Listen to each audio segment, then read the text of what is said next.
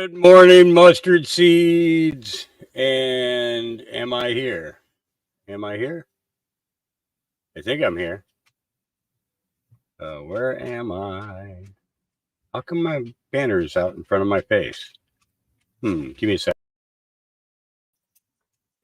Okay, something's going I got something going on here. There must be an overlay or something that's, let's see. So click that. And then, oh, I see what I did. Okay, I put an overlay on me. I'm like, where am I? I can't see me. Good morning, good morning, good morning. I guess we have been deemed mustard seeds media. Boy, that's a way to steal MSM, isn't it? Shawnee05, thank you so much. You'll notice on my banner that's scrolling across the bottom, it starts with Mustard Seeds Media. There we go. Because that's basically what we are right now. We are news for each other. And, you guys send me a whole bunch of really good stuff too. And I appreciate that very much. We got a lot to go through today. First, quick explanation about what happened yesterday during the live podcast. A tractor trailer traveled down my road. Unfortunately, he did not have brakes to stop. He was fully loaded with logs and smashed into the poles that are on the corner just across the highway from myself. Took out the pole, took out the power for all my neighbors. As a matter of fact, my neighbors actually came down and asked if they could borrow a generator because they had no power down there, and they were in the process of milking at the time that this happened. Which is kind of hilarious, but at the same time, I didn't have a generator to give to them, unfortunately. They were without power until about 8 o'clock this morning. Turns out the sheriffs let us know that the guy had no brakes. I guess while he was getting loaded down the road here. So at the end of my road, and it's a very short road. It's about 1.25 miles long. He had pulled into an area to get logs loaded onto his truck. And when he pulled in, he went over a log, a felled tree area, and it ripped his brake line off, and all the fluid for his brakes drained out while he was being loaded. He sat there for about 45 minutes during the loading period, and it was enough time for him to empty him out. So when he pulled out, he had only the brake pressure that was originally there. So he was able to stop at the end of their driveway and turn onto the road. However, as he was gaining speed coming down my road, he had absolutely no control of his brakes whatsoever. So, but they got it fixed. I'm back. Thank you, Auntie Wells, for coming in and saving the podcast yesterday. I appreciate that, because it could still be running right now. I always talked about wanting to do 24-hour news and have a couple of different podcasters that come on and do a few hours here and there, and just kind of switch off and just keep the channel running 24 hours a day. It's a little bit hard for them to censor you when you're going 24 hours a day. So if I can figure out how to do it and get the right people to do news segments throughout the full 24-hour period, then we may just do that. Our next channel may be a 24-hour a day information broadcasting, kind of thing, which would actually be, I think, be kind of cool, especially if the mustard seeds are the ones being involved in gathering the news. So let's go through the list here real quick. Awaken Trillium, good morning. First one in this morning. Thank you. Great to see you. TG, Parkside, Mariana Fisk, Digital Hawk, Buffering. Hey, Buff, how you doing, brother? Digital, let's see, already got him. Rocksteady, always great to see you. Shawnee 50, thank you so much. It's Again, Mustard Seeds Media. Appreciate that. Yeah, you dropped that on me, and I'm like, okay, you know what? Let's run with it. Let's run with it. Yeah. Sharon Mercier, Jeremy the Jester, raw and uncut. Now, see, Jeremy, you know, I got to tell you, brother, reading your name, okay, can be a little bit questionable. Okay, just to let you know. Yeah. Raw and uncut.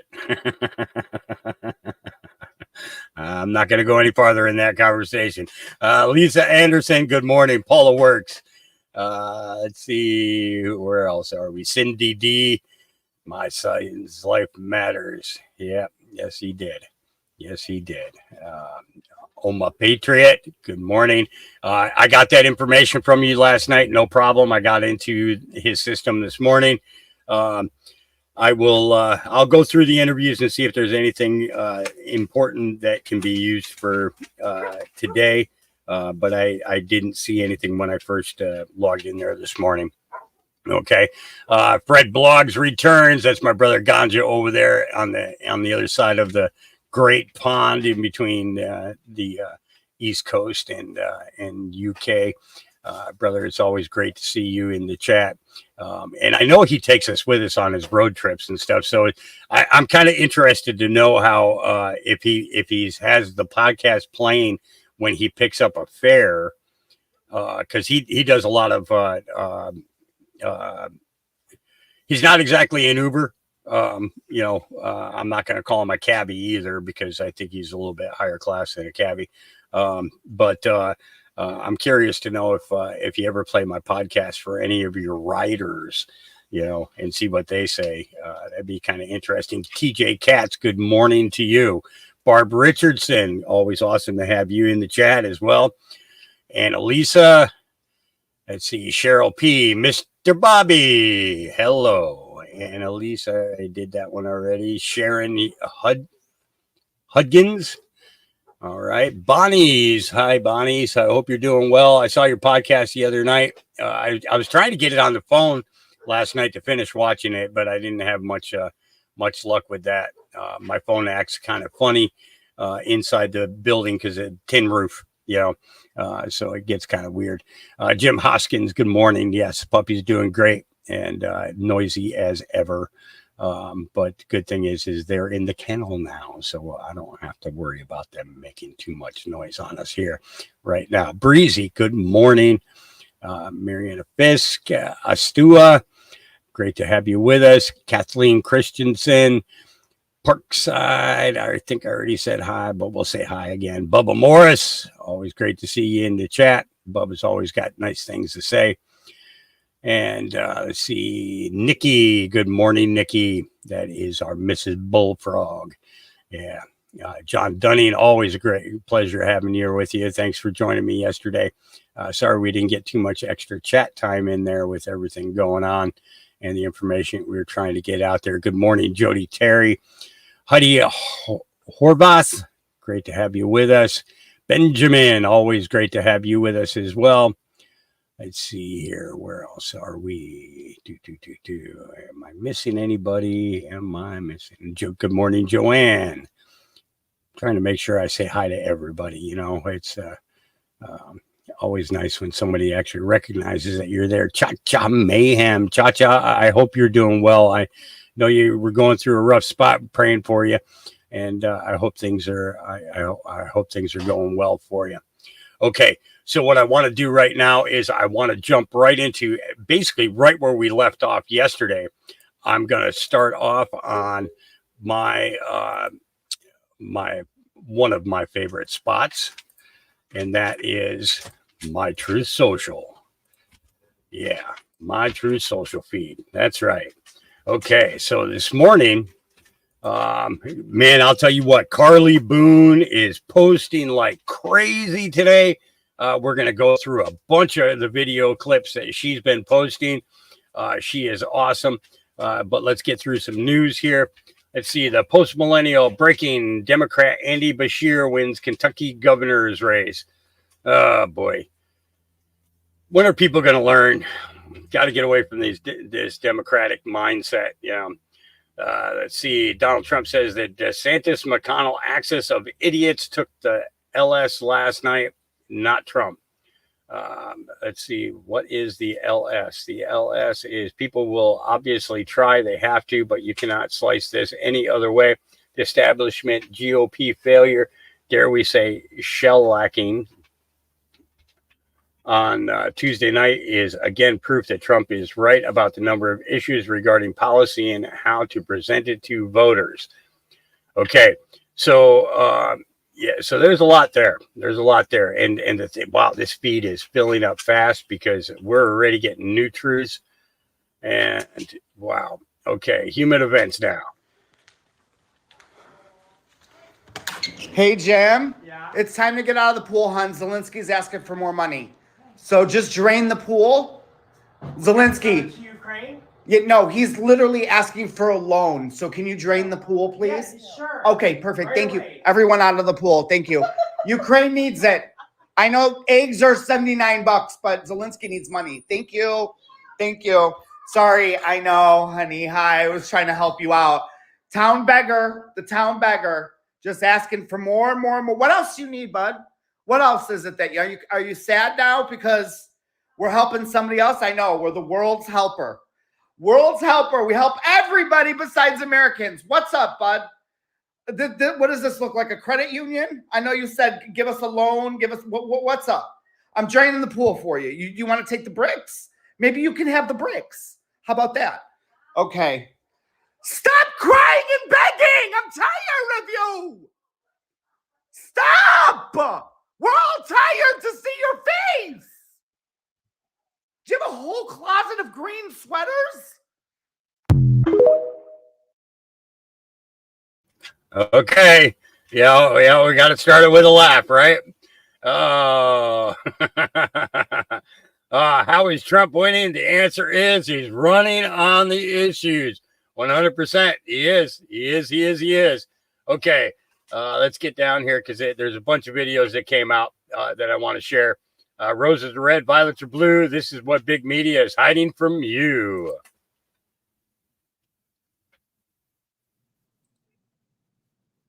Okay.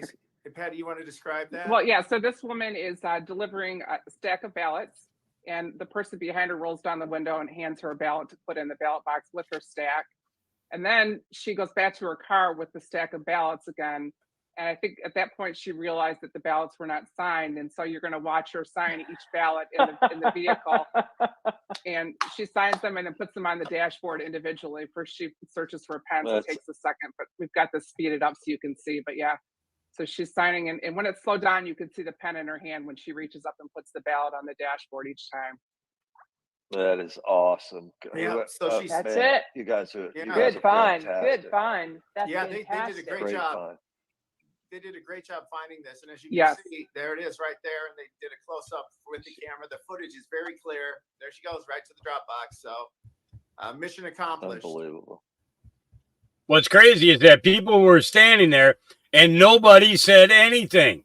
They saw this woman go back to her car, saw her signing all these things, and then brings them out and drops them in the box, and nobody says anything.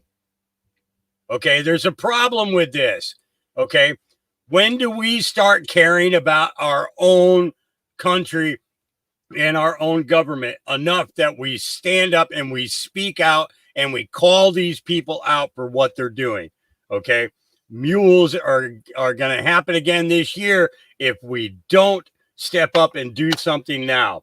Okay, let's see. House Oversight issue subpoenas to Hunter Biden, Joe Biden, and the Biden family associate Rob Walker.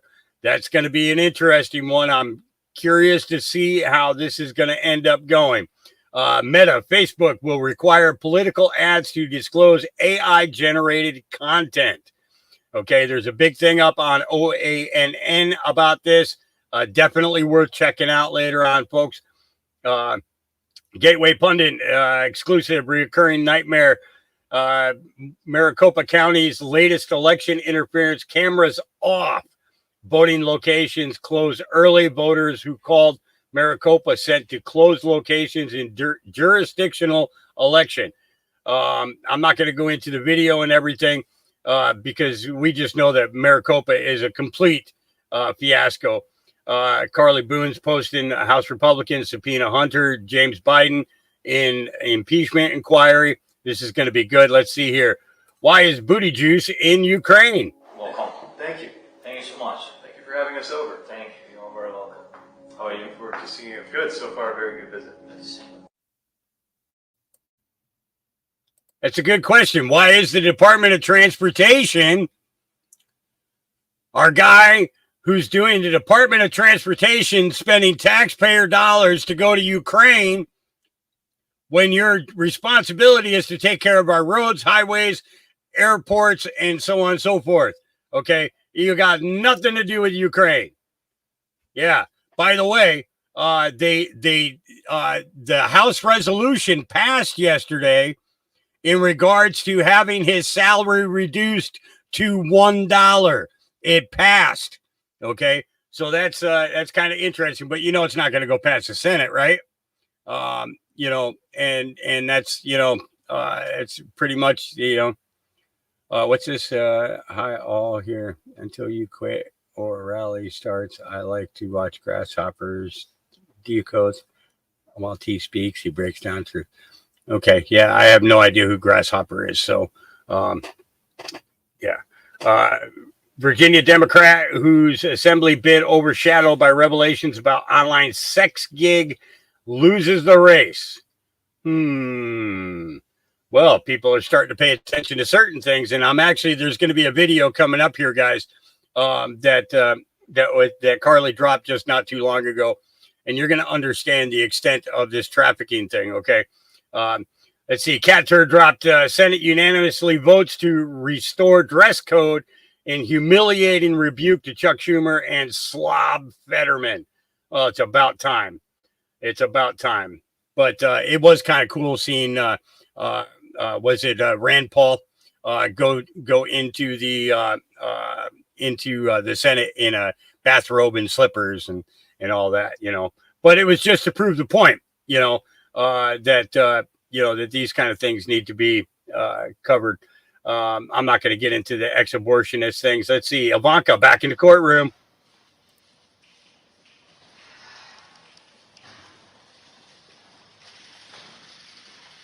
You ever notice she walks with a purpose?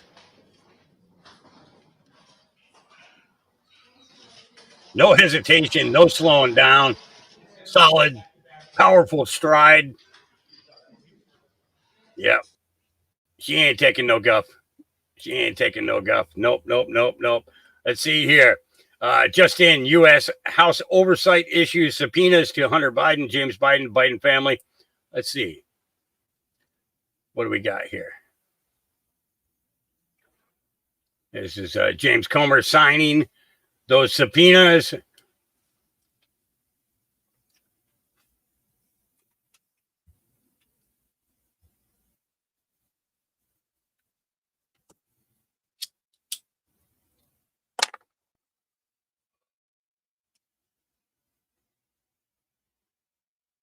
Yep, sign them all.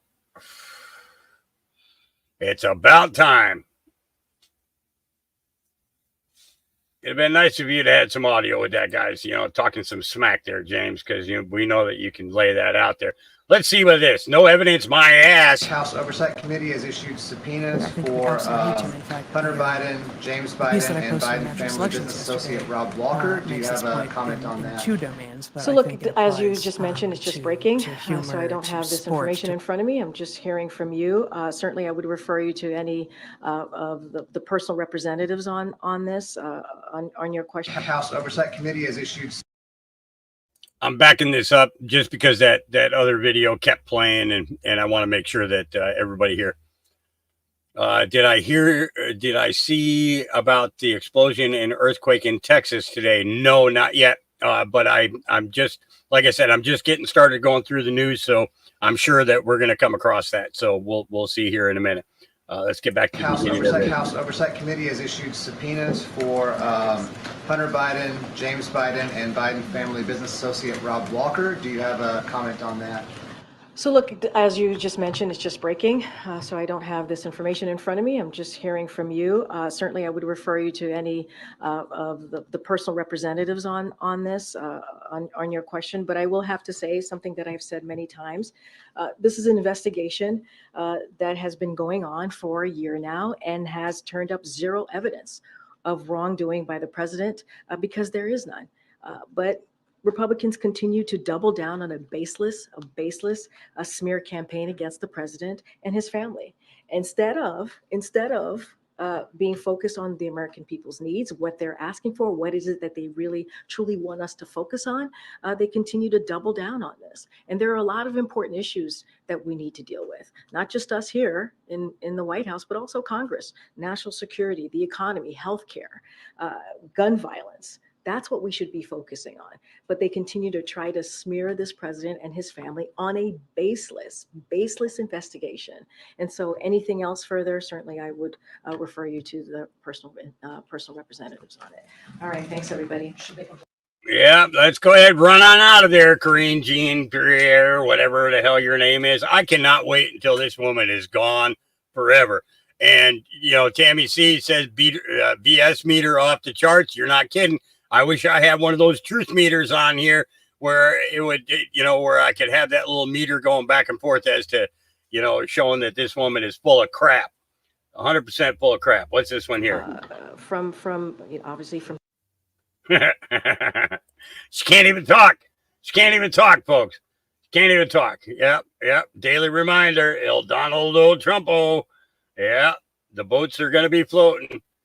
The boats are going to be floating. Here we go. Everybody gets a subpoena. Its impeachment inquiry into President Biden, with Chairman James Comer issuing subpoenas to multiple members of the Biden family. Fox Digital reporter Brooke Singman is here live on set now. Brooke, good to see you. So who are these subpoenas for? Hi, Sandra. Thanks for having me. So this just breaking. We have subpoenas for Hunter Biden, James Biden, the president's brother, and Rob Walker, who is a business associate of Hunter and James. Also, House Oversight Committee Chairman James Comer requested transcribed interviews from Hallie Biden, which is President Biden's daughter-in-law, who was married to Beau Biden. Hunter Biden was romantically involved with her for a time. Sarah Biden, who is James Biden's wife, and also Melissa Cohen, who is Hunter's current wife, Elizabeth Secundi, who is Hallie Biden's sister, and former business associate Tony Bobulinski. So these are all coming right now, breaking today, and House Oversight Committee Chairman James Comer just issued these. Fair to say this is the most aggressive step yet?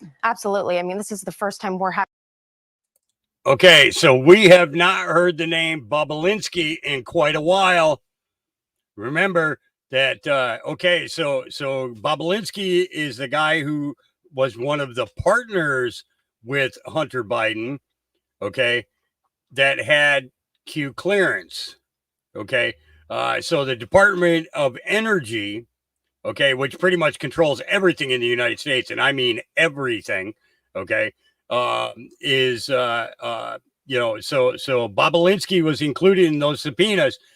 That means if he's in there at the same time that Hunter Biden and everything, we're going to see some stuff going on in these hearings, you know, that is going to be very, very interesting as to reactions when Bobulinski starts dropping truth during these hearings. It's going to be something. Let's continue. Here we go. Having actual subpoenas for testimony for members of the Biden family. And James Comer said that these are just the first subpoenas that he's sending this week. We are expecting some more to come. But, you know, these come in the middle of this impeachment inquiry. So it is the first step to have Biden family members there answering questions. Why is all of this happening right now, Brooke? Well, James Comer, these are not the first subpoenas that James Comer has issued as part of his investigation. Actually, in September, he subpoenaed bank records belonging to Hunter and James Biden. That was at that point the most aggressive step that he had taken. But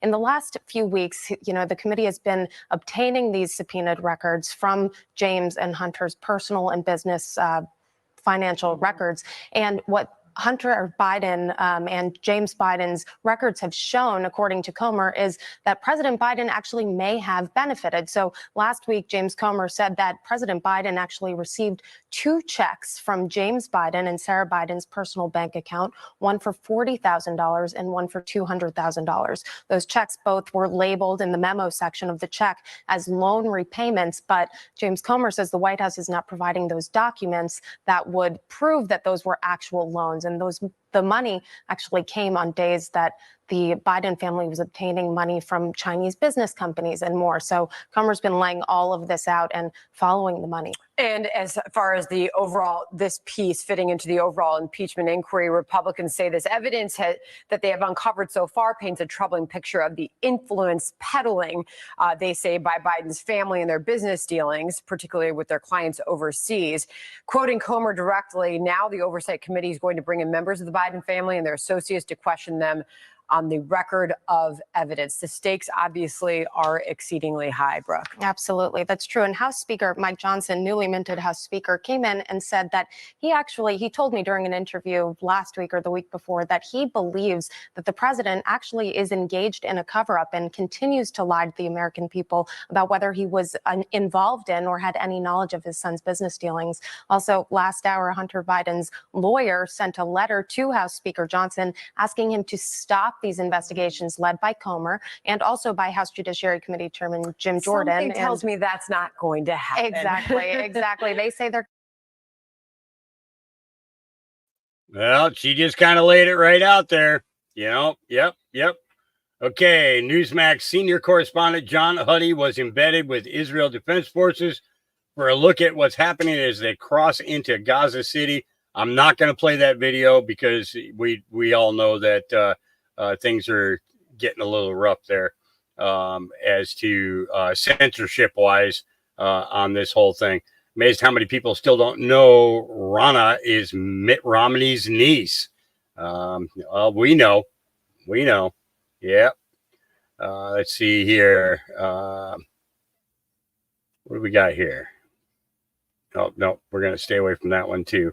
Let's see here. I want to get to this one particular video that,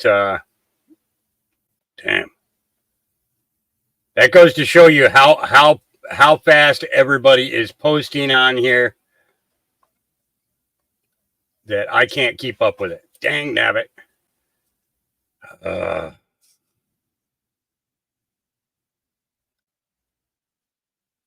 People keep trying to, a lot of these ads that we see pop up there, they're being run by independent companies that are throwing them up there, but they are filtering them out and getting them off of there as quickly as possible. Oh,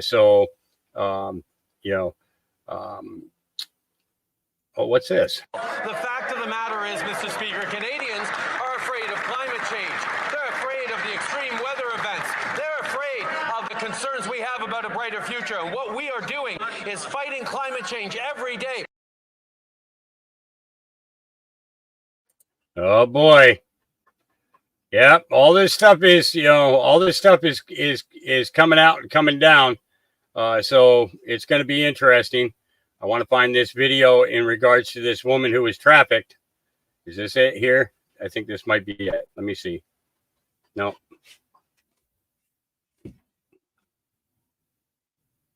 This is really beginning to piss me off.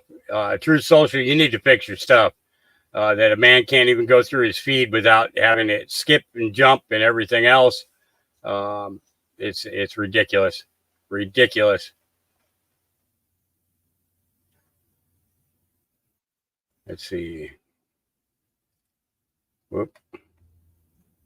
Trying to find this one video because it was very, very, very. Wow. And this is the thing is, if I wasn't live doing this, this wouldn't happen. This only happens whenever I'm live. Okay. You see, retiring Rhino defends left Hamas sympathizer Rashid Tlaib. Here's an interesting one. When you fucking people tried to overthrow the election, you might have been might as well have been walking up to my head on the way to the polling station, putting a gun to my head, trying to tell me not to vote. And you expect me not to take that fucking personally? You fucking try to overthrow elections with violence, and then you're out here among decent people. Thanks for what do coming you have out to say that, huh? What's on your fucking what are your policy prescriptions? Have a nice day. You've already fucking voted. rapist rights. Yeah. Involving yourself in people's fucking families and their fucking bedrooms. It's pretty wild. You fucking animal. You try to steal my vote next year, I'm gonna fucking remember you personally. Thank you. I'd like that guy to have my name and my address. You come on out here, pal. I'll show you. Right? Yeah, you Permission? can. Yeah. Interfere. It's a one-party consent state. Shitbird. Yeah, one-party state. You want a fucking one-party country is what you want. Hey, sir, how are you? Headed in to vote? Yeah. Could I get your Republican sample ballot? Sure, thank you. You know, try not to be buddy-buddy with these people because they put on the face of a good neighbor, but they support lynch mobs or the fucking KKK, or they're fucking Bible-beating bigots and freaks. Yeah, they're not good neighbors. And they're not good neighbors. That's exactly what's wrong with the Democratic Party right there. So brainwashed that they're totally incapable. Yeah, it's just ridiculous. Totally ridiculous. Let's see here. I want to get to, like I said, I'm trying to find this one particular video that was posted this morning by Carly. I might have to actually just go to her feed because it looks like, oh, here we go. Okay, let me make this full screen. Yeah, why don't you just sit down there?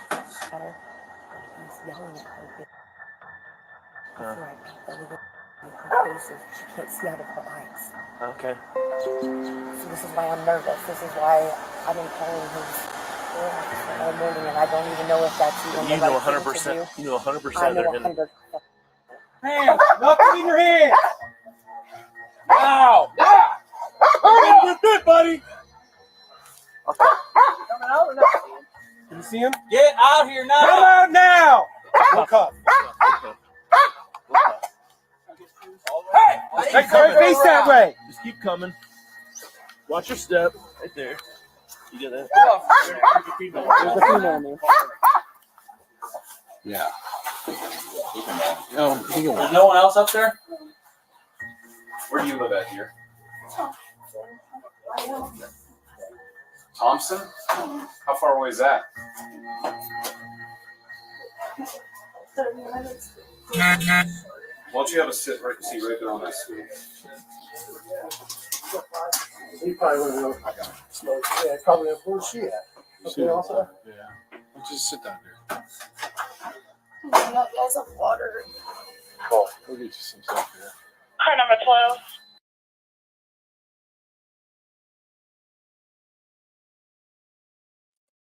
Okay, I know that was not easy to watch, but the fact of the matter is trafficking and sex trafficking is real. Okay, that guy got busted. They got that girl out of there. Hopefully there will be an update about her soon. Okay, but it is real. It is going on in this country all the time. All the time. It is something that is, it's unconscionable that a human being can do that to another human being. Okay.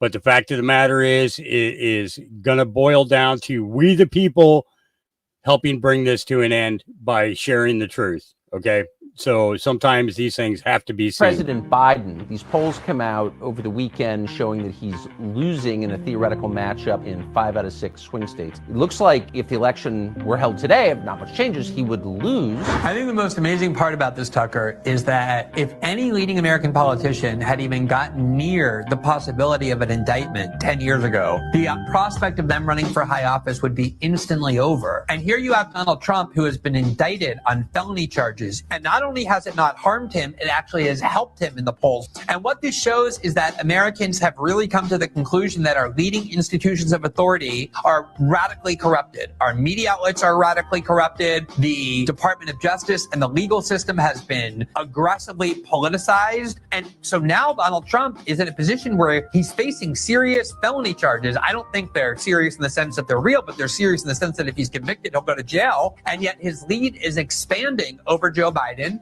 in part because people, I think, see the injustice of it, but also everybody can just look at Joe Biden and see that he is not a person capable of even managing his own life, much less the country.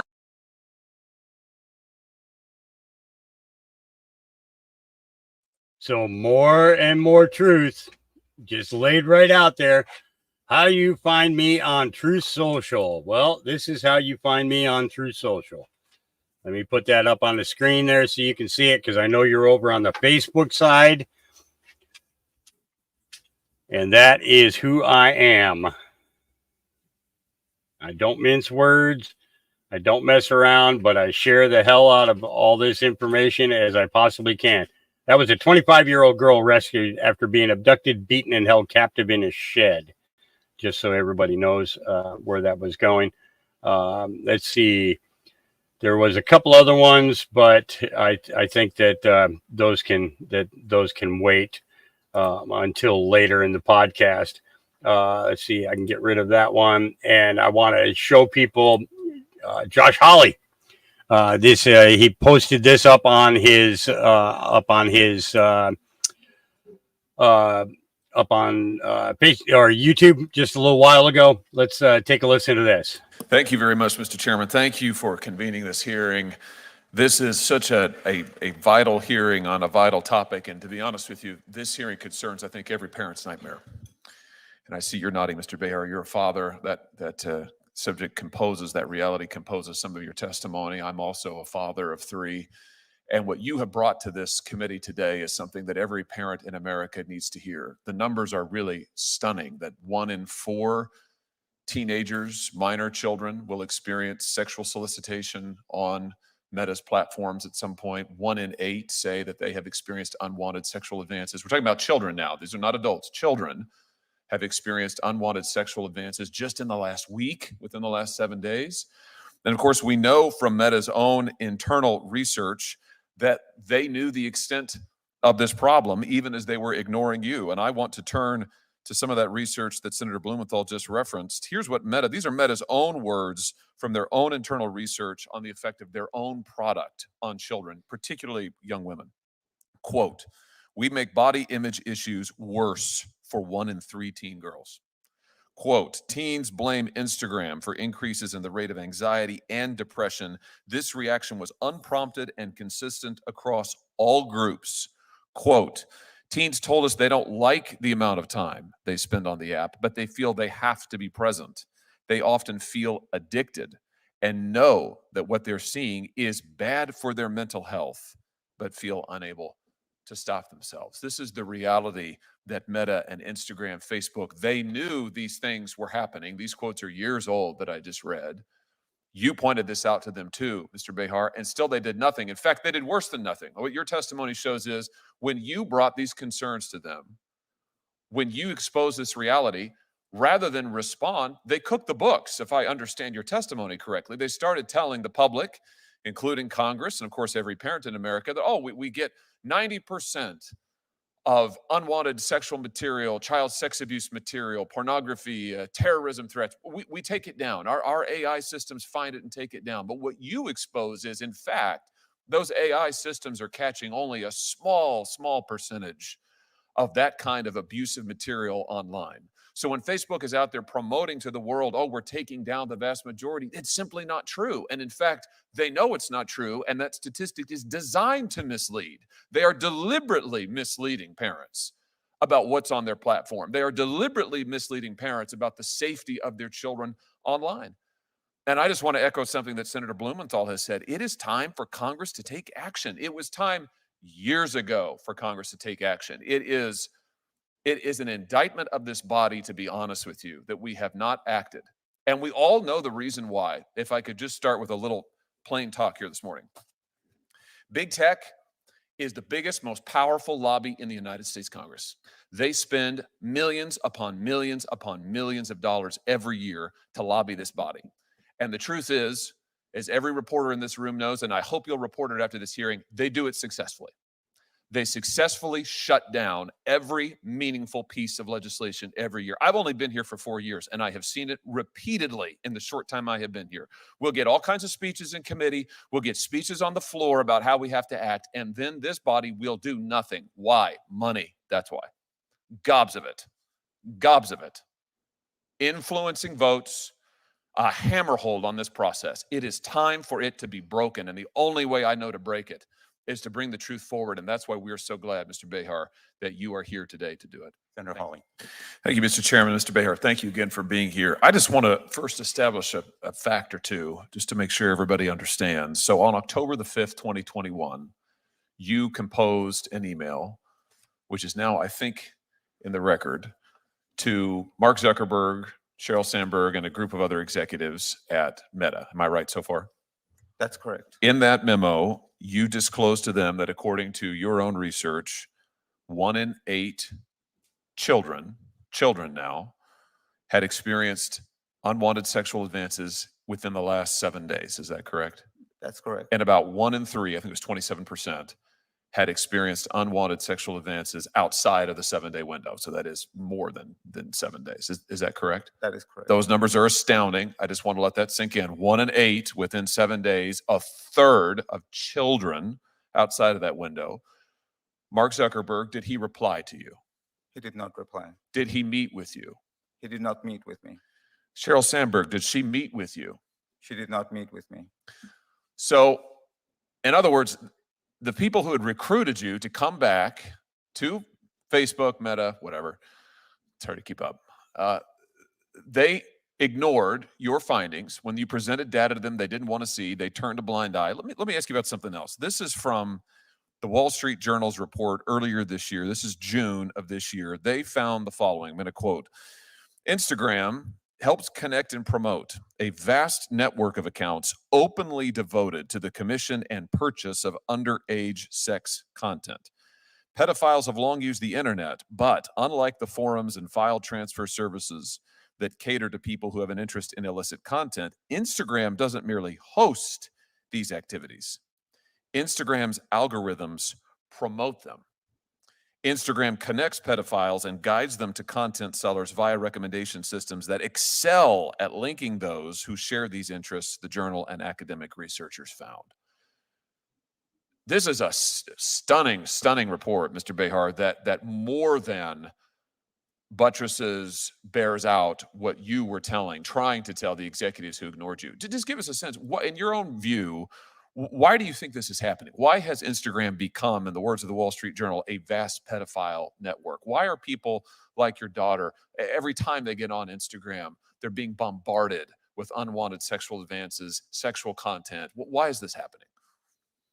My experience of that is that most of the resources, even close to all that they invest in this, go towards this very narrow definition of harm. And so I would encourage anybody here, when you're looking at this issue, if you find an account that seems to be a pedophile account selling things, try and act on it. Try and raise it, see what the company does with that. But see what happens if you like it or follow it, what you start getting recommended, and of all of the things that get surfaced by the systems, how many of them are they acting on? It's a fraction of a percent. One of the things that you said changed from the time you left Facebook in 2015, I think it was, and came back in 2019, was that Facebook had shifted to an automated driven process of safety standards, safety inspection, monitoring for things like this, which they boast about. They say that their AI is great, it's doing great work. That doesn't appear, however, to be the actual fact. It appears that these harms are proliferating. Tell us about the shift towards automated safety monitoring and what that has meant in your experience. I was not there for the shift, but what I can say is that algorithms are as good as their inputs. So if you don't allow a child to be, oh, that is gross, it makes me uncomfortable, right? Which is something that you can do for an ad today, you can take an ad and say that is sexually inappropriate, but there's no way for a child to do that when they get a message or other areas. How do these systems like even have a hope of addressing these issues? How can they as a company have a hope of addressing these issues if they're not willing to listen when a teen is trying to tell them that they're experiencing gross content, unwanted sexual advances? I mean, that's how you find predators. That's how you find the bad things. So what your research found and what you elevated to leadership was, at least in part, that these automated systems were not catching the vast majority of this unwanted content out there. I mean, the sexual advances of this pedophile material, it simply doesn't begin to capture. Yet Facebook didn't shift more resources, didn't change their process. And here's the thing that really gets me, and I'll end with this, Mr. Chairman. I know there's others who want to question. I've been reading over and over and over again this case filed by my home state, Missouri versus Biden. Landmark First Amendment case in which two federal courts, federal district court and a federal court of appeals, have found that Facebook, among others, actively coordinated with the present administration to censor First Amendment protected speech. Not this garbage that is not protected by anything in our Constitution, but First Amendment protected speech. Here's what gets me. What the courts found, this is in the record, this is factual findings, is that Facebook devoted all kinds of resources and people, actual human people, to doing things like monitoring posts on COVID-19 vaccine efficacy. There's one example of a parent in my home state of Missouri who wanted to post something about a school board meeting. Facebook used human moderators to go and take down that post. That was important. That has to come down. We can't have them posting about school board meetings, for heaven's sake. But the things that your daughter experienced, this ring of pedophiles, rings plural, that Facebook just can't find the time for.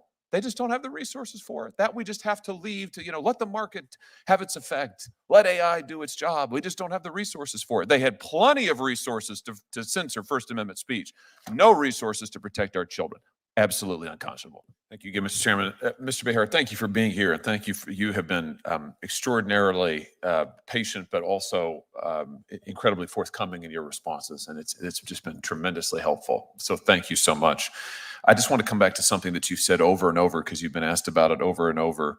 To quote you in response to an earlier question, you said that changes to the product, and you were just explaining that Instagram is a product like ice cream or opioids, maybe. Changes to the product would be most helpful, but there is no incentive. And by no incentive, I mean, that really just means there's no money in it for the company, right? I mean, isn't that what it gets down to? If they could make money on it, wouldn't they do it?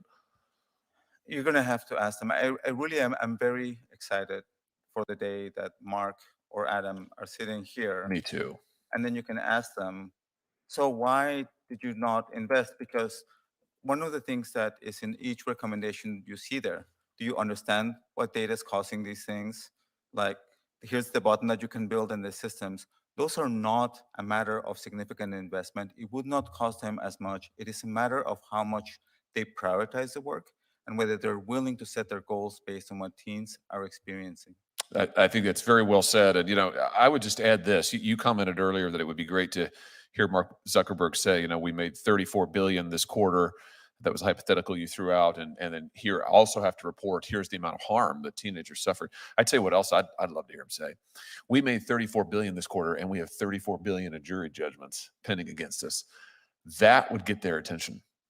And I just have to say, at the end of the day, if you want to incentivize changes to these companies, you have got to allow people to sue them.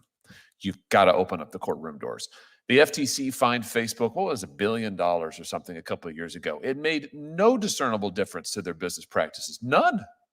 They changed nothing. They don't care. But I tell you what they fear. They fear parents going into court and holding them accountable. That's the hammer. That's what happened with big tobacco. That's what happened with opioids. That's the hammer. And that's what we have got to do. And so I'll just say this. We talked about the bills that have passed this committee. One of them is Senator Durbin's bill, along with me. It's our bill together on child sexual exploitation, abuse material, CSAM, exploitative material. And for my money, the best part about that bill is it contains a private right of action. So I'll just say this. It's November, I think the 7th today. Is that right? I'll make you a pledge. We're going to vote before the end of the year. Before the end of this calendar year, I will go to the floor of the United States Senate and I will demand a vote on the bills that we have passed in this committee. And we'll just find out. We're going to put people on record because I'm tired of waiting. I've waited 4 years. Many folks on this committee have waited far longer. So we're going to vote. Any senator can go to the floor and call up a piece of legislation and ask for a vote on it. And I'm going to do it. Before the end of this year, I'm going to do it. So we're going to find out. We have all this talk about, oh, we love it. We need to do stuff. Okay, fine. Let's do something. And the other thing I just say is on the money that is flowing into this Capitol from big tech is obscene. It's totally obscene. And if we really wanted to change something, we'd get the corporate money out of politics. We would stop these mega corporations from making political contributions. That would change things. But either way, we're going to vote before the end of 2023. And we'll just put people on record and we'll see where we go from there. Mr. Bear, thank you. I hope your testimony today will really motivate people. I know it will motivate parents. I think every parent listening to this will say, you know what? That's been my experience too. And I think to have someone who is an engineer as you are, has your level of expertise and been inside the company, I think so often parents feel isolated and they feel like maybe I just don't understand this technology. Maybe I'm the only one. And I just say, listening to you today, I think parents are going to say, I'm not the only one. My kid is not the only one. Yeah, go ahead. If I may say something about that, parents know, they see this every day. And the other thing that it's been my experience in all my years doing this is that parents know how to parent. And sometimes when I've had a parent of a child that's been groomed and come and talk to me about it, about their experience, they're like, well, I don't understand this technology. The best way I've experienced of people to think about these things is just take social media out of the conversation. Like as a parent of a young kid, you know who your kids are spending time with. You keep an eye out on that, right? You get a sense of that. You want to make it very safe for your kid to come up to you and say, hey, dad, like there's this thing that's happening. That's what happened with me at home. And you want to make it safe for a kid to bring up an issue to you. And then when you see that these things are happening on these devices, right? If these things were happening at a school and you knew that like 1 in 5 kids were witnessing or 1 in 10 were experiencing about the unwanted sexual advances, and the kid turns to somebody in the school, right, for help, and they're like, oh, I'm sorry, I cannot help you with that. As a parent, what would you do, right? You would hold the school's administration into account, and that's one of the reasons that I am here today.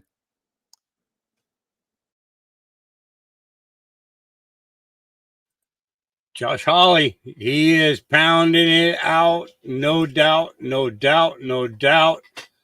Let's see what Steve Bannon had to say with John Solomon this morning in regards to Ronna McDaniel, Mitt Romney's niece. And you got to go pretty far in the woods. You know, Solomon's been doing this a long time. You got to go pretty far in the woods to hit John Solomon's tripwire, but it's been hit. So, John Solomon, what's your beef this morning? Well, listen, I think at the end of the day, I keep watching this extraordinary dynamic play out, and it's played out in 2018, 2020, 2021, 2022, now 2023. Elections are won on a very simple strategy. You win by candidates, messaging, money, and get out the vote. And Republicans are losing on all 4 grounds. You looked at the data last night. They didn't win on money. They didn't win on messaging. They didn't win on get out the vote. And I think when you look at this, Donald Trump grew up in the era of New York, dominated by George Steinbrenner. When his managers didn't perform, he fired them because he wanted to get to the World Series. Republicans keep giving Ronna McDaniel a promotion. They keep moving around. They keep hiring her for another season. Donald Trump has to make, I think, if he wants to win, all the people I've talked to in the last 12 hours. By the way, a lot of people saw this train wreck coming 2 days ago. They could see the early voting totals weren't where they needed to be. They were worried about get out the vote. They were getting killed in the messaging. But if your manager keeps losing World Series, usually, at least George Steinbrenner in the Donald Trump era of New York, he fired the manager. They keep keeping Ronna McDaniel despite all of the problems that are there. If you want to make a sudden change and get donors believing that maybe we can win in 2024, which is what Republicans are saying, you got to do something dramatic. And I think that starts at the RNC, which is not raising money well. It does not do a ground game. Listen, it's bank the vote idea is the stupidest idea I've ever seen. You know why? They want to just take people who vote on election day and get them to vote early. That does not change the game. It's a net zero change in voting. You got to go out and get low propensity voters like Donald Trump did in 2016 and 2020 and get them off their derrieres to vote either early or later, but they're not moving early propensity voters. And yesterday, they didn't move their base. And a lot of people say, well, what's the big problem? I think the RNC has created an authenticity problem for the conservative movement. It's sometimes Trump, it's sometimes Romney. They say they're for cutting government spending, but they keep allowing government spending to balloon. They say they're for a closed border, but they haven't been able to make any change to the border since they got control to the House.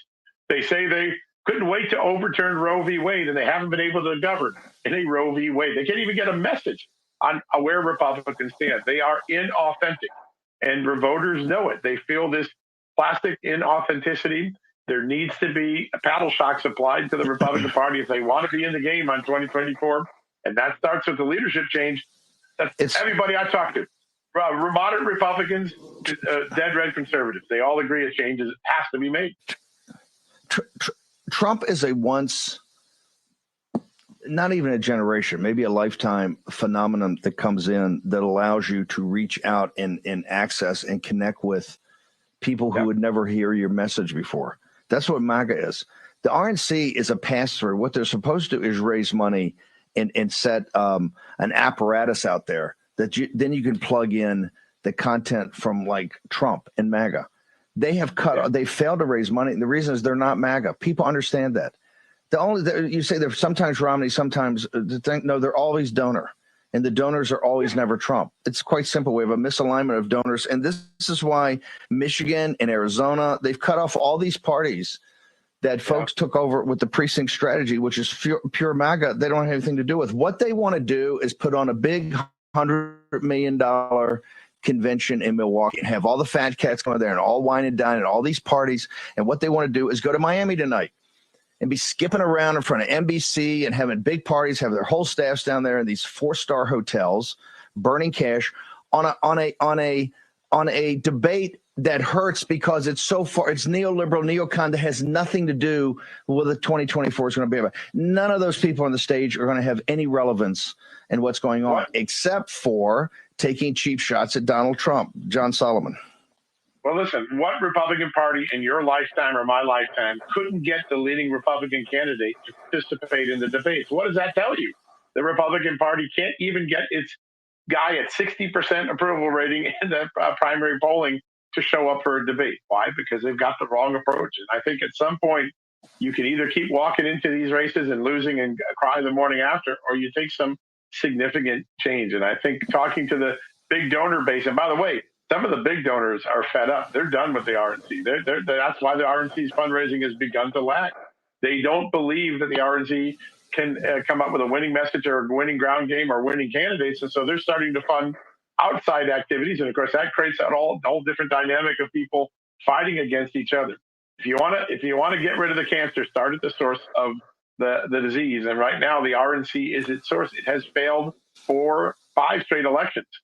It's time for someone to say, "Hey, that's what it is. We need a change."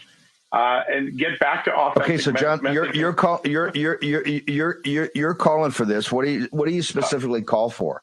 That she falls on the sword as a matter of honor. She walks on the stage tonight to open the broadcast and say, "For the good of the Republic, the good of the Republican Party, I, Ronna McDaniel, hereby turn in my resignation, effective at the end of this debate." Is that what you're looking for?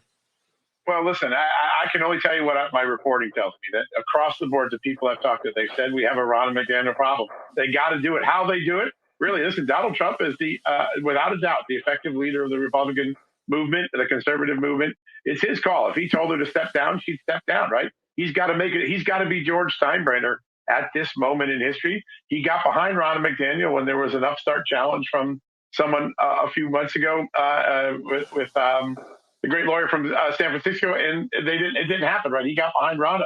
Now they lost another election. It's Trump's call. He's clearly the head of the party right now with his polling data. If he wants a change, he makes a change. He has to be George Steinbrenner at this moment. And here's something I think you got to look at. Republicans don't have a deep bench. They got to find somebody who knows how to do this. There are people like Michael Whatley in North Carolina that are MAGA, but also getting the party to a majority status in a big way, they got to find someone who has a record of doing this and get it done. Yeah. We had. So that was Steve Bannon and John Solomon. But what I want to show you right now, do you remember a few months ago I shared the video with you guys from OMG in regards to ActBlue, about how they were using people's names and all these seniors and everything. They were raising money and making donations in their names. Well, this one here, I think you'll find is very interesting.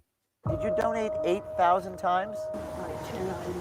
Even if it were true, why is that an issue? Well, it doesn't seem possible that you donated that many times. You're right.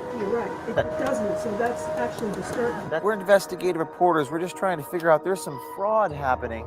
This is your name on the FEC website. I can't imagine that I did that. That's like impossible. That's impossible. It's impossible. My name is James O'Keefe. Have you heard of that before? Yes, I have. You've heard of James O'Keefe? Yes, James O'Keefe. Come in? Yeah, I'd come in, yeah. There's this data that we looked at from this man in Wisconsin who compiled all the FEC data, and your name in New Jersey was the top one. You remember our ActBlue story from March about tons of mysterious cash being funneled into Democratic campaigns by unwitting donors? Well, we just learned that the Republican counterpart to ActBlue, Win Red, is apparently in on it too. Data we obtained from the Federal Election Commission seems to suggest that countless unwitting campaign donors are giving huge amounts of money to various candidates, but they're doing it in thousands of small transactions spread throughout the year. But what exactly are they hiding? We decided to pay a visit to the most active political donor in the state of New Jersey, according to Federal Election Commission data, to try to figure out what's going on. This retired education administrator told me she gives a few bucks here and there to Win Red a couple of times a month. There's this data that we looked at from this man in Wisconsin who compiled all the FEC data, and your name in New Jersey was the top one. Listen to this. The FEC says Alexandra Gina gave $75,000 last year, donating a total of 10,355 times. They say in 2021 she gave $61,000 to candidates in 5,700 separate donations. So far this year, the FEC says Gina has given $16,798 in 2,486 separate donations. What does the FEC say she's donated in the past 3 years? Just over $154,000. But Gina denies this. How many times do you think you've donated? Is it 100 times? Is it 20 times? Is it just order of magnitude? Did you donate 30 times in 2 days?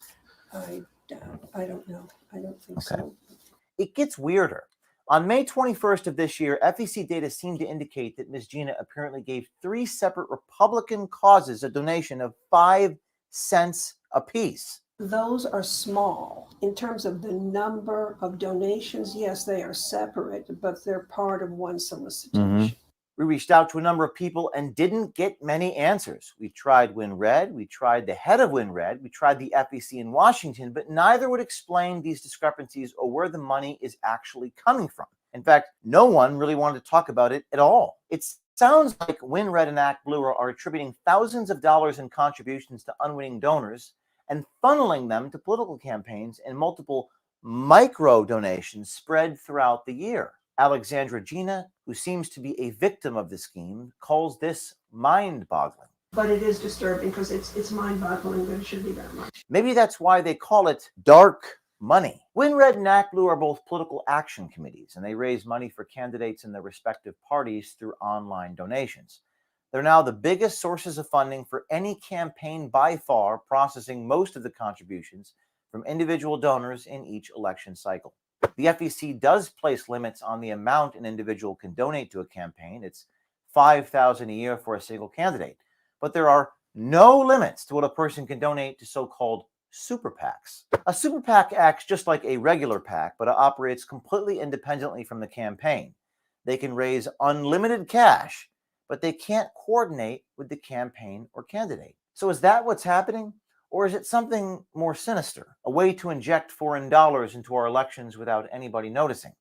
Well, with the help of Peter Bernager in Wisconsin, that citizen journalist who led us on the trail of ActBlue, we noticed. There's some dark things happening in this country. We don't know what's going on, so we're trying to figure it out. We have to say both sides might be hiding this dark money, but Democrats do seem to be disproportionately benefiting from the data we reviewed on the FEC website. Everyone talks about George Soros, but I bet you didn't know that Swiss billionaire Hans-Jörg Wyss has been pumping hundreds of millions of dollars in this dark money into American elections for years. There's a Swiss billionaire named Hans-Jörg Wyss who has been giving hundreds of millions of dollars into these new 501c4 entities that were made possible by the Citizens United decision. He's been contributing like hundreds of millions of dollars to democratic and progressive causes. His own sister wrote a biography and then said in the biography that he specifically wants to remake the American Constitution into something that specifically pushes progressive value. We've been following this story for more than a year, and our reporting has led to calls for investigation by Marco Rubio.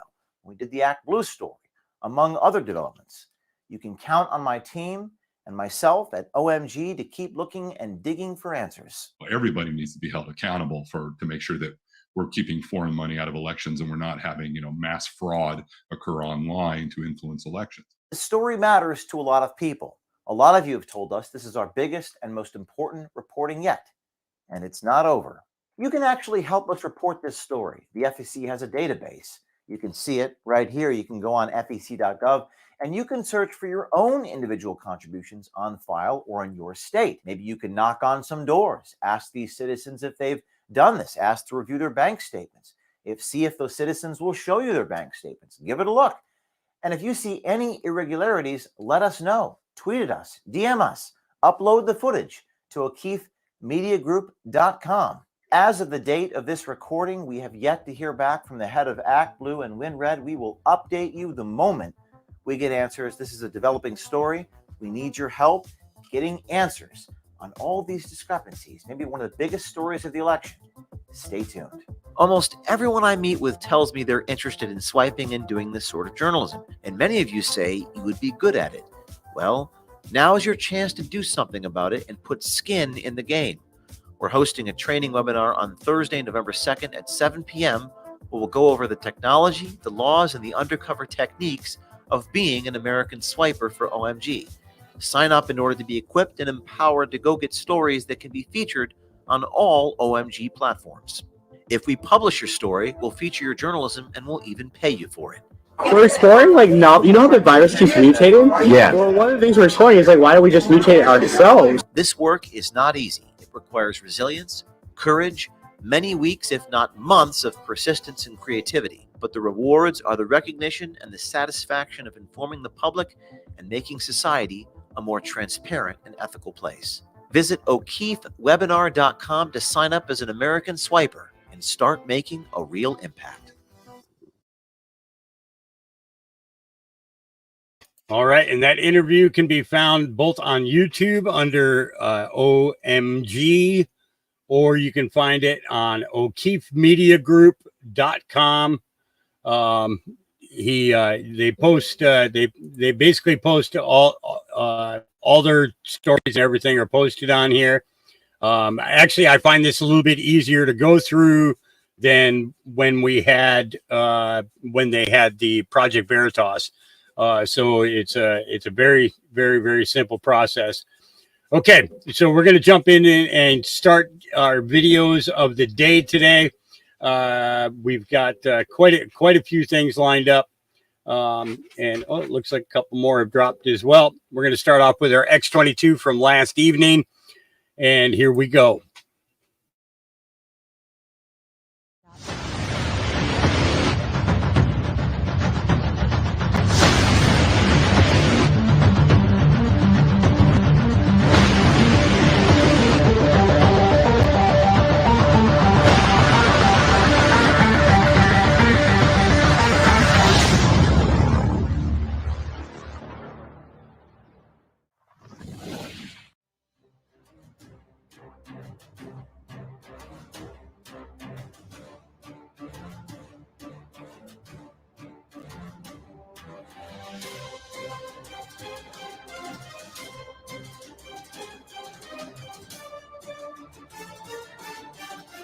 Hi, and welcome. You're listening to the X22 Report. My name is Dave, and this episode 3206 a.m. Today's date is November 7th, 2023, and the title of the episode is Green Push Failed, World Economy is Crumbling, and Installed Politicians Are Trapped.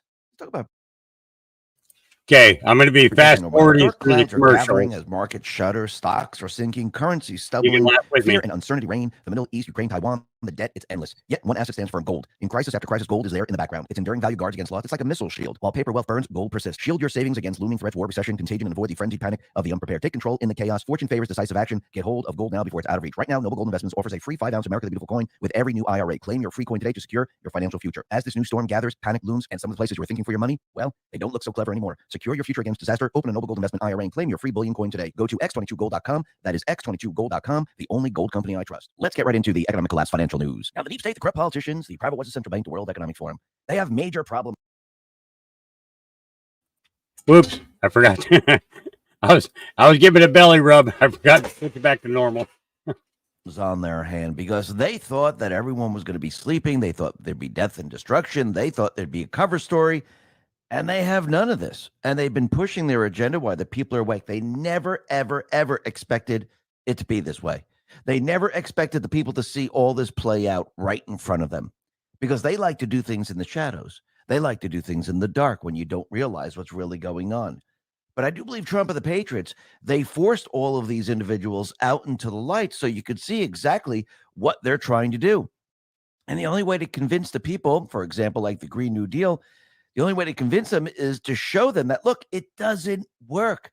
You can push this, but if you're going to have your energy source driven by wind, solar, and you're going to drive electric vehicles, you're going to fly in electric planes, it's not going to work. Your country is going to crumble. And that is exactly what we're seeing. We're seeing countries crumble, and as the countries crumble, the installed politicians, they are trapped in all of this. There is no escape from this. And the people now can see the truth. And people are calling them out on it. But you could see the Green New Deal, it's a complete and utter disaster. Out in Germany, which is the template of Europe, because this is where they're pushing everything, the production in Germany fell in September for the 4th time in a row. Now, they didn't expect this to happen this way. They never expected it to drop the way it did. And the green politicians promised a green economic miracle. And what happened? It didn't happen. So all those people that were running on the platform, oh, don't worry, we're all going green. It's going to be absolutely incredible. It didn't materialize. And it's a complete and utter disaster. And what do you think the people of Germany are doing? You think they're sitting there going, hey, this is incredible. There goes all our manufacturing, our production. We're leasing energy from other countries.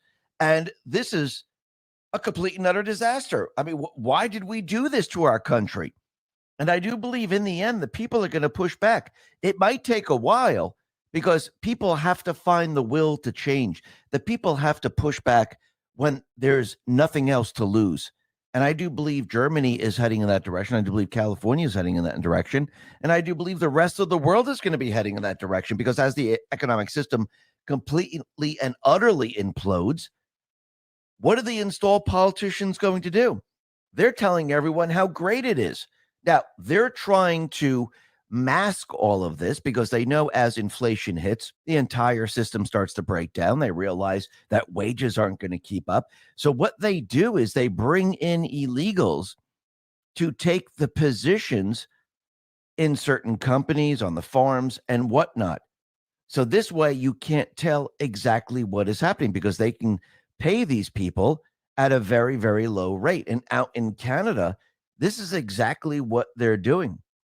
Trudeau is again raising his inflow of legal immigrants, which has already spiked Canadians' housing prices, crashed birth rates, slashed productivity, and trashed public support for migration. Trudeau's inflow will rise from 465,000 in 2023 up to 485,000 in 2024 and 500,000 per year after. The extra newcomers per year are needed to build houses, provide health care for migrants already imported by Trudeau's government. The government will legally import, which means they're coming illegally and they're just allowing them just to come right in, just like here in the United States, because they need these people to fill certain slots. When the economy, I should say a central bank economy, completely implodes on itself, you need to bring as many low-wage people as possible. And this is exactly what we're seeing.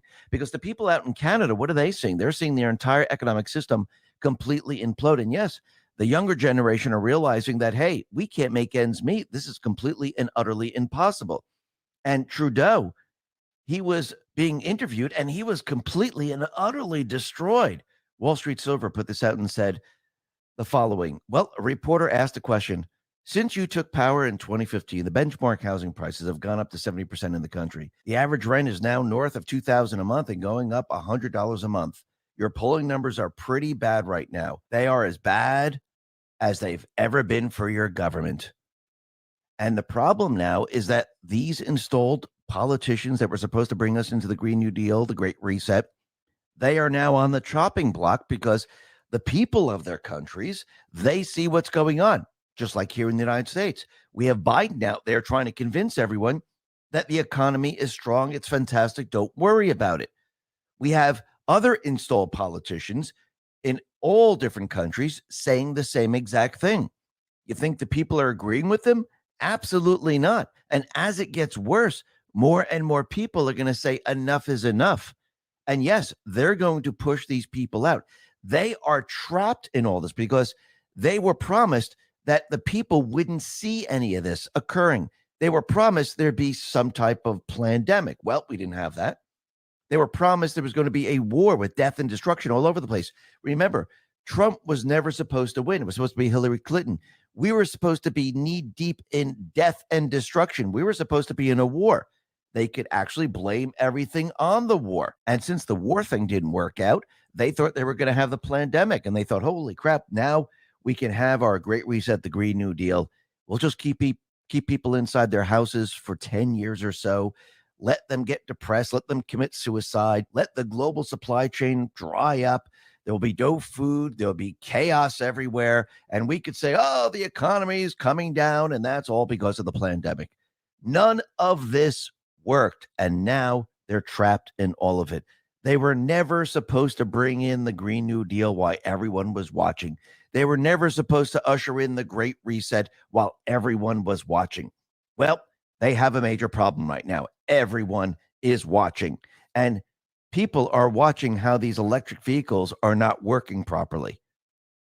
In San Francisco, it looks like a 100% battery electric bus completely lost power on a hill in San Francisco, fell backward, and crashed into a bunch of cars. The great electric vehicle revolution in one video. And this was Google's 100% battery electric bus. And once again, you could see that this caused a major, major problem in San Francisco.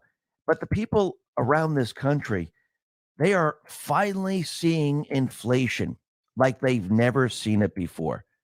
And people now are doing comparisons of what they were able to purchase in the supermarket years ago compared to now. And now they can see the inflation very, very clearly. Wall Street Silver on X put this out.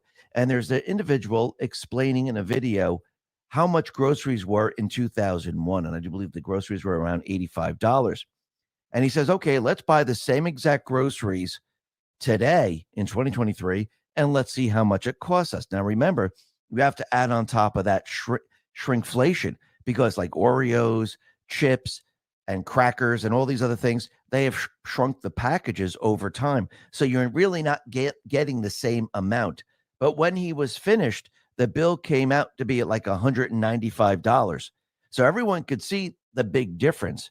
We have an increase of about $110, which means your currency is not going as far. The items didn't go up in price. Actually, the items are smaller and they cost more. It's not because they cost more. It's because the value of the currency has declined, and it takes a lot more pieces of paper to buy that same thing. Actually, it's not even the same thing. It's the smaller version.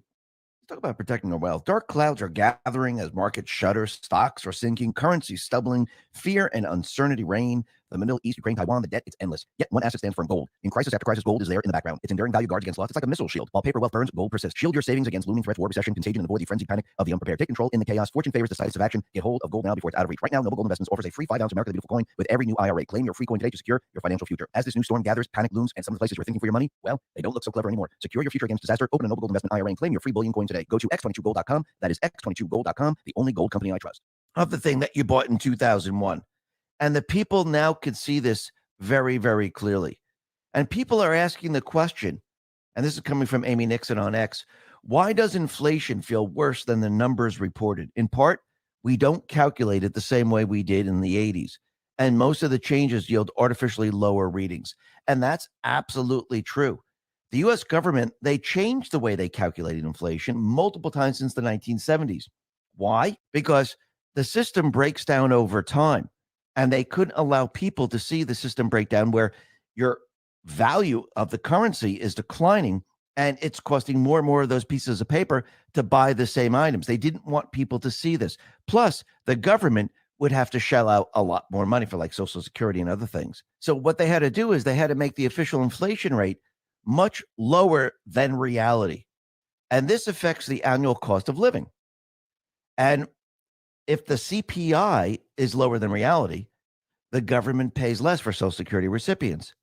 Whenever inflation is too high, they play with the model and they manipulate it. And they say, oh, look, this is fine. But the problem is that when you go to buy food, when you go to purchase fuel, when you go to purchase insurance, you can see it. And as time goes on, people can see the difference, especially when your salary doesn't go up with inflation. That's what's happening right now. Trump and the Patriots, I do believe, they accelerated everything. They wanted everyone to see what inflation actually was. And people now are starting to realize, since their wages aren't going up, inflation is skyrocketing, the people now are realizing, wow, this system really doesn't work. There is a major, major problem, especially with the people now using all of their savings. Remember, during COVID, people saved up quite a bit because they didn't go out. They pretty much stayed in. They didn't go to work. They didn't have to pay for bus tickets, train tickets. They didn't have to pay for fuel for their car. They actually removed all of this. They didn't go out to eat much. So they were saving quite a bit of money. The problem now is that people have gone through all of their savings, and now it's hitting them very, very hard. Unusual Whales on X put this out and said, the extra money people saved during COVID is almost gone. And he's absolutely right. And it is almost gone. But people are also seeing something else that's very, very interesting. The job market. The job market that Biden continually pushes, saying that he's created all these jobs, millions of jobs. No, he just actually had the people go back to the same exact jobs. And actually, he lost millions of jobs. So what do they have to do? They have to manipulate the numbers so you don't realize this. And that's what they've been doing.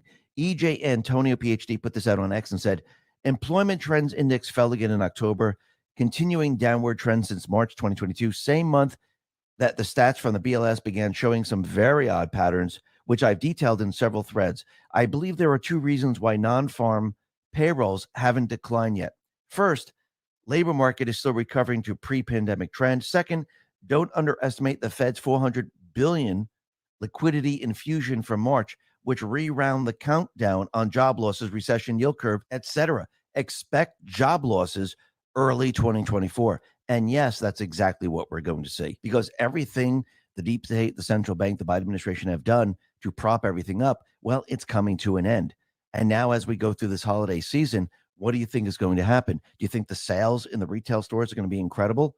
Now, of course, the fake news, they're going to say that, yes, everything is incredible. And once again, what are people going to do? They're going to probably put a lot of this on their credit cards.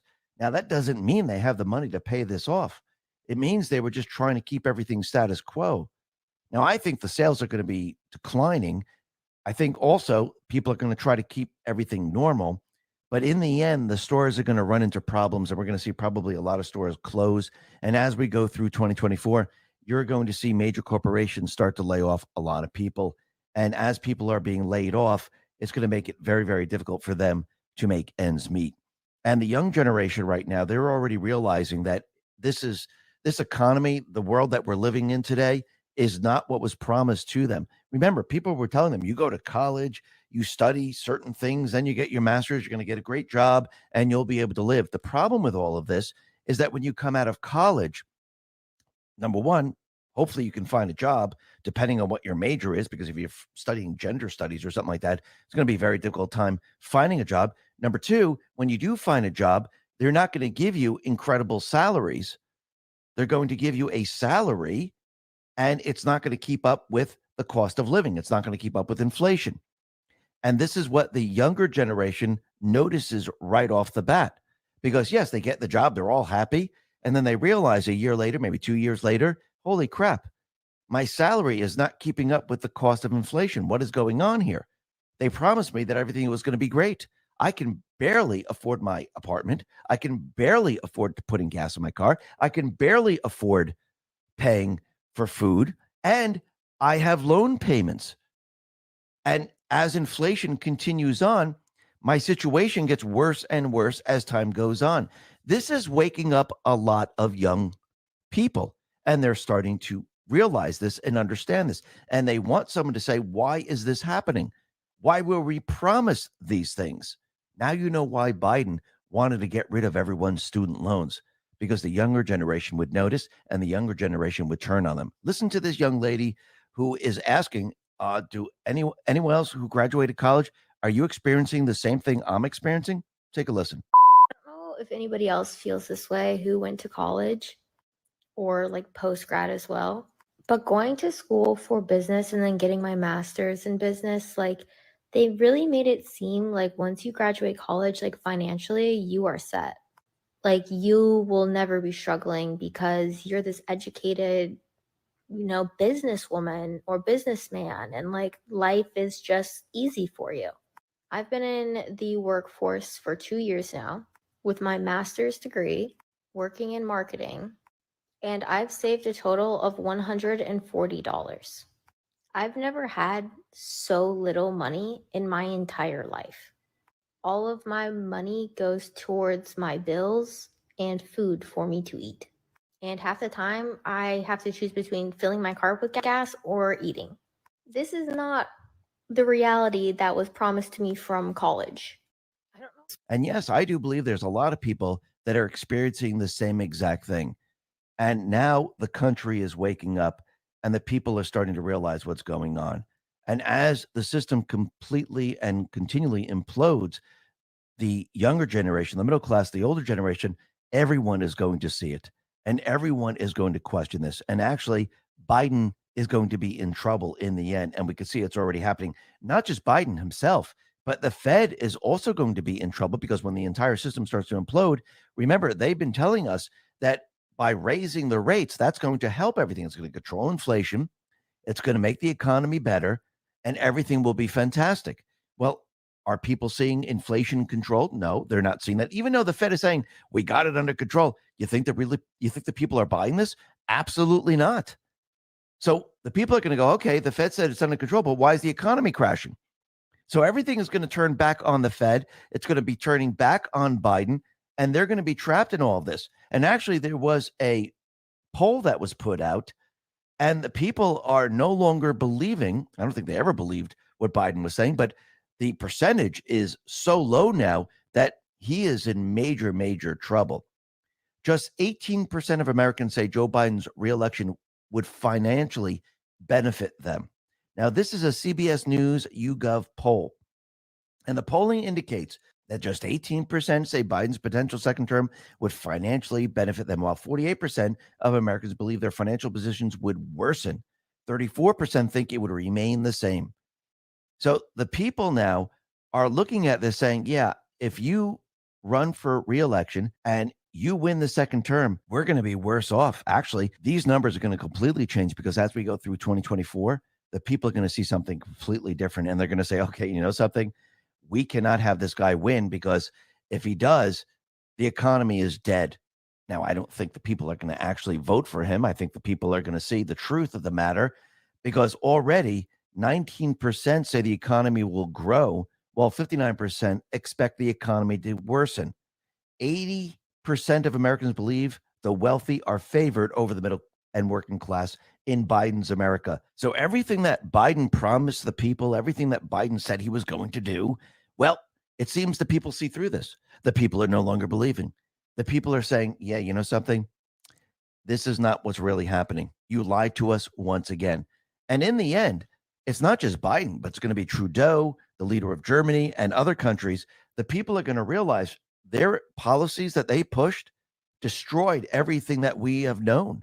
And they are now trapped in all this. They really can't escape it. They don't have a cover story. They don't have anything to distract everyone in this world. And now they're trapped in all of this. Yes, they're going to try to use war. Yes, they're going to try to bring us a nuclear war. Yes, they would like to bring death and destruction to every single country to cover all of this up. The problem with all this is that it's not going to work. And the people of this country, the people of the world, they're all going to see it. And you know what happens when the people see it? The people are going to say, something's got to change. We can't keep going on like this. Your policies don't work. And yes, Trump and many other leaders, they will have the ability to shift the people away from the central bank. And I do believe this is going to be a shift like we've never seen before. Listen, everyone, thanks a lot for listening. Be well, be safe, and especially be prepared. Thanks a lot. All right, we're going to go right into part B. So I'm going ahead and stop that there. Here we go. And yes, I will be fast forwarding through the commercials.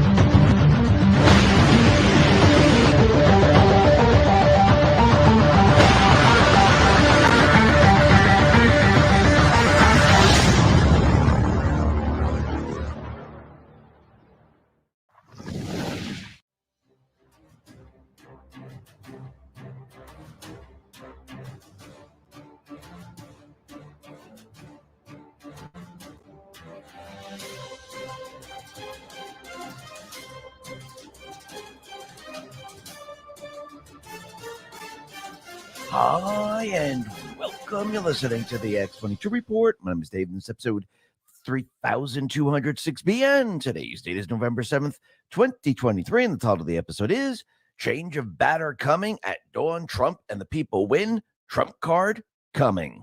Let's talk about our health. I've been telling you about EnviroCleanse, the home purifier so powerful the U.S. Navy chose it to purify the air on their ships. Now EnviroCleanse is extending their sale for our listeners, and the timing of this 30% off sale couldn't be better. It's officially cold and flu season. EnviroCleanse has proven to capture and destroy flu and COVID viruses in your home, plus bacteria, toxins, mold, and allergen. EnviroCleanse is how you fight back against the entire family getting sick. In fact, EnviroCleanse is the only home air purifier that promises you and your family better health, and it makes that promise by helping clear your home of cold and flu and many other viruses. That's why I have EnviroCleanse in my home, the new science in home air purification. Don't miss this 30% off sale or your EnviroCleanse home air purifier while supplies last. Visit ekpure.com and use code RUMBLE30. That's ekpure.com, code RUMBLE30. ekpure.com, RUMBLE30 is the code to use. Let's get into the economic collapse, political and geopolitical news. Now, the deep state, the corrupt politician, big tech, fake news, the puppet masters, they are now being exposed to we the people. Their entire system is being exposed. Now the people can see it all. Remember, the deep state players, they like to keep this hidden from the people. They like to keep this in the shadows. They like to lurk in the darkness. And Trump, what he needed to do is he needed to bring all of these people out into the light so you could see exactly what their system actually is, actually how it operates, and actually how it doesn't conform to the Constitution. And he needs to show the people, these people are not for this country. Yes, you've heard the words. Yes, you kind of know that some of these people are not for the country, but the majority of the country, they're out there saying, no, I can't believe it. These people aren't for the country. They swore on the Bible that they would uphold and defend the Constitution, and they're not for the country. They just can't get it through their heads that they would be against the country. But now, as people are seeing the system and people are seeing who these people are and what they are, and I do believe it's going to get a lot worse for them as time goes on, because as the war continually progresses and you see the deep state players taking sides, and you see the swamp taking sides, and you see that they're not for the American people. Remember, they've called the American people terrorists, domestic terrorists. And when they're defending foreigners over the American people, well, I think the people are finally going to get the message. But remember, Trump, the Patriots, they needed everyone to see this. They needed everyone to see this all play out. And that's exactly what people are seeing. And as this plays out, And as the economy falls apart, as we approach war, there's already calls now, and we already talked about this yesterday, but now there's more calls out there to get rid of Joe Biden. Everything now is falling apart for Joe Biden. The people now see his crimes. The people see that he's treasonous. And now the D's are saying, Joe, you got to step down. Joe, it's time to leave. Now, I do believe he's going to push on. I don't believe he's going to say, okay, you're right, I shouldn't be running for president. I do believe in the end, as they keep telling him to do this, he's going to be pushed out by them because he won't listen to them. And I do believe this was part of the plan to actually usher in someone else. Because remember, the poll numbers for Biden are dropping like a rock. Do you think Newsom can take the reins and ride this baby in? Absolutely not. What about all the other no names? No, these people can't do anything. I do believe what's happening right now, they're forcing someone to take the stage. They're forcing someone to say, yes, I will enter politics. Because as everything breaks down and the people turn on Biden and the D party, you're going to need someone to bring them back. And I do believe Trump and the Patriots, well, they set this up beautifully. And we could see already that we're heading in that direction. I do believe the change of batter is coming very, very soon, probably within the first part of the new year. Now, the other thing that's very interesting, it seems that Trump and Scavino sent out some messages. One of the messages saying that at dawn, Trump and the people will win. Well, what does that mean? Well, at dawn, after the elections, when Trump wins the election, the people and Trump, we win. And what's very interesting is Trump put out another video saying how we're going to destroy the deep state players, how we're going to take back this country. And they posted this exactly at 12:01, which says the Trump card is coming. Now, really think about this. What is the Trump card? Is he going to show the world how they cheated in the election by producing the irrefutable evidence? It's starting to seem that way. And in the end, this is how you play the Trump card. Now, do I think that's it? No, I think he needs to protect the elections in 2024. And Trump is already giving us hints on how he's going to do this. Actually, during his rally in Kissimmee, he mentioned something about paper ballots, about voter ID, paper ballots with watermarks so you can't forge them.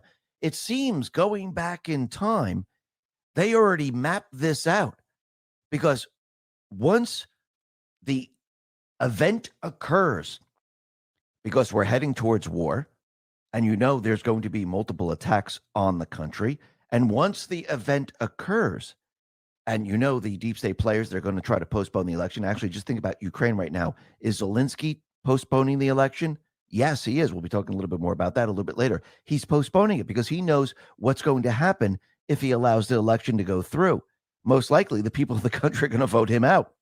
So do you think they're going to follow the same exact pattern here in this country? You think after everything that they've done, all their cheating tactics, once they figure out that, hey, we're not going to be able to do this. Look at the internal poll numbers. They're absolutely lopsided. We're not going to be able to create the number of ballots. It won't work. Our systems will not be able to change this many votes. It will be way too noticeable. People, it won't even make sense within the state. What are we going to do? Well, I do believe in the end, they're going to try to postpone it. And I do believe this is why Trump is out there talking about paper ballots with watermarks. And yes, he actually said this. So I do believe that Trump, the Patriots, they have planned this from the very, very beginning. He needed the people on his side. He needed the people to see what the deep state system actually was. He needed the people to get angry. He needed the people to get pissed off. He needed the people to get pushed to the precipice of destruction where they finally see it and they have the will to change. Most of the Republicans, they're already on board. I do believe Trump now is going after the Black, Hispanic communities. I do believe he's going after the Asian American communities. I do believe he's going after the Arab community. And I think he's going after the young generation. Because once you take that all away from the D's, they pretty much have nothing left. And yes, those older D's that are watching CNN, MSNBC, and the rest, they will start to learn the truth, and they will then side with Trump because they don't want to see their children, their grandchildren going off to war. They don't want that to happen. And I do believe Trump set it up where he is going to protect the elections, and he's going to make sure that the D's can't change or send back the votes to the legislatures. And this is why from the very beginning, he had them change the law. He made it seem like, oh, wait, the vice president has the ability to do it, or they doesn't have to do it. It makes no difference. He wanted them to change it. This way, when he wins, Kamala can't do anything. They screwed themselves. This is how you protect elections. You make sure that you can use paper ballots. You make sure that you do it in one day, and you make sure you have a voter ID. And after the elections are done, you make sure that the deep state players can't send them back. And I do believe Trump most likely has covered all of this. And what's very interesting is that you could see the fake news. They have lost the narrative. They don't control the people. And now the people can see the propaganda. Remember, the job of the mainstream media today is to make you think that the views of 10% of the country are actually the views of 80% of the country. That was their entire goal. It is now switched. The people now are seeing the views of the 80%, and they're seeing the fake news, and they're seeing the 10%. Well, that's propaganda.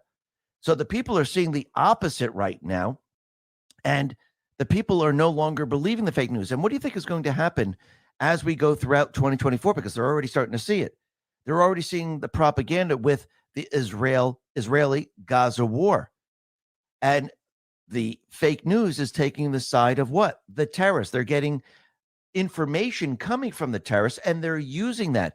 But the people are seeing through this, and the people aren't believing it. Just like they don't believe Joe Biden, Hunter Biden. And now, as we went through this entire time period and we come to learn that the Hunter Biden laptop was Hunter's, it wasn't Russian disinformation. We've come to learn that Biden was involved in Hunter's businesses, that Joe Biden did take money. Everything that he said is a complete and utter lie. And what's very interesting is that former director of national intelligence, Rick Grinnell, along with America First Legal, are suing the Biden administration. So why are they suing? Because remember that letter that was put out by Brennan, Clapper, and many other people? Well, they put out that letter back in October of 2020, which they casted doubt and legitimacy on the Hunter Biden laptop, and they suggested it was Russian disinformation. Well, that was a complete and utter lie. They did this on purpose to skew the elections, to manipulate the elections. And now we have legal action. And they have brought a lawsuit against these individuals, and they are now suing them because they lied to the American people and they manipulated the elections. So let's see how this lawsuit plays out. This is going to be very, very interesting. Now, the other thing that's very interesting is we know that the deep state players, Obama, Hillary Clinton, and the rest, they tried to remove Trump from the very beginning. They spied on his campaign, then they spied on him in the White House. They used FISA to get warrants, even though they didn't produce all the evidence to the judges. They lied to the judges to get certain warrants. And now the truth has come out that they have done this. And it looks like the House Judiciary Committee, Republicans, are pressing ahead with sweeping reforms to the government's FISA surveillance powers that, among other things, would prohibit the FBI from searching through Americans' phone records without a court-approved warrant. The effort is on track to be wrapped up by the end of the year when several Patriot Act powers expire. Republicans and Democrats are coming together on the matter in rare bipartisan cooperation. And Jim Jordan is out there and he says, we've got, I think, strong agreement amongst members of the Intel Committee and members of the Judiciary Committee, and frankly, some Democrats as well, that there needs to be stronger penalties if you abuse the system. And yes, there needs to be huge penalties, and there needs to be a completely different process. So Jordan, he is focused on what is known as the Section 702 system, where they can create the database of phone communication metadata that currently can be searched by agents without a warrant. Yes, this whole thing needs to be overhauled, and it looks like the Patriots are leading the way. And we can see that they haven't stopped with this. They're continually pushing forward, and they're discovering that the government was involved in violating everyone's constitutional rights. And they teamed up with Stanford University.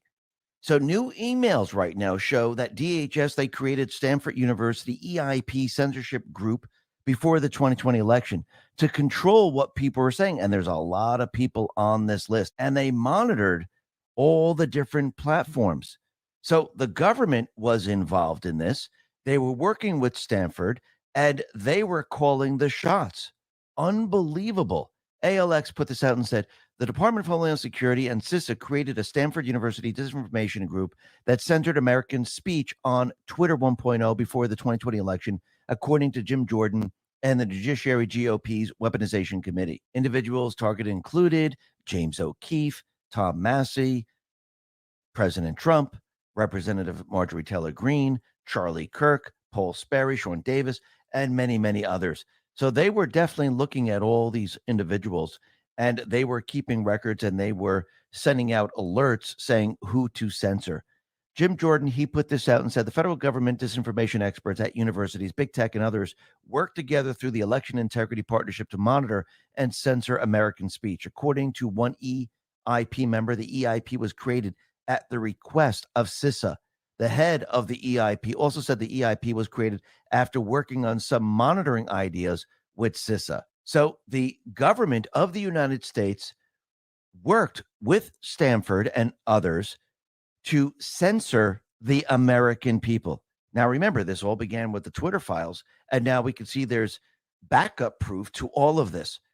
And everything that they've been saying that, oh, no, we don't censor, these are private companies and they can do whatever they want. Well, it looks like from the very, very beginning, the conspiracy theorists were absolutely right. Shadow banning's real. The government was involved in censoring people. The platforms were actually censoring people. And all of this has turned out to be true. Now, the other thing that we've come to find out is that recent public records request documents show that Democrat-controlled Washington State Secretary of State paid $147,600 of taxpayer money to an overseas artificial intelligence company based in the UK to surveil anyone using social media platforms that question the partisan narrative of free and fair elections. The company name logically targets people using online social media posts and fact checks what they deem misinformation and disinformation, then publishes and sends out regular threat alerts and biweekly narrative and threat reports to the Secretary of State based on its AI algorithm preference. So they were monitoring people from overseas, and they thought, oh, we can get away with this because it's an overseas company that's doing this. But once again, it's the government. These are truly deep state players. And what's very interesting is that Elon Musk, he shut down the scraping on X because he knew the deep state players wanted to scrape X because they wanted to create an AI platform which would then go ahead and report and censor and suppress speech. But it looks like Elon Musk won't let them do this. Tom Fitton put this out and said, leftists angry that Elon Musk won't let them scrape X user data in order to censor and suppress speech. They're also nervous about being held accountable in court for their censorship activities. So once again, we can see they've been trying to do whatever they possibly can to shut people up. They don't want people talking the truth. They don't want people pointing other people to the truth. And they tried to control the narrative. But now, as all this comes out, they have lost the narrative, and it's getting worse and worse for them. Just like with the Nashville manifesto that was released. The people now see the truth. The people see, wow, this individual was radicalized. This individual was controlled by the FBI.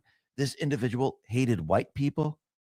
And this individual decided to kill as many people as possible because of white privilege. I mean, really think about this. This is why they hid this from the people. And what's very interesting about this is that many people out in Nashville, because of they're very concerned about how this was leaked, more so than what the manifesto says and what this person did. But we saw this from the very, very beginning, because what did they come to protect? what did they do? Did they say, oh, yeah, we're grieving for the young children? No, they protected the trans community. You know, the individual that killed young children, they protected that person, and they're still trying to protect this person. DC Drano put this out on X and said, something strange that struck out at me in the Nashville Trans Terrorist Manifesto. She wrote, there are several times I could have been caught, especially back in the summer of 2021. Was she already on the FBI's radar? Is this why they hid the memo? Congress should investigate. Absolutely. And think about what Biden and the White House press secretary and the rest have been saying for quite a while. They might be responsible for this person. Let's go back in time a little bit. Mays put this out on X and said the following: with Biden constantly using a false threat of white supremacy to divide and scare the people, it was just a matter of time before someone became radicalized and took matters into their own hands. Kyla Raychick responded to this, and that's Libs of TikTok, by the way, and said, holy shit, it's possible Biden radicalized the Nashville shooter to hate white people with all his rhetoric around white supremacy. This would make Biden a stochastic terrorist according to the left's rules. Wow. And yeah, remember, he kept pushing this out there. White supremacy, MAGA extremists. And he kept pushing it and pushing it. And of course, when these people hear these things, they're going to react. And when they hear that in school, they hear it in college, and they hear the residents saying it, and they hear the fake news saying it, and they're protecting them, of course you're going to have something like this. And you could see that these individuals, they are continually protecting these people because they don't want people to realize that these people are mentally ill. And most of these individuals, they make up Antifa. They make up BLM. They're all part of the same system. And yes, they're intermingled with a lot of the illegals. And you can see they're pushing the same agenda. Now, the other thing that's very interesting is we could see there are certain leaders around the world and their crimes, they are catching up with them. Just look at Joe Biden. Well, look at Portugal's PM. He decided to resign amid corruption probe. So Prime Minister Costa needed to resign, and police right now searched the longtime socialist leader, official residence, and detained his chief of staff. And he has now resigned because information is coming out. Don't we have information coming out again about Joe Biden? Absolutely. Are we going to have information come out about Obama? Absolutely. Time is on our side, and information is going to be brought out into the light, and the people are going to see this. And all they need to do, and I'm talking about Trump and the Patriots, they just need to place the Obamas right in the spotlight so everything is pointing to them. Now, what's very interesting is we could see that Zelensky is having a very difficult time. The war has not gone well for him. A lot of people have died. All the neo-Nazis, well, there's a lot less of them. Russia has actually won the war. They're just holding steady. They destroyed the biolab. They destroyed everything. The money has now dried up. He doesn't have the money right now, and he's floundering, and he knows the people, well, they're not with him right now. And Zelensky said that it's not the right time for elections. And he's saying that, we can't have elections, even though he's at the end of his 5-year term. So he's postponing the elections right now. And really think about what the deep state players are going to do here in the United States.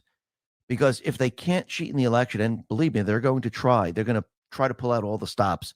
And I think in the end, they're going to realize that they don't have the ability to do so. They're probably going to do the same thing. Let's postpone the elections. Now, of course, in the Constitution, you just can't say, hey, let's postpone them. So they're going to have to postpone the elections in a different way. And I do believe Trump has set it up in a way where they are now bringing us to war. And yes, there's going to be multiple attacks on the U.S. And I do believe one of them is going to be a cyber attack very, very close to the election. And I do believe they're going to try to make the case that the election systems, remember, it's their systems that they created, developed, control to cheat in the election. And yes, before this even happens, Trump is going to show the world how they cheated in the election.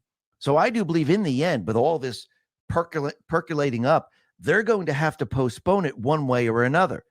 And one way is to say, hey, listen, cyber attack, a malware was released. We don't know if The systems are operable because some of them were hooked to the internet because they were doing some testing. And now we don't know if they have malware, so we can't trust them.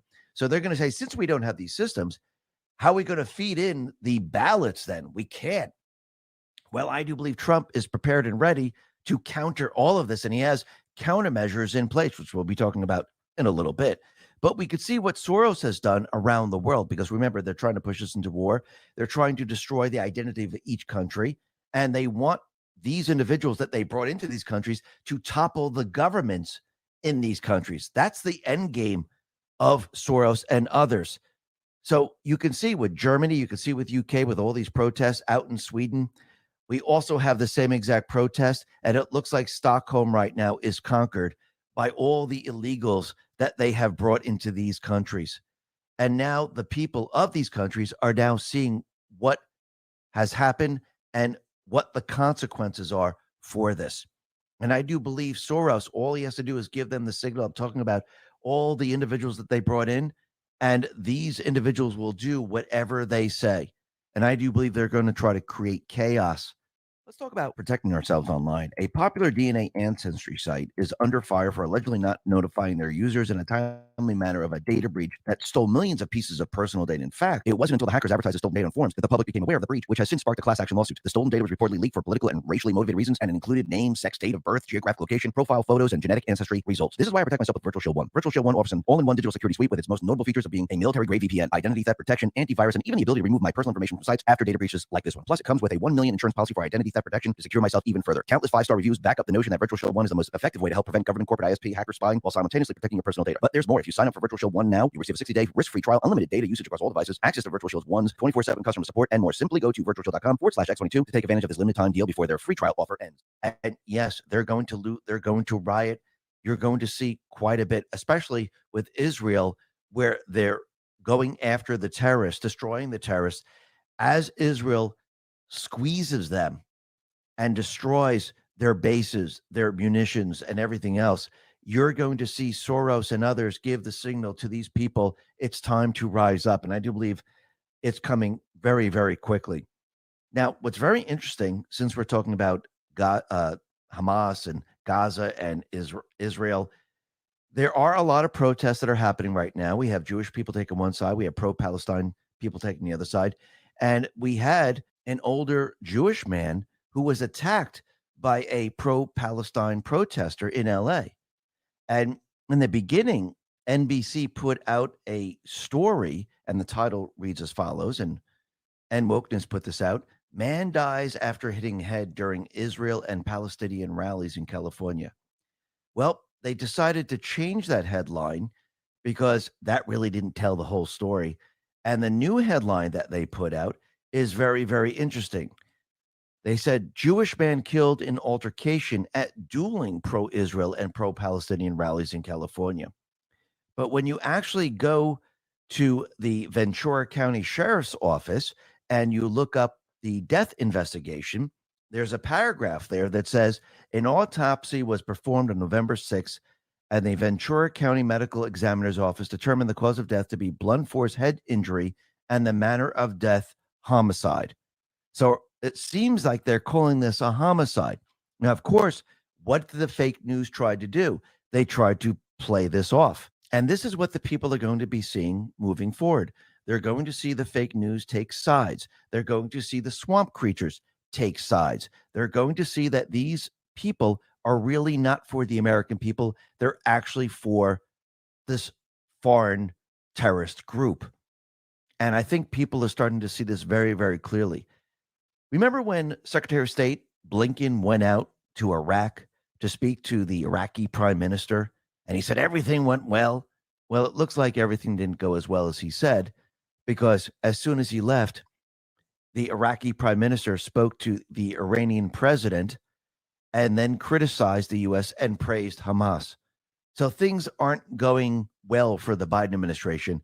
And it looks like all these different leaders out in the Middle East, they are now siding with Hamas and going up against the U.S. and the people of the U.S., because that's what's really happening right now. Remember, Biden is supposed to represent the U.S., even though he's deep state. So once the Iraqi prime minister did this, well, he basically went against the U.S. and sided with terrorists. So the question is, what is the Biden administration going to do? Are they going to side with terrorists in the end, or are they going to side with the American people? Because as this builds up, they're going to have to make a decision. And this is going to be very, very interesting as time goes on. Now, the other thing that's very interesting is that the mainstream media, who's not for the American people, they have been relying on terrorists for accurate war data. So think about this for a second. Instead of doing investigative work, they're relying on Hamas, just like they rely on the CIA to give them information. They don't do any type of investigative reporting. And when you look at CNN, you can see that they've been taking the information from the terrorist groups, because the organization said, as Israel's genocide in the Gaza Strip entered its 17th day today, the death toll climbed to over 5,085. But the source was the Palestinian Information Center, which likely gets its messaging from Hamas. And then from the BBC, which said more than 5,000 Palestinians in Gaza have been killed in air and artillery strikes carried out by the Israeli military in response, according to Gaza's health ministry. Well, similar claims came from the Washington Post, CNBC, The Guardian, Euronews, and the New York Times. They're getting their information from the terrorist groups. But when you look at what Israel is actually doing, they're trying to help the Palestinian people. And remember, the terrorists don't want the Israelis to help the Palestinian people because they need this to play out on the world stage. And you could see out in Palestine, Israel is allowing thousands to pass through the evacuation corridor that the IDF opened for the civilians in northern Gaza. And they're allowing them to move southwards. They're dropping pamphlets. They're giving them warnings, letting everyone know, listen, we're going after the terrorists. Make sure you're not around it. But we know what the terrorists do. They use ambulances. They create tunnels under schools, hospitals. They do this on purpose because they want this to play out on the public stage. This is exactly what the neo-Nazis did in Ukraine. They set up shop in a supermarket or a shopping center, and they said, oh my God, Russia hit a shopping center. This is why when you looked at what happened in Gaza, they said, oh, look, Israel blew up a hospital. They wanted this to play out on the world stage, but every time they try to do this, it is completely and utterly failing. So if everything is failing and they're not able to control the narrative and the fake news isn't able to control the narrative, what are they going to do? Well, it looks like they're going to try to bring us to World War III, especially with the economy breaking down. They want to bring us to the Great Reset, the Green New Deal. You could see that we're headed in this direction, and they're going to push us into World War III. Actually, that's why I do believe Trump has been letting everyone know he sees war coming, and war is coming. And I do believe Trump and the Patriots are leading them down this path because they have countermeasures in place to actually control what is going on here. And remember, Trump took the 16-year plan, turned it around, and is actually showing the people what the 16-year plan actually is and what they are trying to do. And now the people can see it, and their people are rejecting. Remember, they never wanted the people to see this. They never wanted the people to see the 16-year plan. It was supposed to be something that just happened naturally. Oh, look, we're going to war. Oh, look, the borders are open. Remember, they didn't want social media. They wanted to control the narrative with the fake news. And this is what they've been trying to do all along. But they lost the ability to control what was going on social media.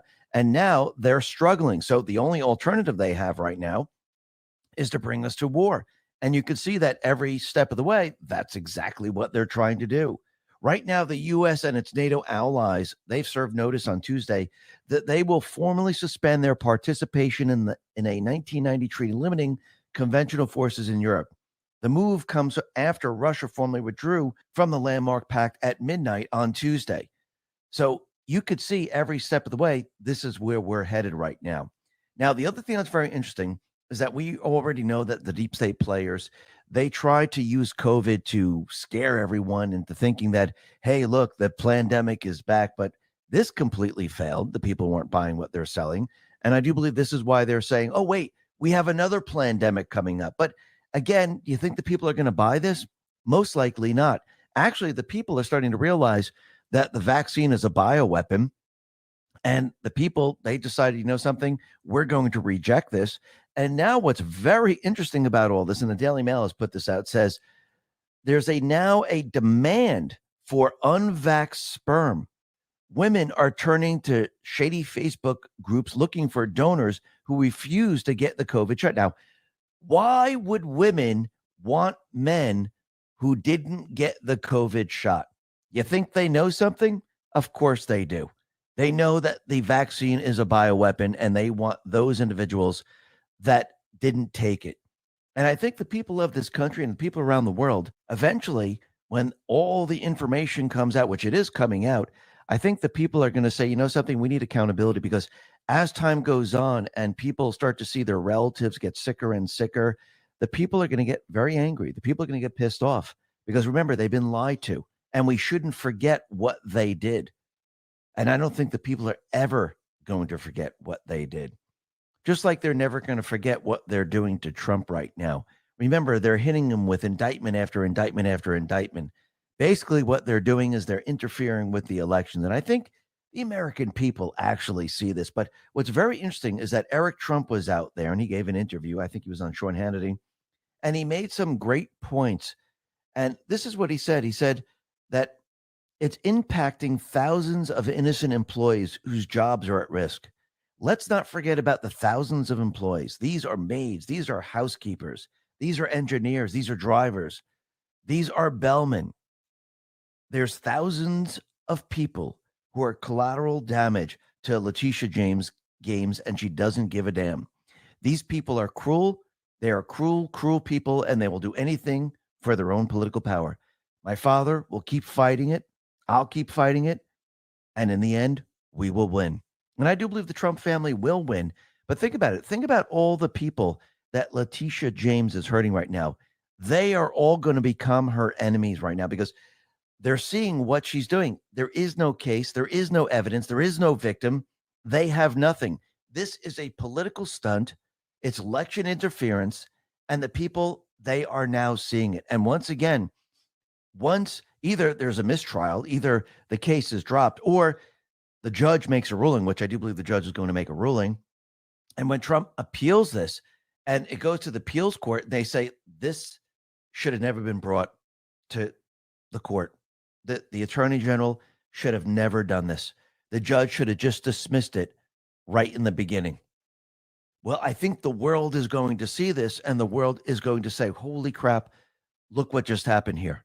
They wasted millions of dollars.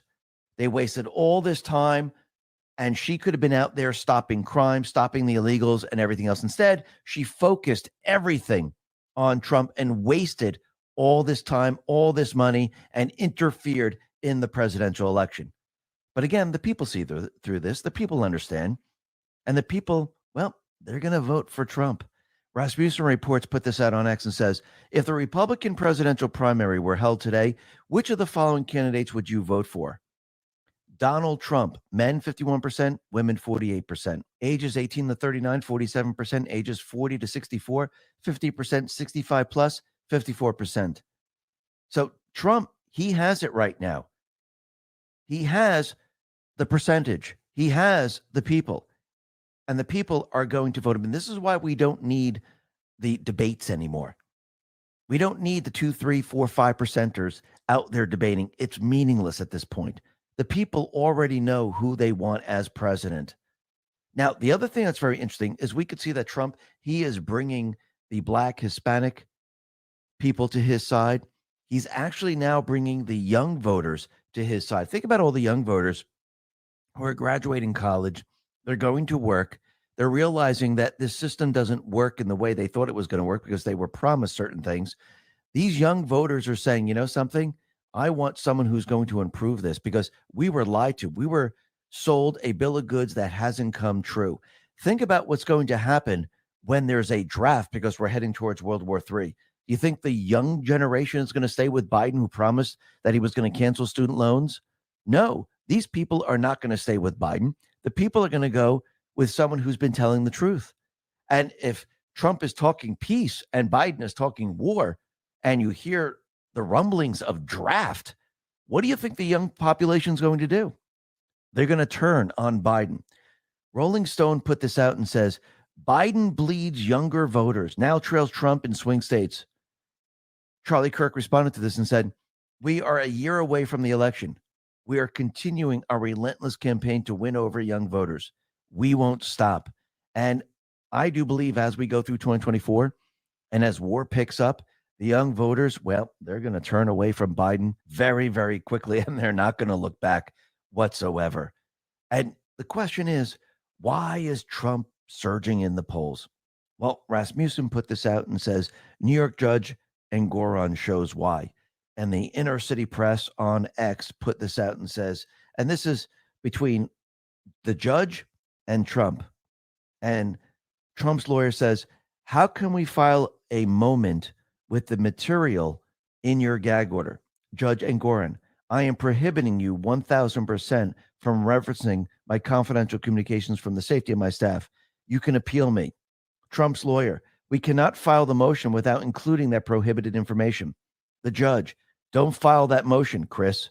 Trump's lawyer, we can't be precluded from raising the issue. You can't keep it out of the record.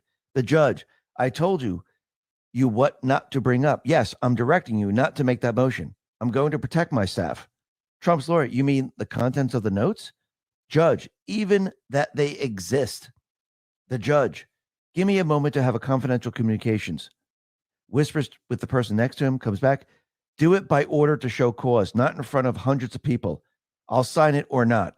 Trump's lawyer, we'd like to start our case on Monday. The judge, congratulations for getting this far. New York Attorney General lawyer, I don't know if we'll have a rebuttal case. Judge, save it for Thursday. Adjourned. I mean, think about what we just heard here. It's absolutely ridiculous. And now you know why the people are siding with Trump, because this is a kangaroo court. They have no case, and they're just going after Trump, period, the end. That's it. And as they keep pushing and as they rule against Trump, Trump is going to surge in the polls.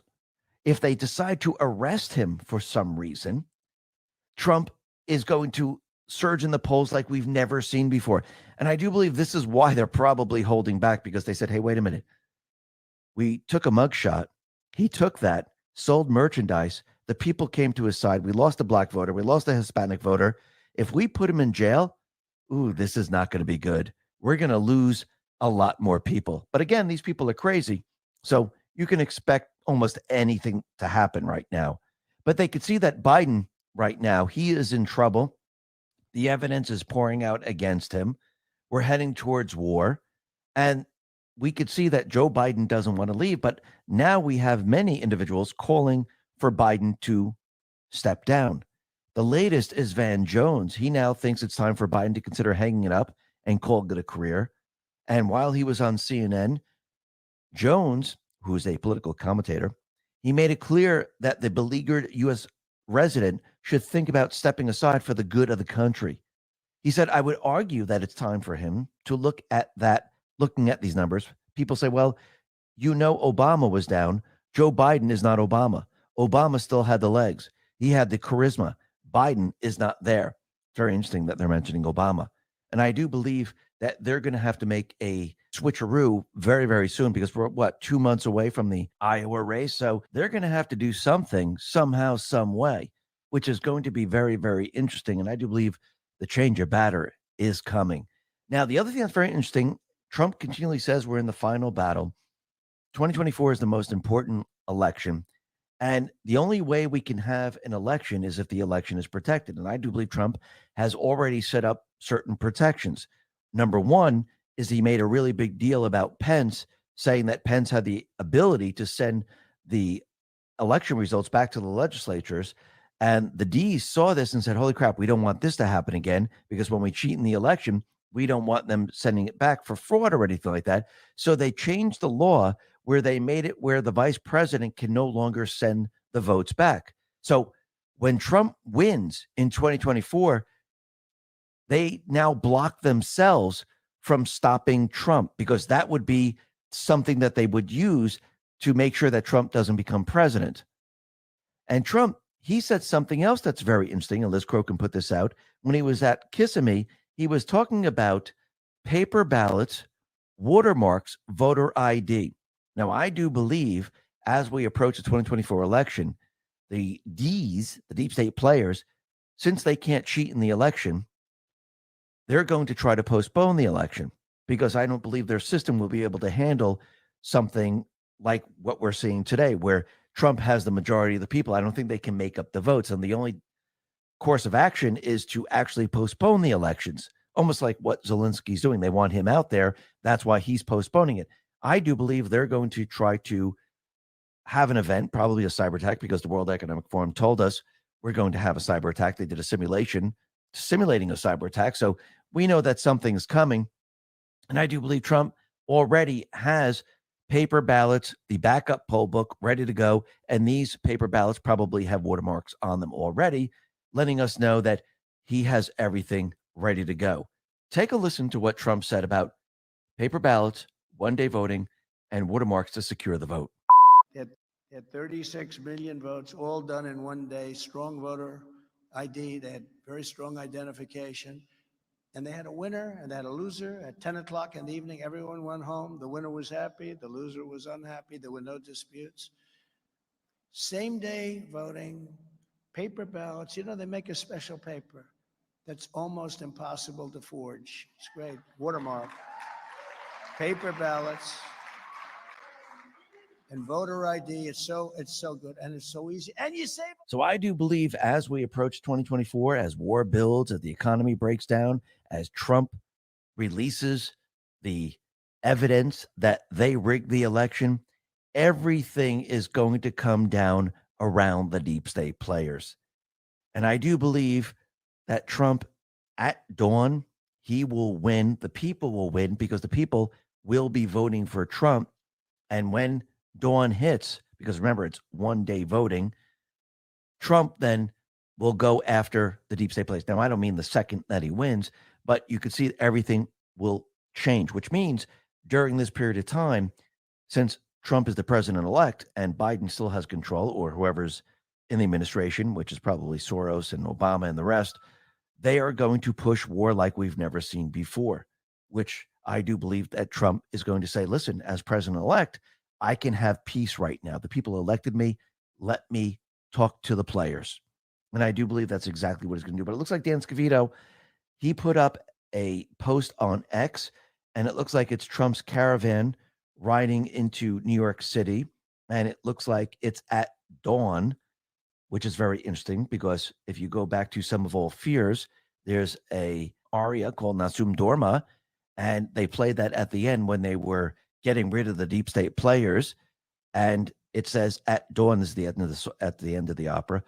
At the end, it says at dawn, I win, I win, I win. So I do believe Scavino's is sending a message. And when you look at the end of the video, the caravan's going onto a bridge. And what's very interesting is that this was posted at 11:04. And if you go to 11:04, what does it say? Well, this is April 9, 2018. It says, you are being tracked. No Facebook account required. This is bigger than you think. And then down below it says, think bridge, Google, Facebook, Twitter, IG, central algorithm. The stage had to be set. So this is very interesting. But if you take this a step further and you look at the bridge and you go to post 1515, this is June 16, 2018. In the middle, it says the bridge, Podesta Group, bridge between media, FBI, DOJ, Hillary Clinton plus. And I do believe we're seeing that all play out right now. There is a bridge between all of these. Absolutely. Now, the other thing that's very interesting is that Trump, he went ahead and retruthed a video that he retruthed before. And this is about the final battle, how we're going to destroy the deep state players. Because I do believe Trump, he retruthed this, not just for the message that we're going to destroy them, but I do believe he's sending a message to all of us. Take a listen. This is the final battle. With you at my side, we will demolish the deep state. We will expel the warmongers from our government. We will drive out the globalists. We will cast out the communists, Marxists, and fascists. We will throw off the sick political class that hates our country. We will rout the fake news media, and we will liberate America from these villains once and for all. This was posted at exactly 12:01. It wasn't 12 o'clock. It was 11:59. It wasn't 10:30. It was exactly at 12:01. And think about the video and what you just heard, and think about why this was posted at 12:01, because here's the post. It says, Trump card coming. Now, really think about this. What is the Trump card? Is it the irrefutable evidence showing that the deep state players cheated in the election? They overthrew the United States government? Is the Trump card the people voting for Trump and he won by a landslide and he's showing the deep state he has the people and now we're coming after you? I do believe it could be both. But he's letting us know that the Trump card is coming, and I do believe he's ready to play it because the people are with him. He has all the evidence that he's been gathering from all the different intel agencies, and I do believe that he's been in control from the very, very beginning because the people voted him in 2016. He took control of the entire country in 2020 when they had the insurrection. The military became activated, which means he's in control of everything that's going on. And now he needed to wake the people up. And this is why we had the pause or the break. He needed everyone to understand what the 16-year plan was. He needed to see everyone to see their system. He needed the people to be slapped in the face, even those people that are in a deep sleep. And he needed the people to vote for him so we could take the country back. Because remember, from the very, very beginning, he was going to end the endless. And that reminds me of post 4961, November 8th, 2022. It says endless lies, endless wars, endless inflation, endless printing, endless oppression, endless subjugation, endless surveillance. Who will put an end to the endless? Taking control. And the people are taking control. Trump's going to be taking control. And at dawn, we are all going to win. The Patriots are in control. Listen, everyone, thanks a lot for listening. Be well, be safe, and especially be prepared. Thanks a lot.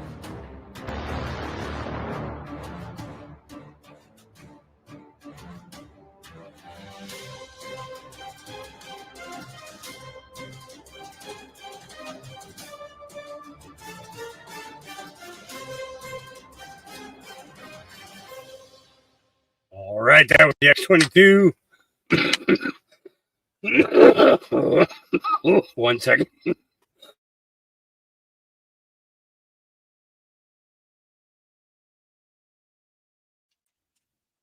All right, that was a good hit. Oh boy, yeah, first hit of the day. It's because I'm getting ready to eat ramen and I got to make sure my stomach's ready for it. Okay, so we got through the X22. We've gotten through a lot of information. Up next, we've got, and we know, here we go. Good morning, Patriots. I hope you guys.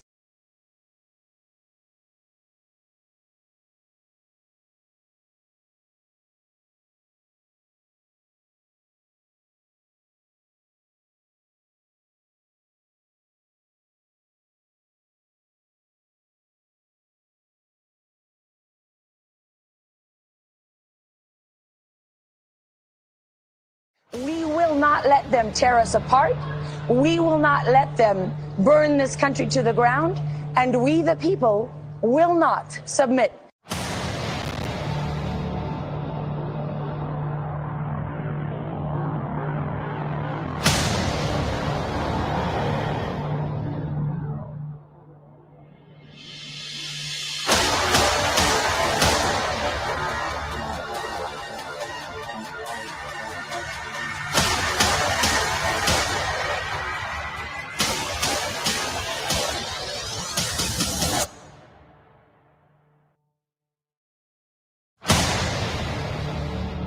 Well, we had elections again, and again, many were rigged, including Kentucky. There have been many victories since McCarthy departed, though.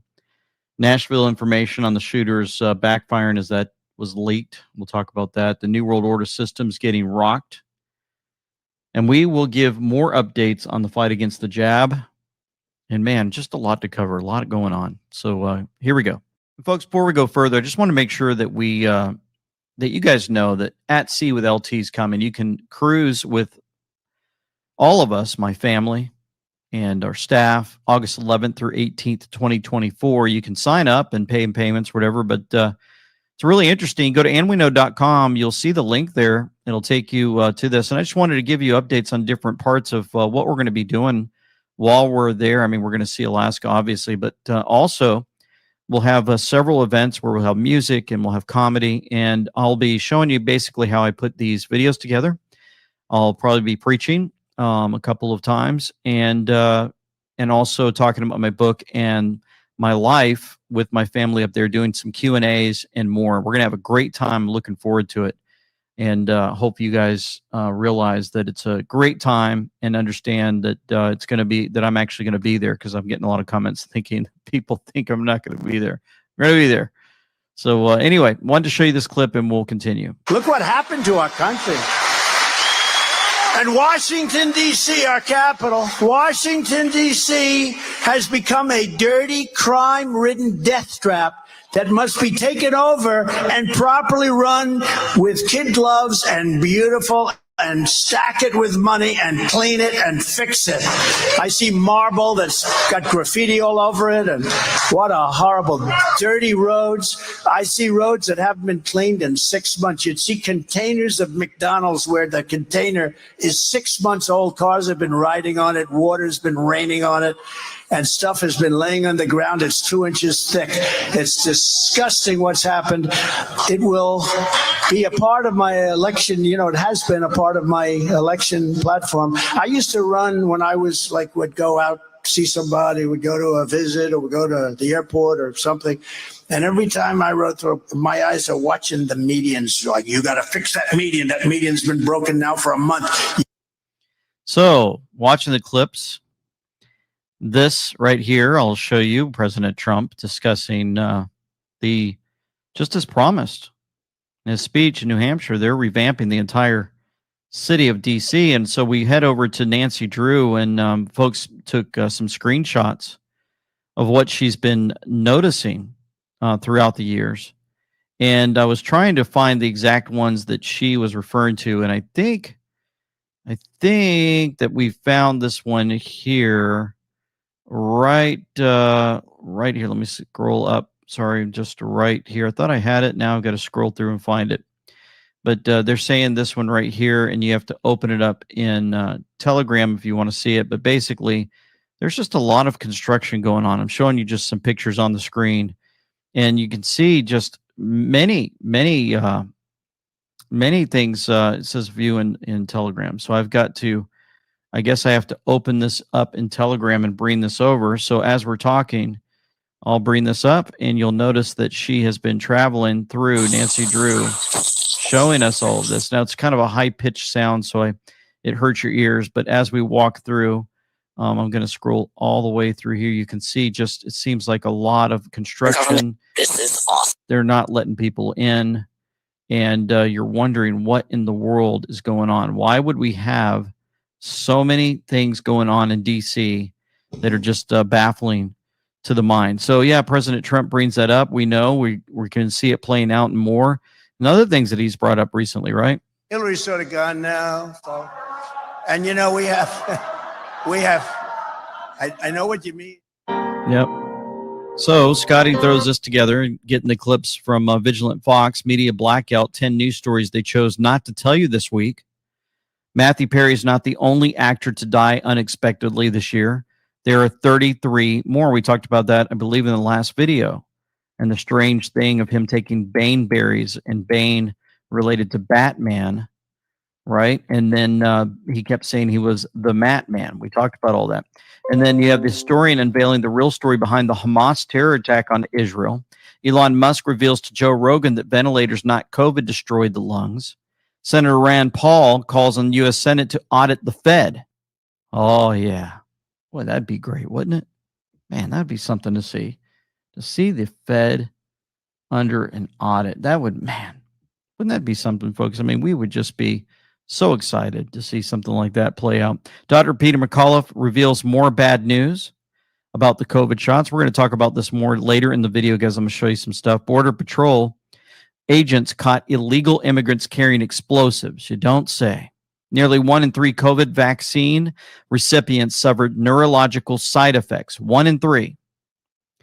Oncologist who has diagnosed 20,000 cancer patients says he's never seen cancers this deadly before, and I'm going to show you that video clip later. Judge overturns Democrat primary election, calling evidence of fraud shocking. And then number 1, ivermectin, the drug once labeled horse dewormer, is not only effective against COVID-19, but flu and RSV too, and it has profound anti-cancer properties. How about that? The mainstream media, of course, they don't want to cover those. Hey, Rick, check this out. Now NBC is calling it Obama's third term. Really? NBC News admits Obama's shadow president serving his third term, November 4th, 2023. And so if that relates to many things that we've talked about, the shadow presidency, the shadow government, why did Hussein shadow POTUS? Why did Kerry shadow President of the United States Trump? Remember everywhere Trump went? It seems like Hussein showed up and Kerry showed up. Why did McMaster target and remove loyal intel operatives inside the White House? I mean, we had all this evidence just floating around, more and more of these players. We had no idea most of their names. Now we know them. We know them well. Right at Rosenstein, remember, I haven't heard this name in a while, worked to entrap and install blockades. Why did they install Mueller, knowing zero evidence of Russia collusion? They knew it, but they did it anyway. Why did Pelosi rush the impeachment investigation? I mean, it just keeps playing out more and more. And then President Trump, well, just found out the corrupt and racist Attorney General Letitia James of New York State is financially backed by George Soros. No wonder this Trump case being presided over by a highly partisan and out-of-control judge who found me guilty before the trial even started wouldn't allow a jury. Okay, so I got to make a couple of comments to this. This morning, 2 different news reports came out in regards to that judge sending photos of his junk. You know what I mean by junk. Yeah. Took some nude photos and was sending them out. I'll see if I can find the articles and pull them up later. Yeah, so it's not just Letitia James. It is the judge as well. Okay. Back to. Oh, and one other thing. They have a big, huge orange sign just at the end of my driveway that says to all drivers, check brakes. Isn't that funny? And said Mar-a-Lago in Palm Beach, Florida, was worth only $18 million when it was worth 50 to 100 times that amount, has become an embarrassment to the New York judiciary. So let's just see Soros and admit a few things here, shall we? 24 hours away from the inauguration of the 45th president of the United States. Where does he stand in an open society? I have described him as an imposter and con man and a would-be dictator. So he's talking about Trump, a con man, a would-be dictator. A dictator saying that about him. Yeah. A guy who's running the whole earth into the ground. Yeah, let's the markets for the moment seem to be behind Donald Trump. It lost you a lot of money. What are they seeing? What does it mean for the U.S. economy? Well, they are facing really a unique victory because the markets see Trump dismantling regulations and reducing taxes. Wow, reducing taxes. Why is that such a bad thing? Huh? Strange. Old Bruce Willis is checking it out too, going, what in the world is going on? It's impossible to predict exactly how Trump is going to act, and therefore you will have the various establishments fighting with each other. So I don't think the markets are going to do very well. And I personally am convinced that he's going to fail not because of people like me who would like him to fail. Wow, he'd like him to fail, huh? People like him would want the president to fail. Trump oversteps the mark. They will fight back. Legion of power is in operation, and he would be dictator if he could get away with it, but he won't be able to. Because he will be stopped at what point if he goes too far? That's right. In foreign policy or domestic policy? In both areas. He's literally destroying Soros. Soros was in fear. And of course, he said basically, almost in a sense, we have an operation to put a stop to him. Huh. Kind of strange how this all plays out. Proverbs 24:20, Entheos says, for the evil man has no future. The lamp of the wicked will be put out. That's Proverbs 24. Proverbs 24:20. Yeah. Old Soros. And, he funds Letitia James. We just saw that. The New York AG wants to shut down the Trump organization. And, he admitted it back then, what they're up to. And here's Eric Trump summing it up for us. Let's not forget about the thousands of employees. These are maids. These are housekeepers. These are engineers. These are drivers. These are bellmen. I mean, people who literally rely on our family and our properties to put food on their plate, on their tables every single night. There's thousands of people who are collateral damage to Letitia James's games, and she doesn't give a damn. I mean, she doesn't even consider these people. I mean, isn't she responsible to take care of New Yorkers or represent the best interest of New Yorkers? These people have incredible jobs because of us, because of the Trump organization, because of our family, and she wants to put those people in peril. Sean, these people are cruel. They are cruel, cruel people, and they will do anything for their own political power. And my father will keep fighting it. I'll keep fighting it. And in the end, we will win, because whatever's happening is just, it's unthinkable and it makes no sense.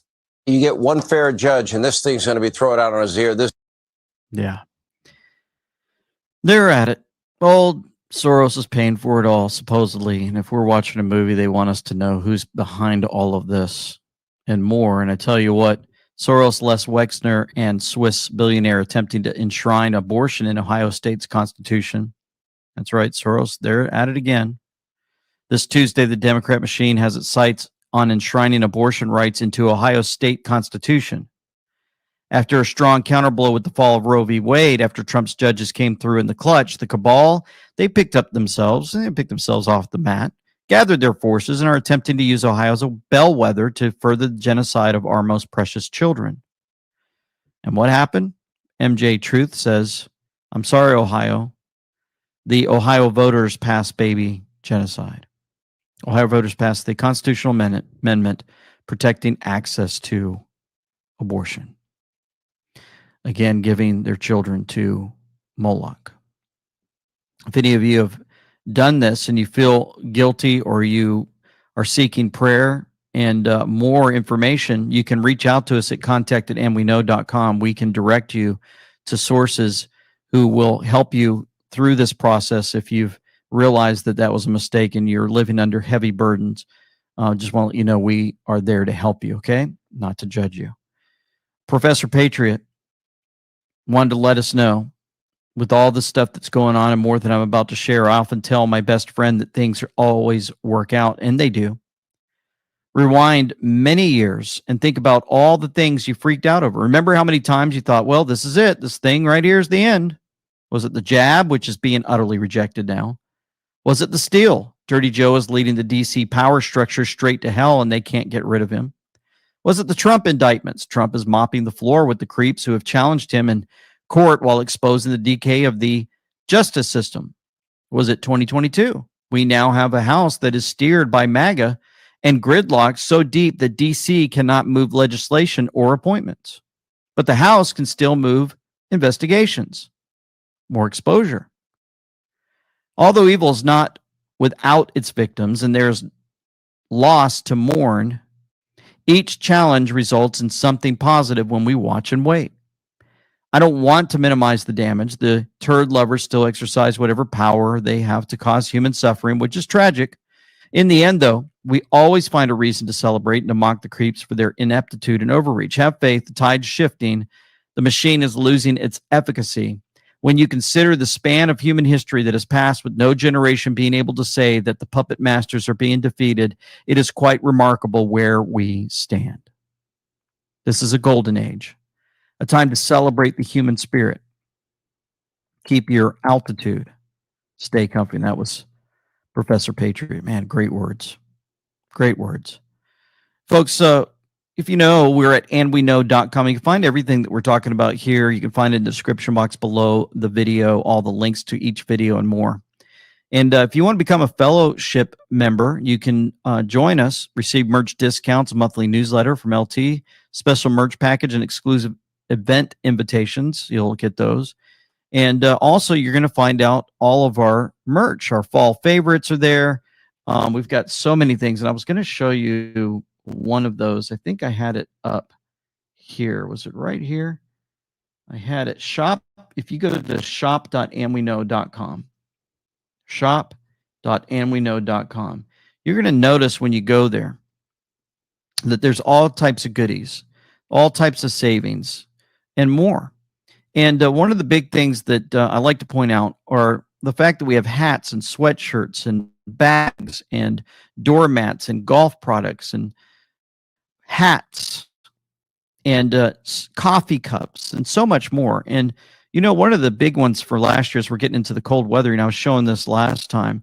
You get your zip up hoodies. You got your pullover hoodies. We've got these women's V-neck sweatshirt available in multiple colors. Look at this. Beautiful. Beautiful. Front and back. Wow, those are nice. I mean, they just keep everything in stock for you guys the best that they can. And they actually take requests sometimes for ideas and work hard on it.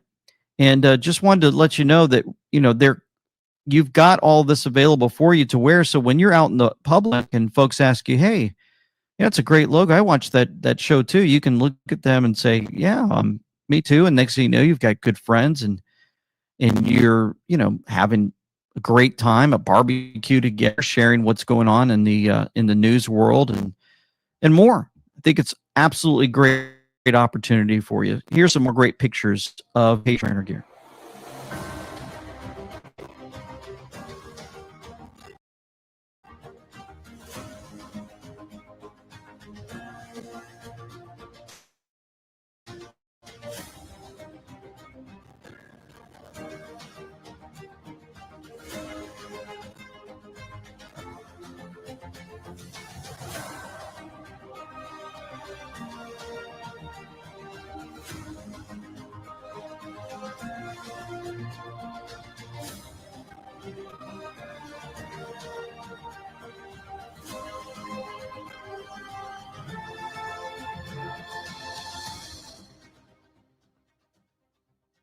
Reading in the crosstabs, the most important part, as Phil reminds us, just all of those, from women to Hispanic voters, Black voters, 22% of Black voters behind Trump. That is not seen in the modern era for a Republican frontrunner, right? I mean, wow. It's startling. I looked at the Democratic response, Kevin Munoz, the spokesman for Biden, and this idea that, you know, we have a year, we can turn things around. I think you have to look at this being a challenge from the very beginning, right? Black voters from the very beginning were saying that we will help you get Joe Biden into office. But, you know, this is not necessarily our preference. This was about democracy and saving democracy. And so here we are a year later. He has not been able to change their impression. Black home ownership is down.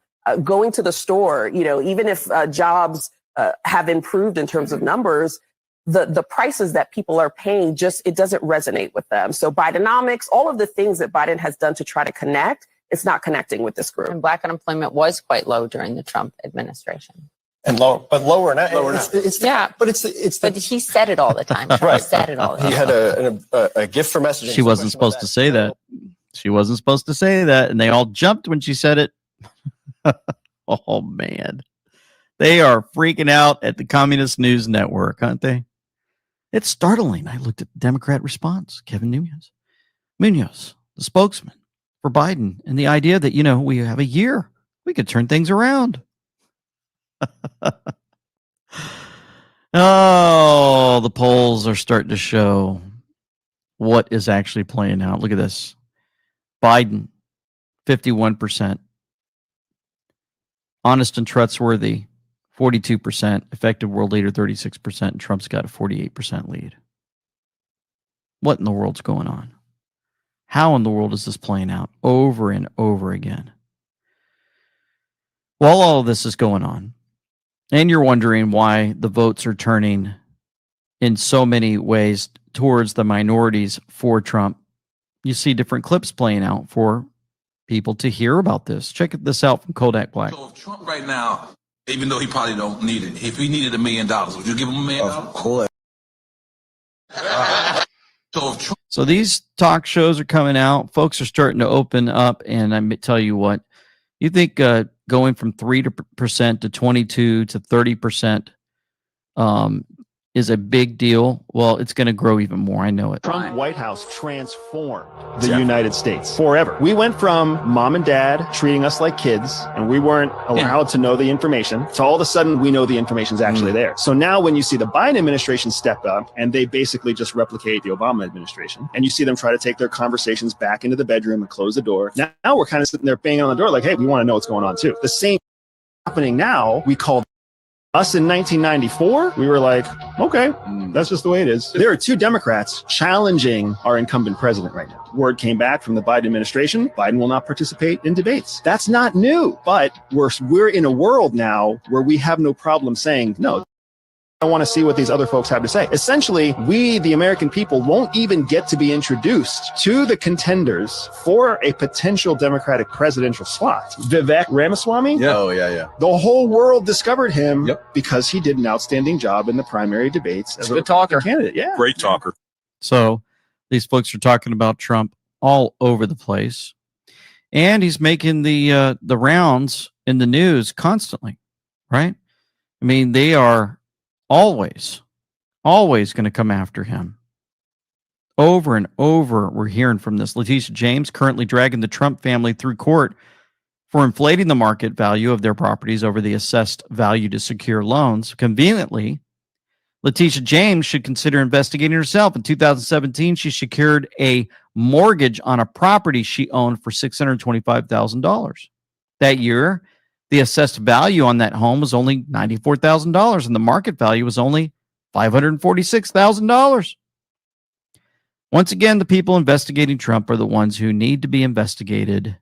Do you think Judge Engoron cares about this? I think that's how you say his name. Also, it's now been revealed that the judge, the one I just mentioned, overseeing Trump's New York case, likes to send gay nudes to his alumni buddies, which further proves the Annan proclamation that everyone against Trump is either a pervert or corrupt or both. These people are all sick. Did this guy give you Epstein Island vibes? Or is it just me? That's Ultra Peppa Lives Matter. Now, as all this is playing out, we have the amazing unveiling. This happened the other day with Alina Habba. She is absolutely destroying it. Here's some words from her. Here we go. All right, the president's team has stepped up to the microphone. They just walked outside of the courthouse. Let's dip in here and listen. More honest, coming from the judge who has already predetermined that my client committed fraud before we even walked into this courtroom. I'm not here to hear what he has to say. Then why exactly am I being paid as an attorney, and why exactly are taxpayer dollars being used in this courtroom? The answer is very clear. Because Miss James wants to stand right here like she did this morning and call my client a liar, call the company fraudulent, and make a name for herself. She said this morning that the numbers don't lie, and they won't lie in this case. Well, Miss James, I have a message for you. The numbers didn't lie when you ran for governor, and that's why you dropped out. And the numbers don't lie when President Trump runs for office in 2024. And those numbers are loud and clear. This country is falling apart. And if we don't stop corruption in courtrooms where attorneys are gagged, where attorneys are not allowed to say what they need to say to protect their clients' interests. It doesn't matter what your politics are. Everyone has a right in this country to get up and put a defense. I don't care who you are. You have a right to hire a lawyer who can put objections on the record. You have a right to hire a lawyer who can stand up and say something when they see something wrong. But I was told to sit down today. I was yelled at, and I've had a judge who is unhinged slamming a table. Let me be very clear. I don't tolerate that in my life. I'm not going to tolerate it here. And you know what? You shouldn't either. Because not every American citizen gets a camera and a microphone.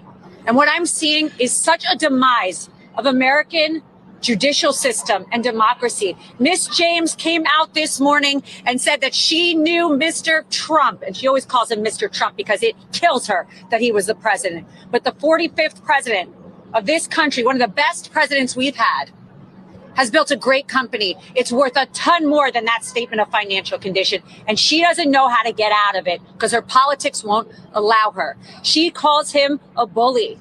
She says he's going to bring out racial slurs. He's going to say things today and taunt her. Well, Miss James, you taunted him. Before you came into office, before you saw one record, one statement of financial condition, you taunted him. You said his administration was too male and too pale. Those are her words.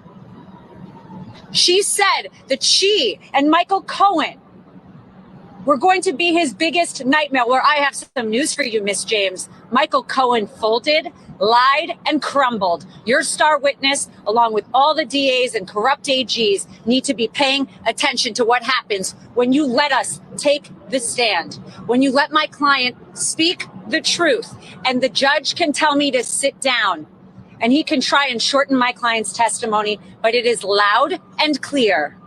They've got nothing. They've got nothing but their politics. She's got nothing but her Soros backing, which we discovered recently. And I am sick and tired of seeing it. Pay attention, America. Pay attention. Because when you're in court one of these days and you don't have a lawyer that has a microphone and you don't have a lawyer that can go on TV and you've got judges gagging them, what are you going to do? We need to fix this country. And we need to stop what is happening in this courtroom. President Trump is worth a lot more, and she wasn't ready for it. She doesn't understand it. And before she rushed to judgment, she should have thought about attacking somebody with over 50 years of real estate expertise who changed single-handedly the skyline of New York City. That's right. And so President Trump then had some words to say on all this. Let's see what he's got to say here now. See what a scam this is? This is a case that should have never been brought. It's a case that should be dismissed immediately. The fraud was on behalf of the court. The court was the fraudster in this case. They made references to assets that were very valuable, and they said they had no idea. They had no idea what the numbers were when they said $18 million for Mar-a-Lago, and it's 50 to 100 times that amount by any estimation. It's a terrible thing that's happened here. We're taking days and days and weeks, and it goes on, and then you look at the outside world and what's happening. But of course, they're getting the wish because I don't have to be here for the most part, but I sort of do have to be here because I want to be here because it's a scam. And this is a case that should have never been brought, and it's a case that now should be dismissed. It's a case that never should have been brought. Of course, we know that is from and paid for by Soros. Other things he's probably run into the ground. Well, I'll show you where that one lately would be. The Dominion voting central system. Again in Northampton, Pennsylvania. Machine malfunction. Yep, Pennsylvania. Here we go again. Now, in 2019, this lawsuit alleged election security groups said that new Express Voting XL voting machines acquired by the state and used in 3 counties were flawed. Those counties were Cumberland, Northampton, and Philadelphia. The group alleges that the machine's access panel was insecure and frequently unlocked. They also allege that the machines required poll workers to enter voting booths to help voters who had said they'd made a mistake. Okay, so supposedly they're supposed to be doing a good job there. Imagine all the times in the past. You know, they did this lawsuit in 2019. Imagine that in the past, that fraud is run rampant, and they haven't told us about it while social media silenced those who spoke out about our elections. Our elections were supposedly the most secure in history. It keeps happening over and over. Think about the fact that 2020 elections saw water valve leaks in the middle of the night, water valve leaks. Trump won, and it's time the normies accept it. While that was playing out, you can always head back to Arizona, and they were having issues again in Maricopa County. Here's a couple we'll watch. My name is Daniel Armico. I was trying to vote today. I was looking on my phone for a location, which was not easy to find, and I finally found a phone number to call the county. I called the county. I asked them for a location. It took them a while, but they told me to come here. I came straight here and found this on the door. They closed at 4:30.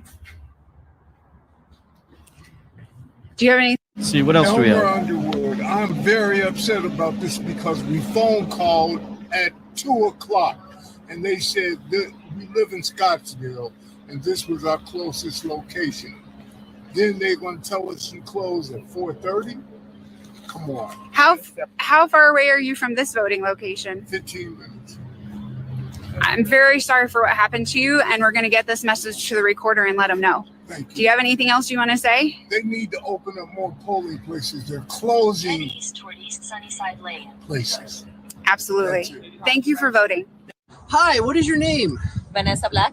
And we're at the Paradise Valley School District. And why are you here? Well, I came to vote because it was supposed to be open until 7, but it is 5:19 and it's closed already. So I guess I'm just going to throw away my ballot now. And so the closest voting location is about 15 minutes away from here. So you're not able to go to that location, right? No, I mean, I have my kids in the car still. We haven't even gotten dinner. I drove 20 minutes to get here already. All right. Thank you very much. Sure. All right. We have even more people joining us this evening. It's been chaotic because this voting location right here closed at 4:30, and I've been directing traffic. There we go again. Absolute chaos on election day in Maricopa County. Closing at 4:30. All of this redirection continues, and it's just sickening. Other things, let's see. Oh, someone please explain how Kentucky Republicans can vote in the GOP, AG, and SOS by 17 to 22%. Like they're all the winners, so 17 to 22% in the lead. And then they vote for the Democrat for governor. Usually go down ballot, right? You know, all Republican. But you know what? I'm going to change my mind on this this governor, make him a Democrat. It's a red state, red everything. How in the world did that? Just about everything. How did that happen? Yeah. However, Holly Kessler said, showed us Patriot AU. I just got back from voting, and wait for it, we had paper ballots. I live in Georgia, by the way. Huh. Well, tell us what you guys think in below this video and see what's going on. Okay. We're watching these ballots playing out So more. what would issue 1 do?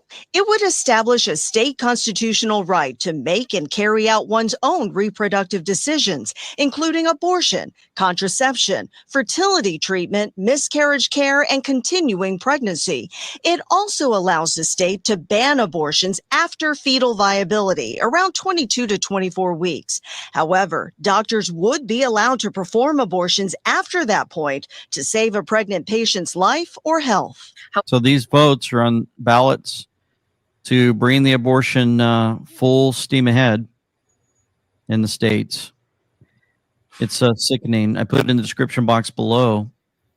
A great article from Believe Pepe Deluxe. All praying believers who know of the evils of abortion should spread awareness of this issue and begin to pray against this scheme. This country is being manipulated by rich billionaires who are buying off media, judges, and politicians in the pursuit of power and the fall of Western civilization in order to implement their degenerate one world government plans. One world government plans. Have they been planning this for a while? One world governments? Let's see. What did Bush say back in the day? The crisis in the Persian Gulf, as grave as it is, also offers a rare opportunity to move toward an historic period of cooperation. Out of these troubled times, our fifth objective, a new world order, can emerge, a new era. We have before us the opportunity to forge for ourselves and for future generations a new world order, a world where the rule of law, not the law of the jungle, governs the conduct of nations. When we are successful, and we will be, we have a real chance at this new world order, an order in which a credible United Nations can use its peacekeeping role to fulfill the promise and vision of the UN's founders.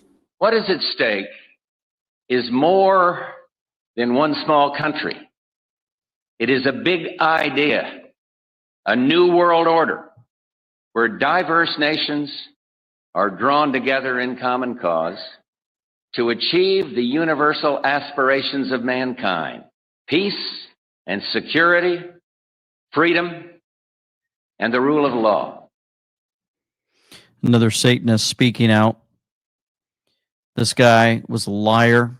September 11th, 1990, exactly 11 years to the day before the events of 9/11. George Bush Sr. announced the emergence of the New World Order in a phrase which has been repeated time and time again by proponents of post-democratic one-world governments. He even mentioned in there the United Nations taking over. Huh? Timeline of evil emerging to overthrow America and enslave the world under planned New World Order. 1913, Federal Reserve. 1921, Council of Foreign Relations. 1922, Lucis Trust. 1944, World Bank.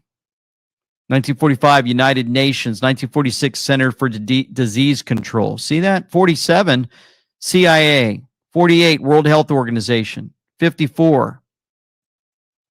1954, Bilderberg, Zionist Israel, Levant Affair. 1956, COINTELPRO,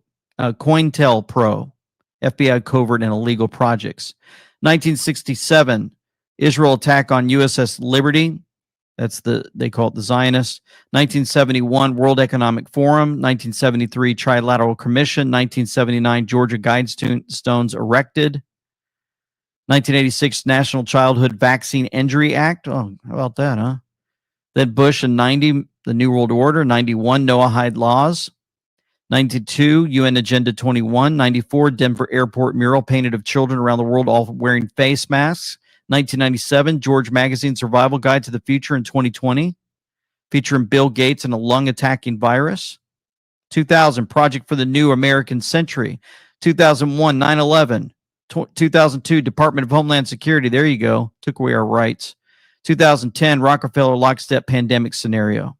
2012 Olympic Games ceremony depicts COVID-19. 2016 ID 2020 initiated. In 17, Fauci announced there will be a surprise outbreak. 2018 Global Preparedness Monitoring Board.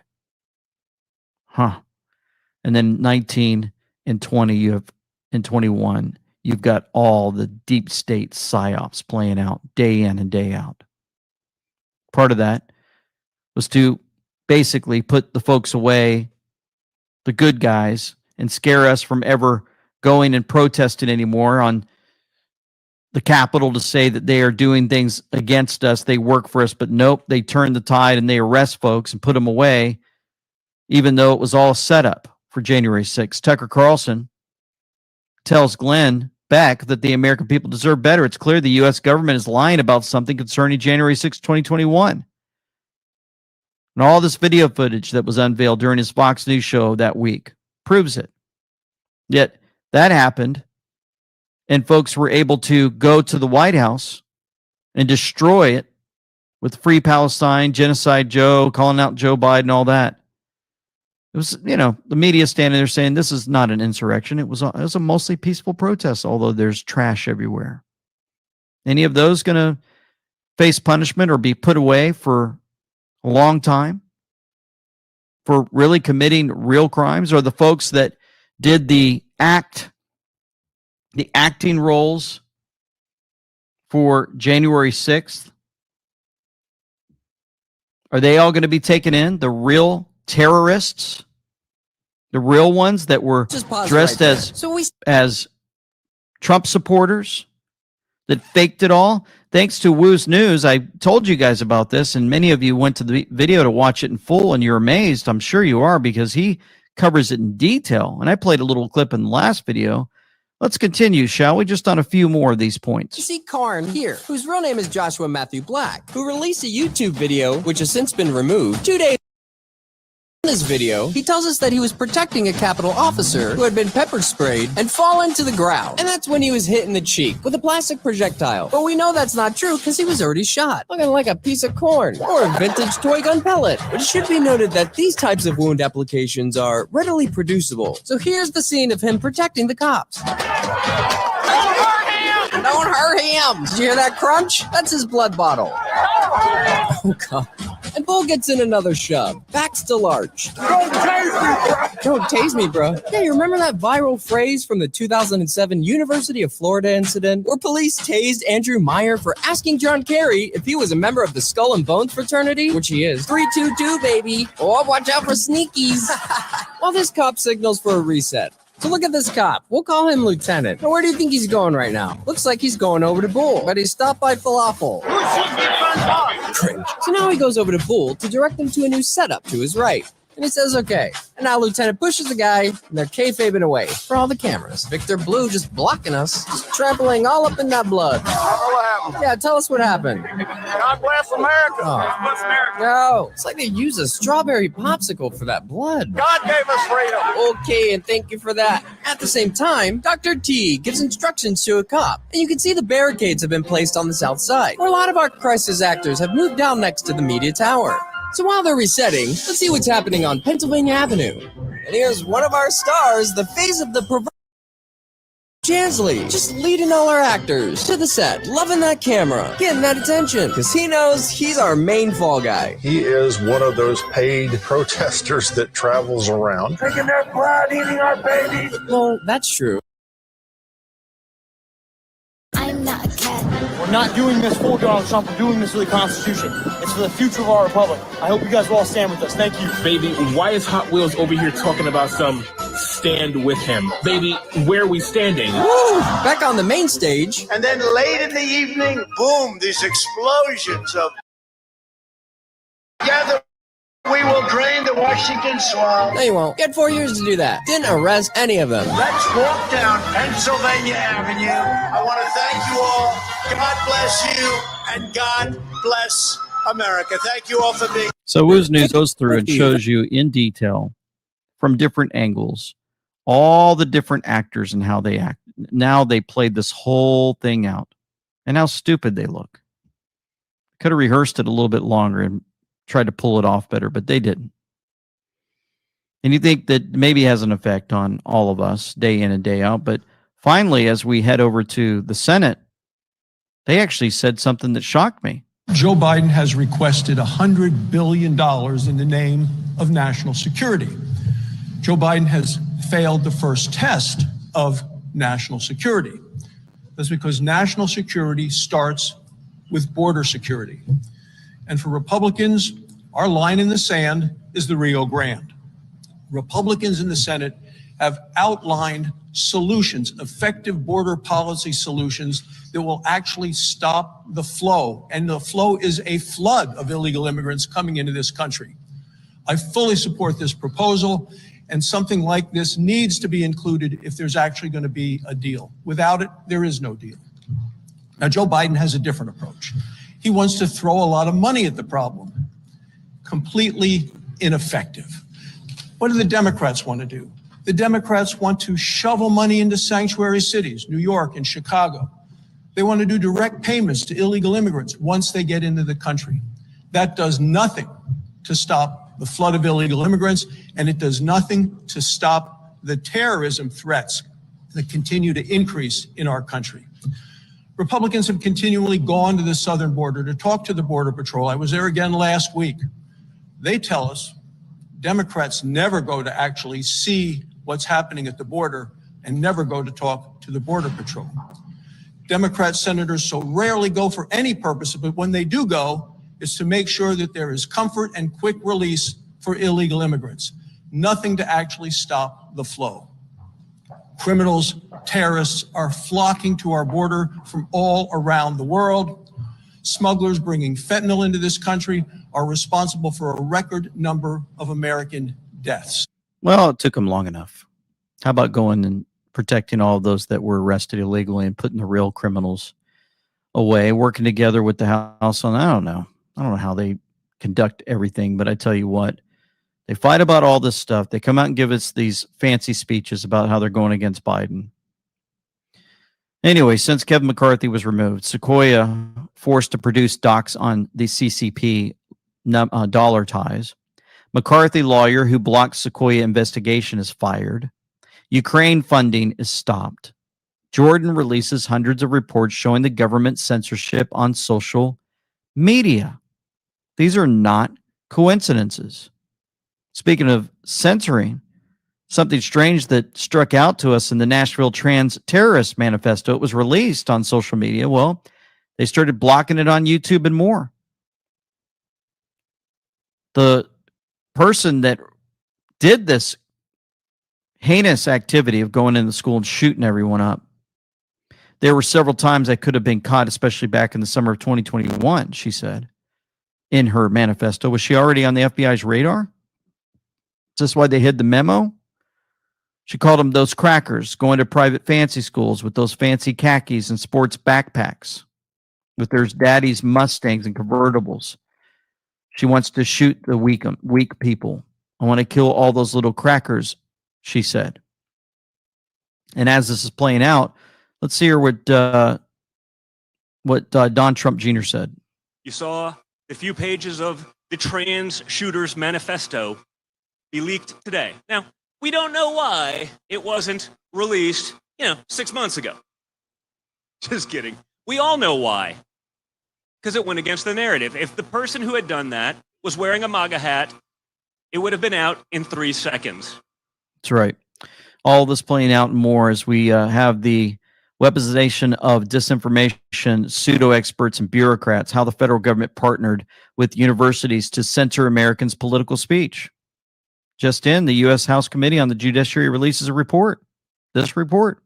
DHS, GEC, Stanford University work together to censor Americans. The censoring continues to happen over and over again. We talk about this. I showed you guys how they did this to all of us that were trying to get the truth out. Many of our channels were taken down. Our YouTube channel had 444,000, I believe, subscribers before it was shut down. It was growing fast.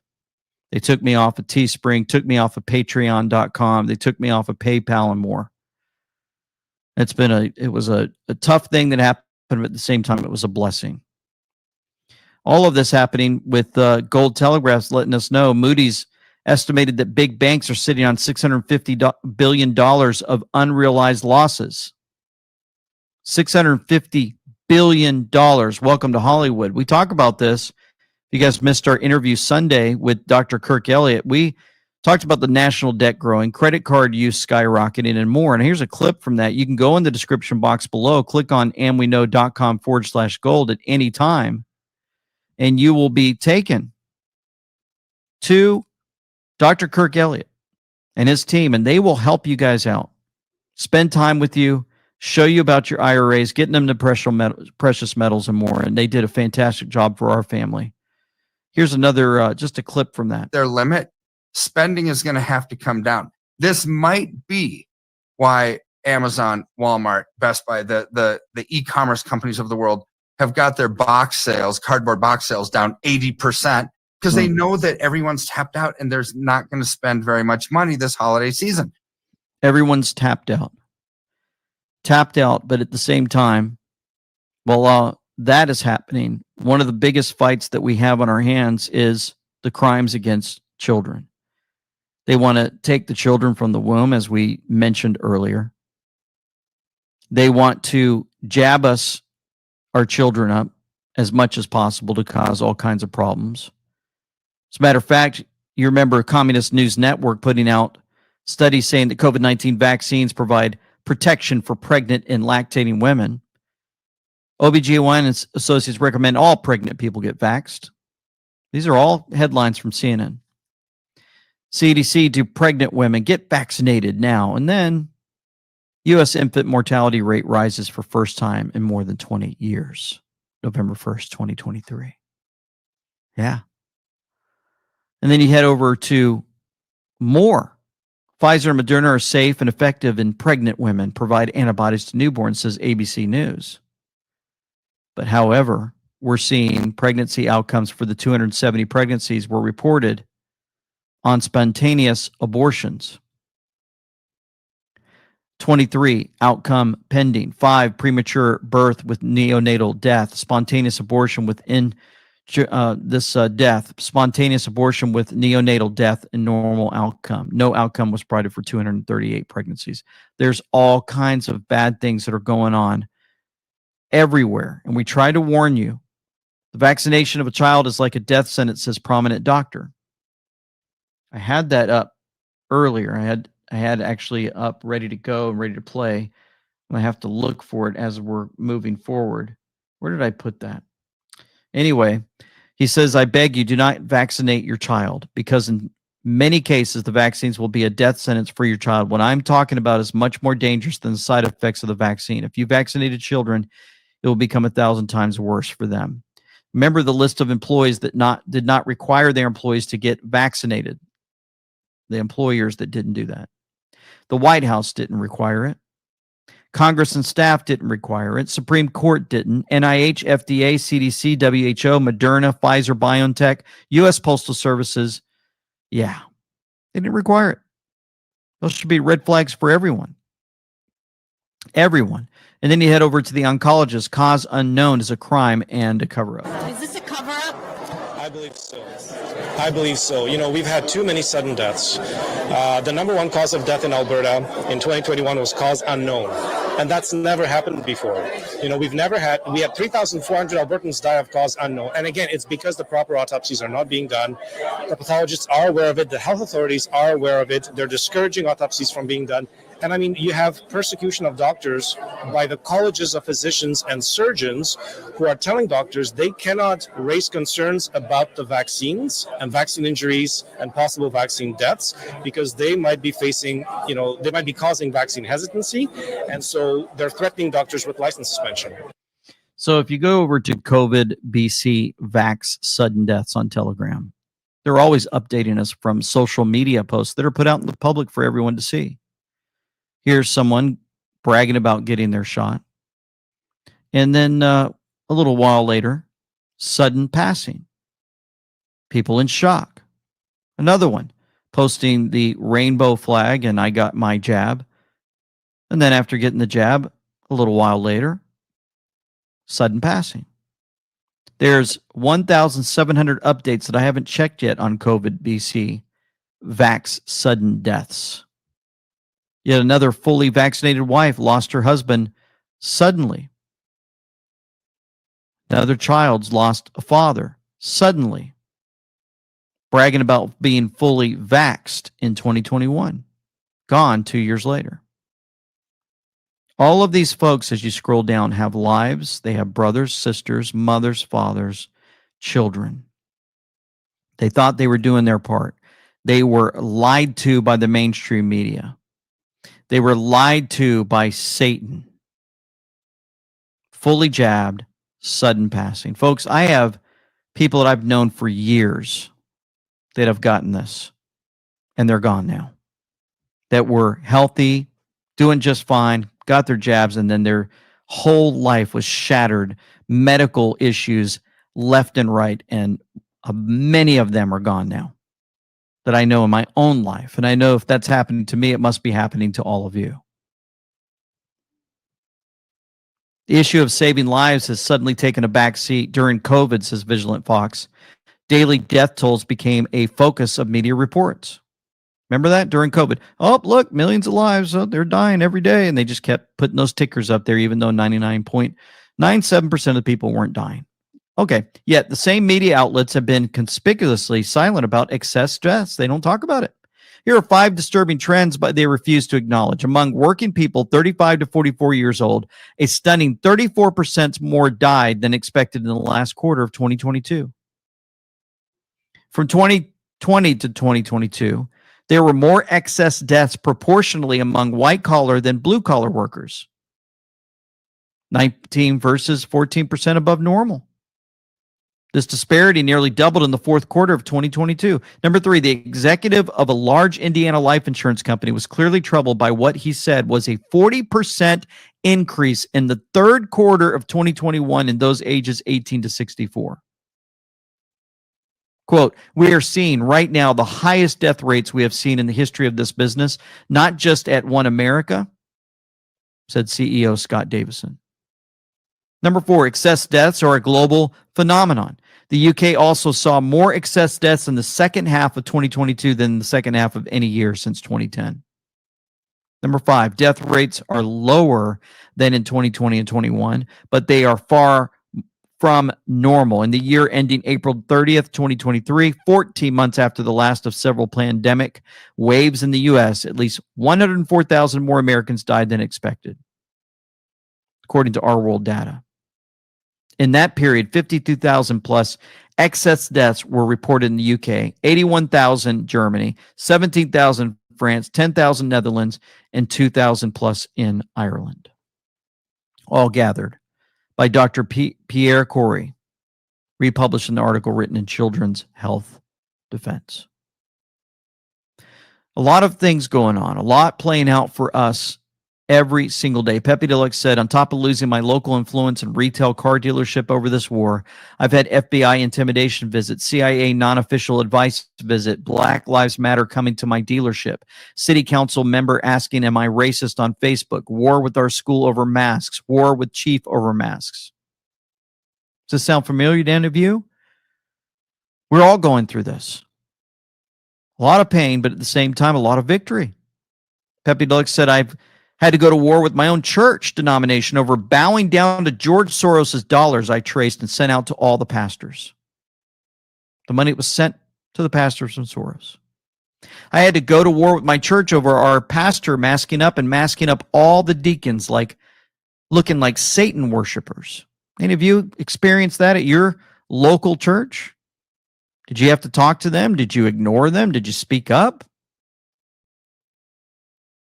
He said he had to go to war with my wife to make sure the children didn't get vaxxed or masked up till she understood. I've been on the edge of my seat at war with our government since 2017 while politicians pretend to not know me but ask for our help constantly. You getting that?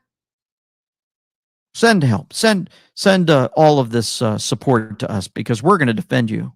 And they don't. The worst is the divide by those pretending to be anons. Friends that say you mean so much to them, never talking to you again after years of being close.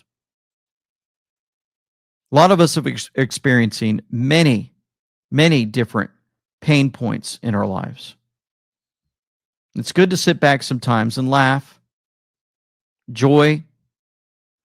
Bring joy. And I saw this little comedy act as we get close to closing. Biden, in his term, pulled out of Afghanistan and pulled into Ukraine, Taiwan, and now Gaza, thereby starting wars with Russia, China, Iran, and basically the whole Middle East. And this guy knows he's going to die. It's a suicide mission. He knows what he's doing. Biden's a straight up jihadi. That's what he is. Forget Al-Qaeda, Al-Biden, okay? That's BISIS right there. Osama bin Biden. That's what that is. And you know who's been silent this whole time? Kamala Hamas. So we need that. We need some laughter in our life. We need to pull away, go for long walks, enjoy the outdoors, not be tied to our phones or computers at all times. Becomes very difficult, this battle that we're in. And the hardest part of this battle is seeing news flashes like this. A Tawnytown man has been arrested after he was accused of imprisoning a 5-year-old child in his closet. Tawnytown police say John Thompson was arrested Thursday after he refused to turn the child over to DHS custody. This is body camera footage from the arrest. He initially told officers the child was not inside the home. After more officers arrived, police say Thompson agreed to show them where the child was. That is when officers say the child was found in a secret compartment in Thompson's closet. He faces false imprisonment and first-degree endangering the welfare of a minor charges. You think so? She reads it as if it's just a kind thing. He's facing this type of charges. This is what we've been talking about. The bottom line, the root of all evil, is the stealing of our children, taking them away, killing them in the womb before they show up. And when they do show up, fill them up with all kinds of stuff. And then if we can get enough people out there to steal these children away from their families and then hide them in places where nobody seems to be able to find them. And I think that's why this operation played out, to show us Epstein, show us Maxwell, show us how they do all of the things that they do. The Hollywood actors, their hatred of Trump, the elites, the people that are in the music industry that made a deal with the devil. They know. They know what's been happening to our children around this earth. It's not make-believe. You just heard it. We're seeing many, many more getting arrested. And the people that are fighting hard against the truth, in my opinion, are hiding the crimes that they have probably committed that they do not want exposed. And they'll go to all lengths to make sure that they are not caught. Dan Scavino posted this, 1358 timestamp. I'll show it to you right here. I'm going to pull it over. Here we go.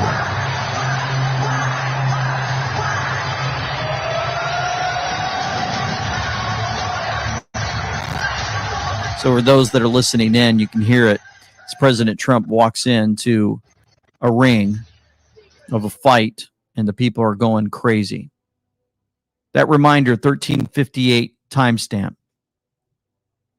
takes us to 1358 on the board. We fight every single day. There's a fighting ring in that post. We knew this day would come. You are what matters. You are hope, your love, your peace. Stay united, stay together, stay strong. You are fighting for truth. Will the people trust? The choice will always be yours. Where we go one, we go all. Another one that happened to be found by the Grasshopper. Put it in the description box below if you want to reach out to them. They do great work. 232, posted by Dan Scavino. You'll notice that they have a Batman in red showing. Red 1, red 2. He posted it at 2:32 a.m. Do you think that he knew 232 had red 1 and red 2 in it? You betcha. November 3rd, 2023, posted it. Well, if you look at November 3rd, 2017, 6 years to the day that he posted this with the Batman in red showing red 1, red 2. It says, Godspeed to those who will be put in harm's way. You are the bravest men and women on earth. We will never forget.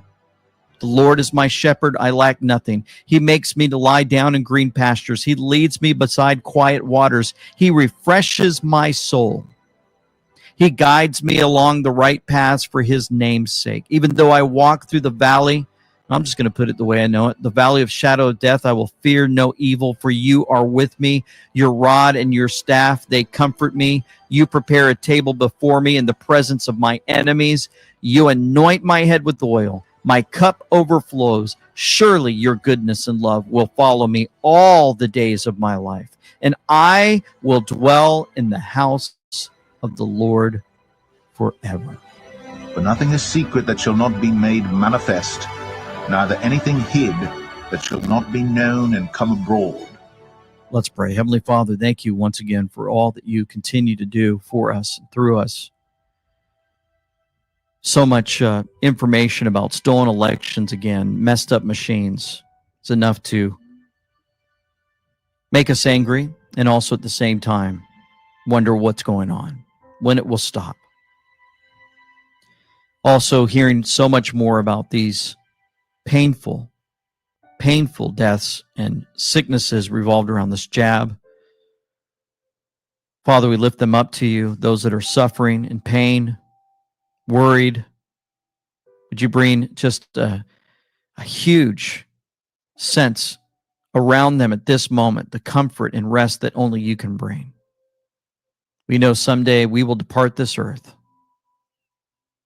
And our hope and prayer is those that do not know you, have not put their faith in the Lord Jesus Christ will do it, and do it soon so they can spend eternity with you.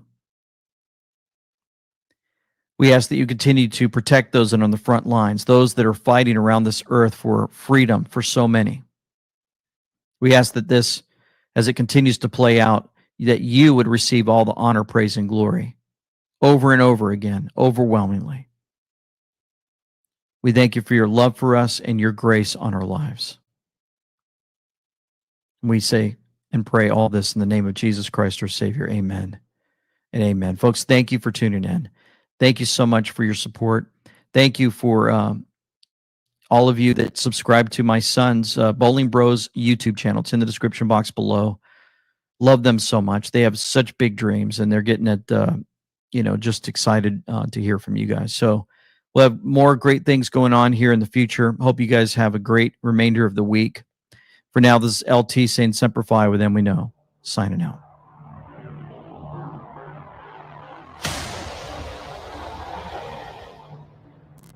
All right, that's and we know. LT. I love it. So much truth coming out. So much.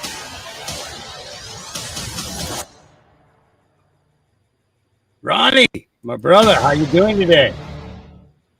Hawk, I'm just really happy to see you back on, brother. I thought last night, the first thought that hit my mind, was one of those things that none of us want to get from YouTube. But I'm very happy that wasn't the case. No, it's we had a logging truck that lost his brakes and smashed into the telephone pole across the highway from me, and that's where our internet line goes in. He took that whole pole out. They put a double pole up there instead. They put two. You're gonna make sure nobody knocks it down from now on, huh? Well, it's that's a really bad corner, because these guys come flying down this road, down my road here, and basically they can see two different directions or both directions as to how the traffic is. And a lot of times they won't even stop for the stop sign that's on the corner. They're trying to get onto the highway as quickly as possible because they know that people are driving 65 miles an hour down the hill or coming from the casino. And it's only a 2-lane highway, so and the fact that they're going that fast is kind of ridiculous, but they're trying to be doing, at least 50, by the time they get on there. So that they don't have cars sitting there wailing their horns at them and everything else, so you know how that goes. It's kind of dangerous if they're going that fast and they're loaded down with logs, right? Yeah. And he had a lot of weight on his truck, so it's it was definitely kind of crazy. So let's see, East Coast wise, who's on the East Coast? What time is it on the East Coast right now? It would be 6:03. Is it 6:03? Okay, I didn't know if I was 3 hours off or 4 hours off. Okay, so we got one more that we can play, but I want to make sure that we're on down and ready to go when Trump goes live. You know what? I was thinking about streaming that myself. I don't know if I will or not. Man, I'm having a lot of pain in my back today from the whatever it's from. Share the stream. Share the stream because you have a whole group of followers that'll just show up and start chatting in your chat. You know what I mean? Yeah, I didn't even think of that. Yeah, that's what I'll do. Yeah, it's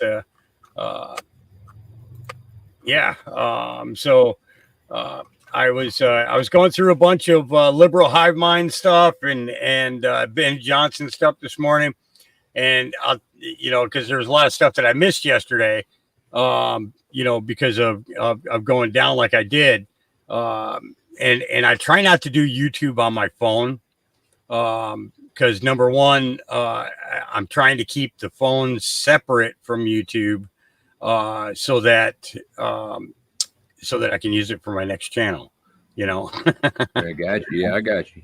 Yeah. Because they always want you to log in order to watch, a video.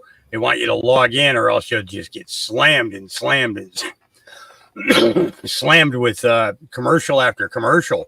You know, Auntie sent me a video yesterday, and I decided to watch it while I was in the Porta-John. But it's a video of a beautiful house. You know, it's incredible, beautiful house. So I had 13 commercials for a 12-minute video. Good Lord. So the commercials were longer than the video itself. Yep. Well, it makes a lot of sense. Okay, so everybody keeps talking about this earthquake down in Texas. Now, did you feel that this morning, Ronnie?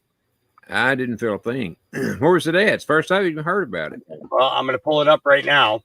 Let's see. I really don't like. Okay, looks like. I'm trying to see who put stuff up, because I really don't like playing CNN and stuff like that, because they tend to get a little stupid. So another large earthquake shows seismic activity continues to increase in West Texas. Expert says. Let me get my glasses, because this print is definitely small. Well, it sure is. So Texas Tribune daily newsletter that keeps readers up to speed. Okay, the 5.2 magnitude earthquake was recorded in West Texas early Wednesday near the border of Reeves and Culberson counties. According to the U.S. Geological Survey, the earthquake struck around 4:30 a.m. central northwest of Pecos, is tied for the fourth strongest recorded in Texas history. According to the Bureau of Economic Geology at the University of Texas at Austin, it could be felt as far away as El Paso and Roswell, New Mexico. The number and strength of earthquakes in West Texas has dramatically increased after years of hydraulic fracturing activity in the region. A routine practice of injecting the contaminated salty water that comes up during the oil production process deep underground has been linked by scientists to increase in seismic activity in oil fields. I wish it would tell the depth of that earthquake. I'm looking to see that. It's not just this earthquake. Yeah, it's you know, because we know that you know that there are multiple reasons for earthquakes to be going on. Yes, sir. That's right. And we also know that that with those generally they're I don't remember what the depth is. They're about 5 to 6 miles deep for the. Is it okay? Tunnels. Okay, so here's earthquaketrack.com. And generally they will say what the, okay, so Mentone, Texas, 1.9 magnitude an hour ago, 9 kilometer depth. I have no idea how to change that into miles. How many miles in a kilometer? Let's see, many. I think a kilometer is less than a mile, isn't it? I wouldn't swear to that, but it seems like it is. Okay, let's see what it comes up as. Convert miles. Here we go. Okay, so it said 9. Yeah, 9 kilometers. Okay, so let me switch this. 9. So, well, we're talking 4 to 5 miles underground. There you go. So I have a feeling that something's going on with tunnels possibly being taken out. I think you're absolutely right. And you know what, Hawk, what I've found here in the past several months is that at least the maps that they've got now show only one underground tunnel in Texas. I don't believe that, but I'm just saying that's what they're showing.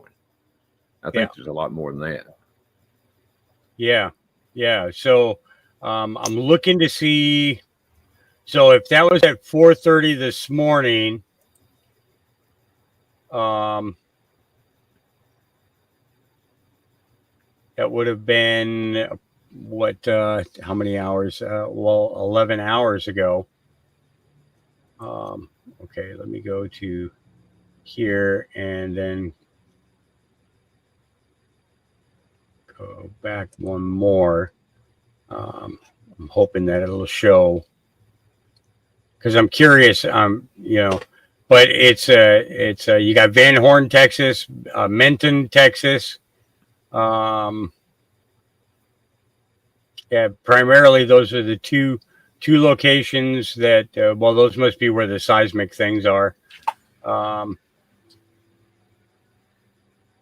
It could have very well been an oil well, where they're pumping that water down in there to get the oil out. But I mean, still, it sure is suspicious being that depth. Yeah. So you've had in the last 365 days 3,338 earthquakes here in Texas. Yeah. Dang, no, I didn't know that. 454 in the last 30 days, 218 in the last 7 days, and 91 in the past 24 hours. Man, I got to start looking at things besides the stuff I look at, don't I? I mean, really.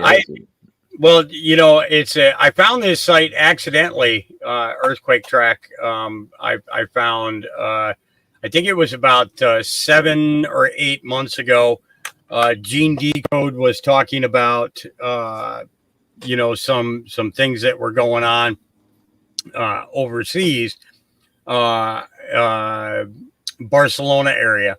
Mm-hmm. And I thought that was really interesting. So I that's when I started looking into that. Now they say miles in depth, and for some reason these guys do it with kilometers, and that's just kind of funny that seems like want to confuse us, huh? Yeah, just a little bit. Yeah, but yeah, I mean they're feeling the tremors from that all the way over in New Mexico. So that's kind of interesting. Well, the wind has been blowing so hard here. Now, I did notice last night that and I don't know how hard the wind is blowing last night, because it usually dies down, after dark. But I did notice my trailer rocking pretty bad last night. Now, I don't know if it was the earthquake or not, but it was definitely doing some rocking. Yeah. So somebody gave us the exact amount. Lord Protein. Spike Protein here says a kilometer is 0.621 miles. So it's basically like 2/3 of a mile per kilometer. Okay. So that means that British people are really getting screwed at the pump. Yeah, no kidding. They're buying a car that goes by if they're buying a car that goes miles per gallon instead of miles of distance for kilometers. Yeah. Now I did. I see Lisa Anderson has put in their chemical explosion this morning, and I did hear about that. And that's another very suspicious thing, if you ask me. Who knows? If it was real. I mean, it's definitely real. But what caused it? That's the question. Yeah. What caused the earthquakes? Yeah, exactly. It's because if all the drilling is stopped in America, then you can't blame it on the guys pumping oil. No, for sure. Exactly. So and I did see some things. There was a place in Wyoming. It showed them shutting their rigs down. There were some places in Oklahoma that were showing their rigs shut down.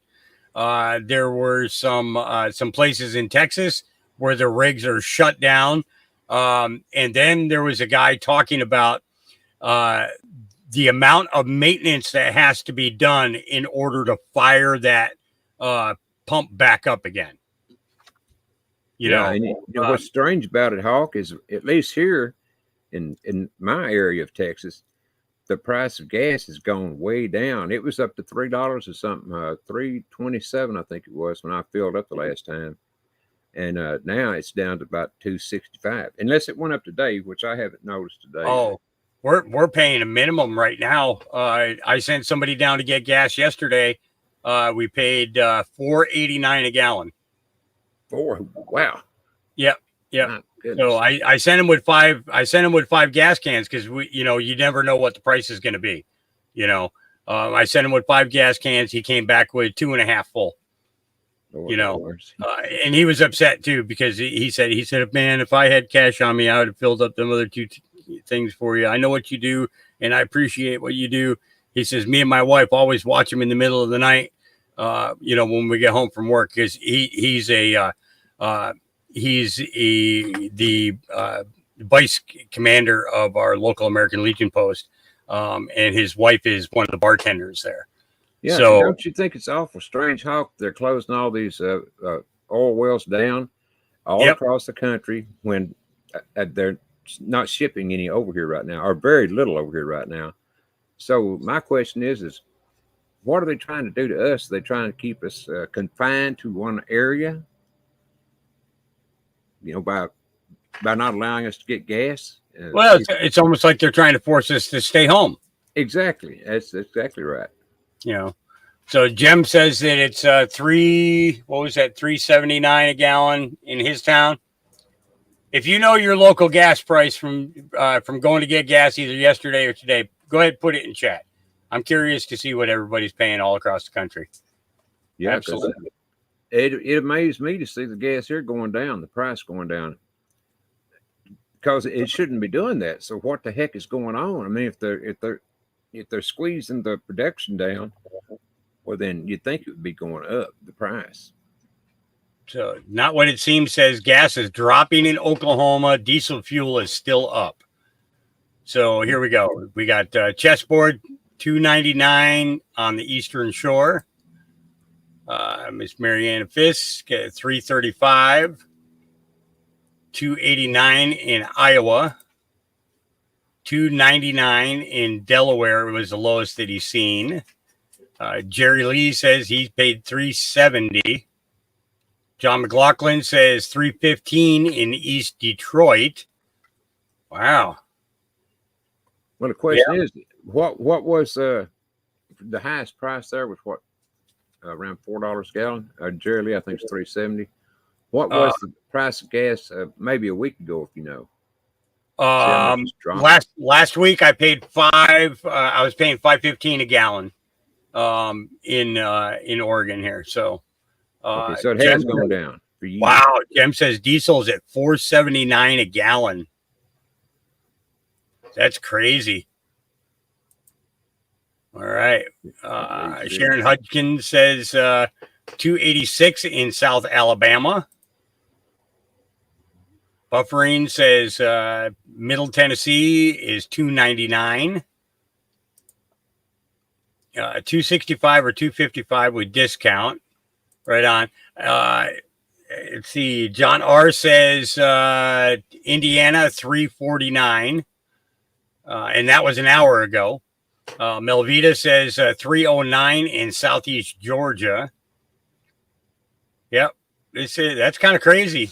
It's here we go. Cheryl Rich says $4.89 in Oregon. So yeah, so you're paying what I'm paying. It's and the crazy thing is normally outside of the cities, it's usually like 20 to 30 cents cheaper. The farther out into the country you go, it's generally cheaper. But in Oregon, it's the exact opposite because what the truckers say is, well, we have to truck it through the mountains in order to get it here, and all that. You'd think that with these pipelines that they wouldn't have to truck it in like that.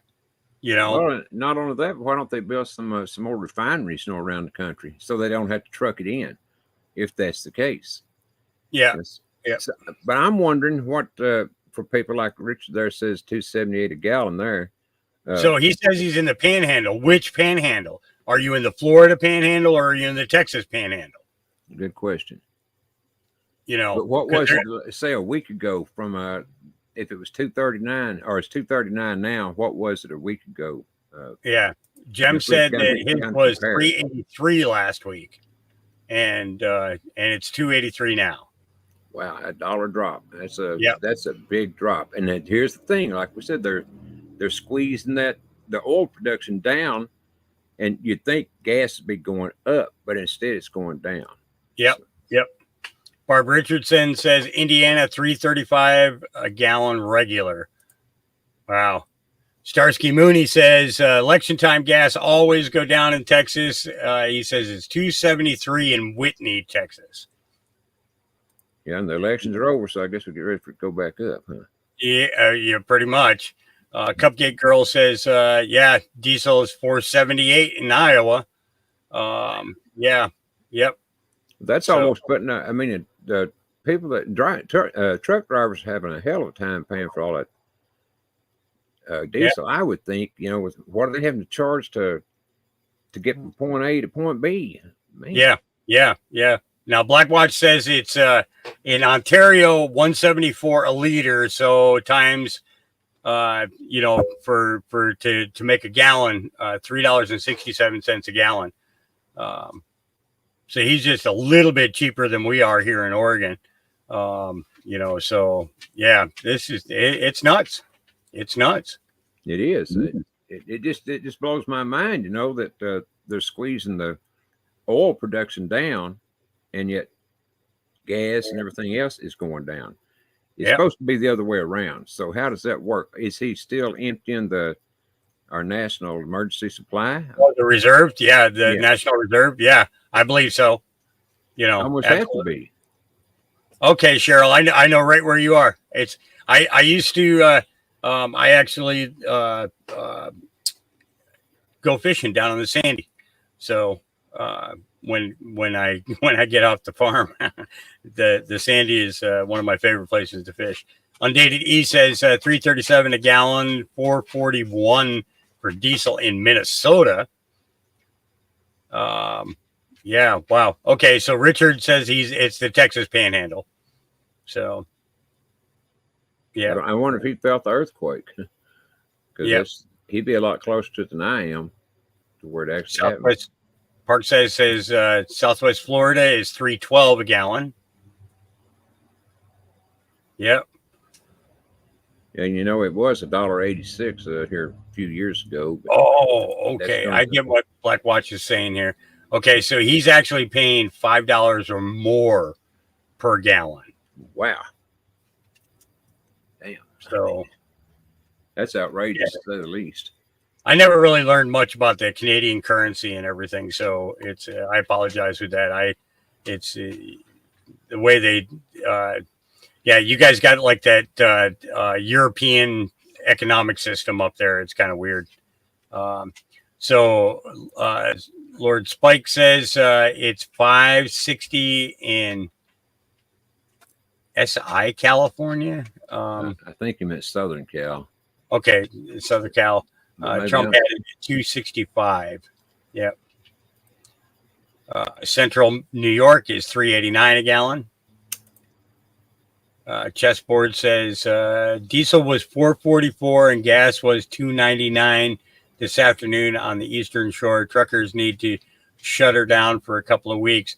I get it. 3.6. Okay, so Blackwatch says 3.67 gallon or liters per gallon. Okay, I get it. Yeah. I halfway get it. It's funny. He said I did not grow up on metric either. So yeah, it's you don't really learn much about metric. We didn't learn a whole lot about metric in school. No, we certainly didn't learn anything about it. Yep. Dennis Bowles says 301 on North Carolina coast. Okay. Yeah. All right. Well, we got one more video that we can play before Trump goes live. This is Melissa Red Pill, Freedom Force Battalion. She's good. I got to give her credit. Melissa's good. I already like her. Yeah, and Trump's always late, so it's we should be able to blow through this one. It's only 50 minutes, so we should be able to blow through this one without a problem. So, all right. So we're gonna get back to a little bit of news here. Oh, actually, I wanted to talk about where truckers are concerned. I heard a report this morning that said that a lot of independent truckers are having to shut down completely. No, that I can easily believe. Yep. It's I mean, prices so outrageous. Yeah, and there goes it. Not only hurts them, but it hurts all of us because we can't get whatever they're hauling. We can't get it. Whether it be food or whatever.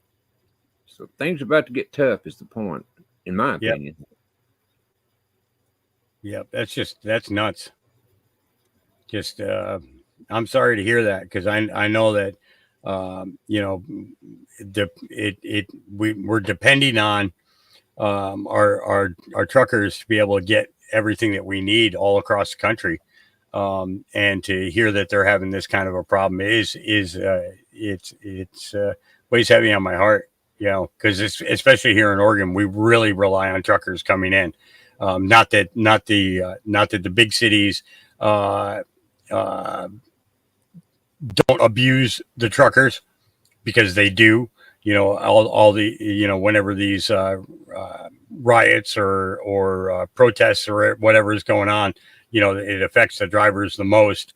And Chessport said the insurance rates have increased also. It's just nuts. Well, do y'all get any like shipping deliveries there in Oregon, or are there any refineries there? I don't believe that we have a refinery here. We could, and I just don't know it. But not that I'm aware of. Gotcha. I really didn't think you did, but don't know, because I've never been to Oregon, so. But if you ask me, they need one or two in every state. That way it would bring the price down, if they ever do get back to normal. Yeah. Marianne Fisk, in response to your question, I didn't need to, because LT ended up posting information in regards to it during his today's podcast. It was talking about how he was sending out gay photos to all of his alumni friends and stuff. So yeah, that's kind of crazy. Yeah, and I missed most of your show, Hawk, because one thing, I didn't know you were on, and I hadn't had the TV on or anything, and I just got on my phone a little while ago, and I said, "Well, darn, Hawk's on." That's when I jumped on and started saying hello to everybody. But it's good to see you back. Yeah, thank you. Yeah, that was I felt that. Let me tell you, I felt that happen, but I was like, Auntie, she texted me right away. What happened? And I'm like, I'm investigating now to find out. And it's when I took the walk up to the end of the driveway, because I heard the ambulance come in, I heard fire truck come in, all that. So yeah, all the emergency people were up there, and I just wanted to know what the heck was going on, and and go from there. So, but it was a mess. It was a mess. Was the driver okay? Yeah, driver was fine. You could definitely tell he was shaken. That it definitely affected him. But at the same time, when you're pulling out of those lots after getting loaded, you really need to go over your equipment, check your equipment, like immediately, because of the fact that you're pulling into an area that generally has high grass, and miscellaneous stuff laying out all over the place.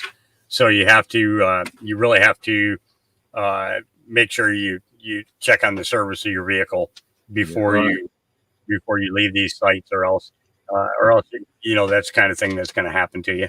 Well, he was really lucky, because I have seen not personally, but I've seen it on the news where logging trucks would hit whatever, and the logs would go plumb through the cabin of the truck. Yeah. His because he was making the turn, they came off. Some came off on the front end of the trailer, but he was turned. And those are still laying in the neighbor's yard over there. And the rest of them went over the side. The metal that would generally hold them on were bent. You know, they weren't knocked out. They were bent over. So he was doing, at least 65 when he hit that. So maybe even faster because of the fact that he had no brakes and was going into that turn. Made a big mess. Yeah. But he's okay. He was okay. I saw him standing over there. The state trooper was talking to him. The sheriff said we're just pulling up, and I was actually surprised to see a trooper out there because generally they're not in our area. They're mainly up on the main highways.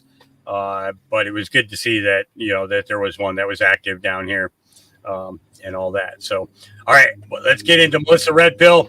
Here we go. Are having a great day. Here we go. I'm Melissa, Red Pill the World with the Freedom Force Battalion. We always look at how this is biblical, and that always keeps us in good spirits because we know this is the day that we've been waiting for all of our lives. Check out my website, freedomforce.live, and you're going to love it. You will see all kinds of wonderful news information over there from God's word about how this is the end of them. And 1,000 years of peace for us.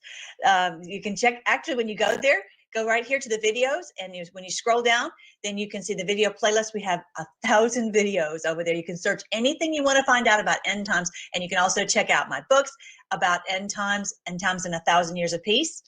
And then end times major clues for minor prophets. At the end of the show, I'm going to go through just a snippet of what various major minor prophets told us and show you some of the major clues that they gave us. And really, I think you'll love it. It keeps us steady in the midst of all this mayhem. And also end times, this is biblical. 17 Bible stories that show how that the Lord gave us these clues. It's really, really fun. I would definitely go over to the social media, check out all my video sites, as well as these are the sites where we post information all the time, literally almost stream of consciousness, so that we can get this truth out there and help everyone to understand what's really going on. So we have a lot of fun. We have a wonderful, wonderful group. I'm so glad you guys are here. We're here together, Freedom Force Battalion, and I'm so thankful for Brighteon.tv. I'm telling you, of all the places in the world, they are one of the very few that give you freedom of speech. I really do appreciate giving us this platform to speak the truth. It's really wonderful. Thank you so much, Mike Adams, and thank you to everyone at Brighteon.tv. Definitely go and follow them. Actually, when you go here to the links, you look at Melly's health links. If you're new here, you've got to check out all these wonderful things that we have, people been cured right and left. One of the wonderful things about the millennial kingdom we're entering is that we're going to see health. Everyone's going to have health. It's just amazing. And so here, there's tons of resources here for you to gain your health back. But check out Mike Adams' site, brighteonstore.com, because he has been a leader in getting our health back. I really appreciate all that Mike does for our health. brighteonstore.com, and you can get I think the promo code is, you get 10% off something if you use the code MELLY. All right, so this is our wonderful president, all that he has been through continually. The witch hunt never stops. He posted again this morning, witch hunt, which makes me wonder, is he actually talking about a witch hunt that the military is on a witch hunt? I would love that. And maybe getting the low level people, and they might not even say a word about it. And then one by one, they're picked off. Maybe that's what he means when he keeps saying witch hunt. Of course, what they're doing to him is a witch hunt. And look at his face. I'm telling you, somebody made this. I thought that was so cute. Our president is a lion, just like behind me. I don't know if you see my lion behind me. You can't really see the whole thing, but he is something else. I'm so thankful for him. He is a fighter. If it wasn't for him standing in the way, we would likely be in FEMA camps right now. Check it out. I guess I watched it. Let me refresh it. Let's try it this way. Go. Look at those eyes.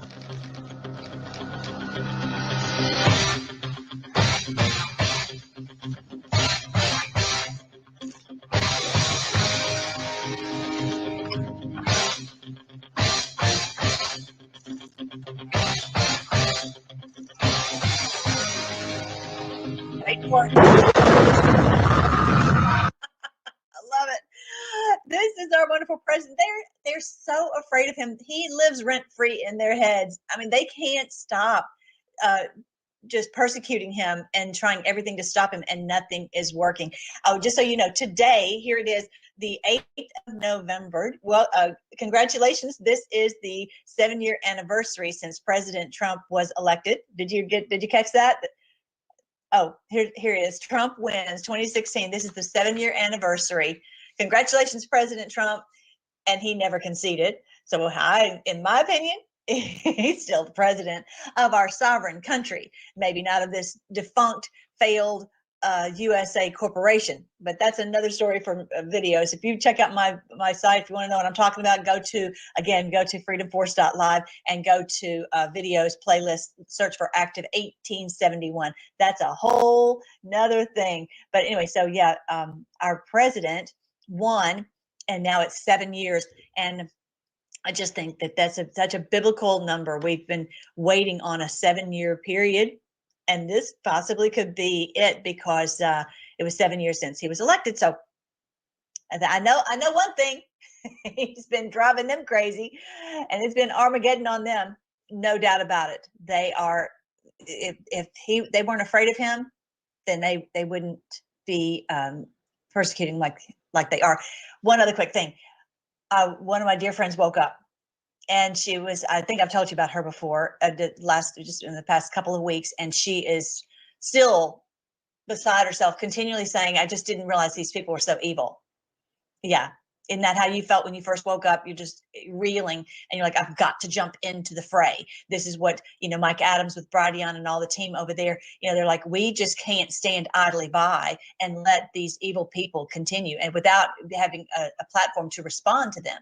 And so this is exactly, what we've been doing for years, since I woke up too, and you did. So this is how it's just difficult. That red pill goes down hard, and it's very hard to take all this in, especially with what's going on in Palestine. It's very, very hard. I want you to notice, though, what happens is there's immediate unity. Maybe not on everything, but by and large, even if you disagree on small issues, you are unified in, we have to destroy this common enemy. So I want you to be encouraged by that as when people wake up, there's, as we were told on the boards, we're going to be unified, because we all we'll realize that this one group, we have to join together to destroy them. All right. And I really do think, I'm going to talk about Palestine here in a second. I do really think that the Palestinian issue is being used for that. It's awful. I hate it that we've had 10,000 to die, 4,000 of whom are children, but it's working toward our unity. All right. So, and she still doesn't really know about Trump, but when you look at how much they hate him, when you look at how hard they're fighting to destroy him, then you realize, hey, maybe maybe I've been lied to, maybe I've been misled about him. Okay, so I always point people to that. If he's hated that much, then he must be good. something's he's doing something right for us. All right, so this ridiculous judge, and I can't even show you the pictures. There was pictures of his upper torso that he was putting on these websites. I'm not even going to go into it. It makes me so gag. And yeah, talk about a gag order. These pictures will make you gag so quick. But this guy, so that came out yesterday. If you haven't seen it, definitely go to freedomforce.live, join any of our social media, and you will see it over there.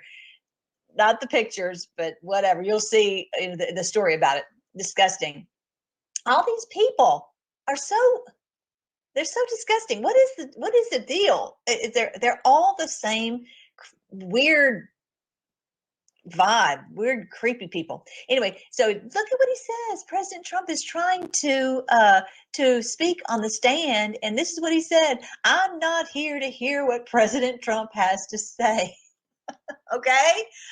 All right. Then why are we here then? Why don't we just then let's just go. He doesn't want to give him his day in court. He doesn't want to give him any hearing at all. Yeah. So anger on. Don't you think of his name? This is whether his name was changed. Who knows what the deal is? This so much reminds me of the book Pilgrim's Progress, where all of these ones in power had these weird names like Mr. Greedy and Mr. Foulmouth and all these whatever. It's just all these different names that were in that book. His name is Anger On. Anger On. I just think there's something up with that name, that he was given that name to be Mr. Anger On and put him in this position as a judge over President Trump. Can you imagine? It's just more than I can take sometimes. But anyway, he did win 7 years. 7 years. And I just wonder if this is going to really be a big moment in time. I'm going to show you here in just a minute about the 17th coming up. Oh, actually, there you go. It's right there. Here is this about the 17th, which is not this Friday, but next Friday. There is a sign in the heavens, very, very interesting sign. And don't forget, I told you about this about a month ago, and I said, you know what, I will keep you apprised of it as the days draw closer. And here we are, we're close to the 17th. And so if you remember, that is the date that we run out of money. Now they're talking about they're going to do a lot of these appropriations bills as much as they can until the 17th, and whatever is not done on the 17th, they're going to do a continuing resolution until they get all the budget. Back up. The only reason you do a continuing resolution is because you're not willing to do a budget. You just want to spend willy-nilly and for anything and everything that you want. And so that's why they've always done continuing resolutions, because they could never agree to a budget. But they've already done certain appropriations bills, one on energy and different ones. They've got the hard ones coming up. They've got some difficult ones, Social Security, et cetera. But that, they're working toward that. And we're running out of money on the 17th. I don't know if you know that the banks are failing. The banks, I think 500 on a list. So it just seems like we are headed toward this precipice. I don't know how long it's going to take, but I feel like something very likely soon the dam will break. And I wouldn't be surprised if it is on this sign right here. I'm going to show you one. I'm going to show you in BibleGateway.com. I didn't look this up before, but I'm going to go ahead and do it now. Or did I? No, I didn't. Okay, so I'm going to pull up. I'm going to show you how I do this in BibleGateway.com. Love it, love it, love it. This is in Revelation 19. If you're new to the channel, the Lord helped me to decode Revelation end times. I'm just beside myself still that He helped me to do that, and because I've been teaching God's word for 40 years, but not controlled by the seminaries, and I didn't get brainwashed by them. So He took just a little lady, and I'm so thankful. There's no doubt this is the truth. So this rider on the white horse in Revelation 19 is of course our Lord Jesus. And he says, I saw heaven open and a white horse standing there. Its rider was named Faithful and True, for he judges fairly and wages a righteous war. Of course, this is our Lord. His eyes were like flames of fire. That's awesome. Like that picture of President Trump. And on his head were many crowns. A name was written on him that no one understood except himself. He wore a robe dipped in blood, and his title. So when he comes back, he might not be called Jesus, just so you know. He wore a robe dipped in blood, and his title was the Word of God. The armies of heaven, dressed in the finest of white linen. I'll make this a little bit bigger. Can you see it a little bit better now? Finest of white linen, where was I? Followed him on white horses. That's us, you guys. That's us. That is us. We are the armies of heaven. We are along with the angels. The angels are fighting alongside us, and we are fighting against these demonic forces. That's what's happening. And we're dressed in the finest of white linen, and that his robe was dipped in blood. That blood that is dipped in is the blood of his enemies. And I'm going to get to that in a minute. From his mouth came a sharp sword to strike down the nations. He will rule them with an iron rod. You do not want the Lord Jesus coming after you with an iron rod. But those who have done this evil he's coming after them with an iron rod. He will release the fierce wrath of God, the Almighty, like juice flowing from a winepress. On his robe at his thigh was written this title, King of Kings and Lord of all lords. All right, then verse 17. Verse 17. I saw an angel standing in the sun, shouting to the vultures flying high in the sky, come gather together for the great banquet God has prepared. Come and eat the flesh of kings, generals, and strong warriors, of horses and their riders, of all humanity, both free and slave, small and great. Looky there. This is the moment where they are destroyed, and that they fall, and we take them to judgment. This is the moment in Revelation 19. Again, the book of Revelation is not chronological, but in this account, which is in chapter 19, this is obviously the point where they are cast out. I saw the beast and the false prophet. The kings of the world, their armies gathered together to fight against the one sitting on the horse and his army. Who are these? Who is the beast? The beast is this New World Order cabal, the New World Order criminal network, this mafia. It's not one individual. It is a collective that fights humanity and to destroy humanity. The beast was captured, and with him the false prophet who did mighty miracles on behalf of the beast, miracles that deceived all who had accepted the mark of the beast and who worshipped his statue. The mark of the beast is for those who've taken this evil. Made this deal with the devil, basically, to join in league with the criminal network cabal. Okay, this is what the mark of the beast is. I have videos on it on my site, so I'm not going to go into detail on it now. But that's what the mark of the beast is. It's not a chip. It's not any of that. Both the beast and the false prophet were thrown alive into the fiery lake of burning sulfur. In other words, they're thrown into judgment, and they're going to face judgment before all of humanity for what they've done. Their entire army was killed by the sharp sword that came from the mouth of the one riding on the white horse, because this truth is what cuts them down, and the truth is what sets us free. The vultures all gorged themselves on the dead bodies. So this is a destruction of this criminal network. But I want you to see in verse 17, when is the sign in the heavens that is the kickoff. I saw an angel standing in the sun. Throughout all of the book of Revelation, there are many biblical heavenly signs. They call them heavenly wonders, but it's literally star signs in the stars. That's why we were told not to look into the stars. That's why they hijacked the stars and made them into horoscopes so people would stay away from them. But the truth is, the Mazzaroth is God's heavenly clock. And each of the major constellations represents one of the tribes of Israel. And this tribe right here, I'm going to show you, this one is for Libra. This one. This is Libra, the scales of justice. All of the cultures of the world have recognized this is the scales. This right here is the scales of justice, and it's because of the names of the stars, not because that's a little kind of a funny looking diamond shape with whatever. It's because of the names of the stars. Remember how our Lord said, I know the stars by name? And it's because he told Adam, and Adam passed it down throughout to all time, that this is what you can know, that these stars in the heavens are from the Lord to give us, as it says in Genesis 1:14, the sun, moon, and stars were put there for signs, seasons, days, and years. We know seasons, days, and years for our calendar, our months, and our days, but for the signs the Lord gave us. So this is clearly in the book of Revelation, chapter 19. An angel, though, is standing in the sun. Well, if you look here, there's an angel standing in the sun in Libra. This is Mars. Mars is the star that represents war. So it's standing in the sun.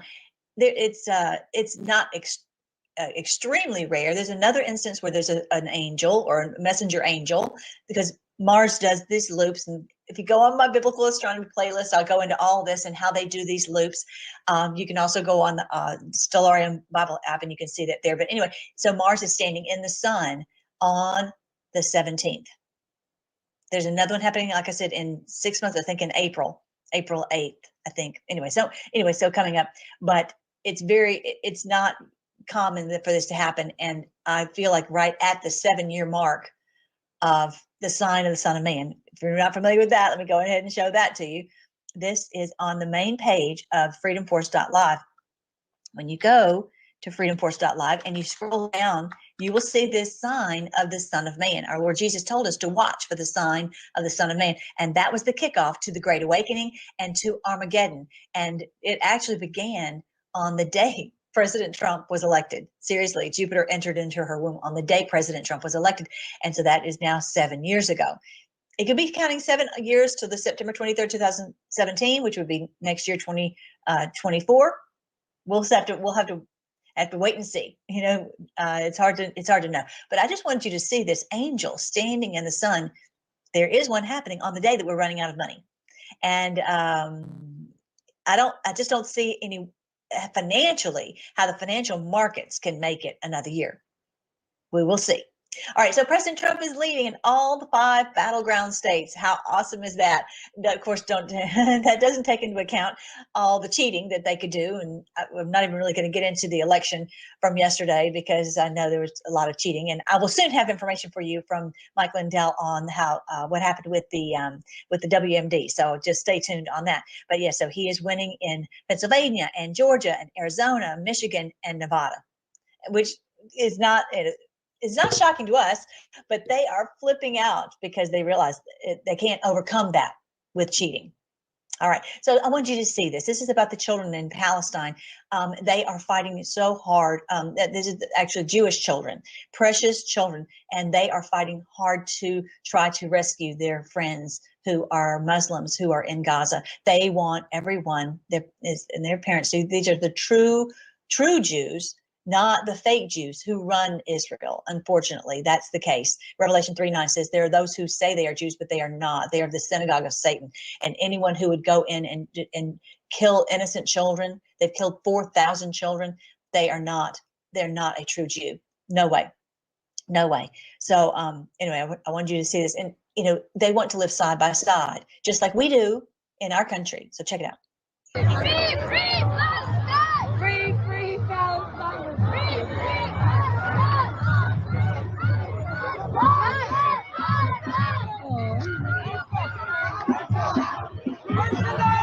Precious children trying to save other children. Just beautiful. And then they get beaten in the streets by the Israeli occupying force. They're occupiers.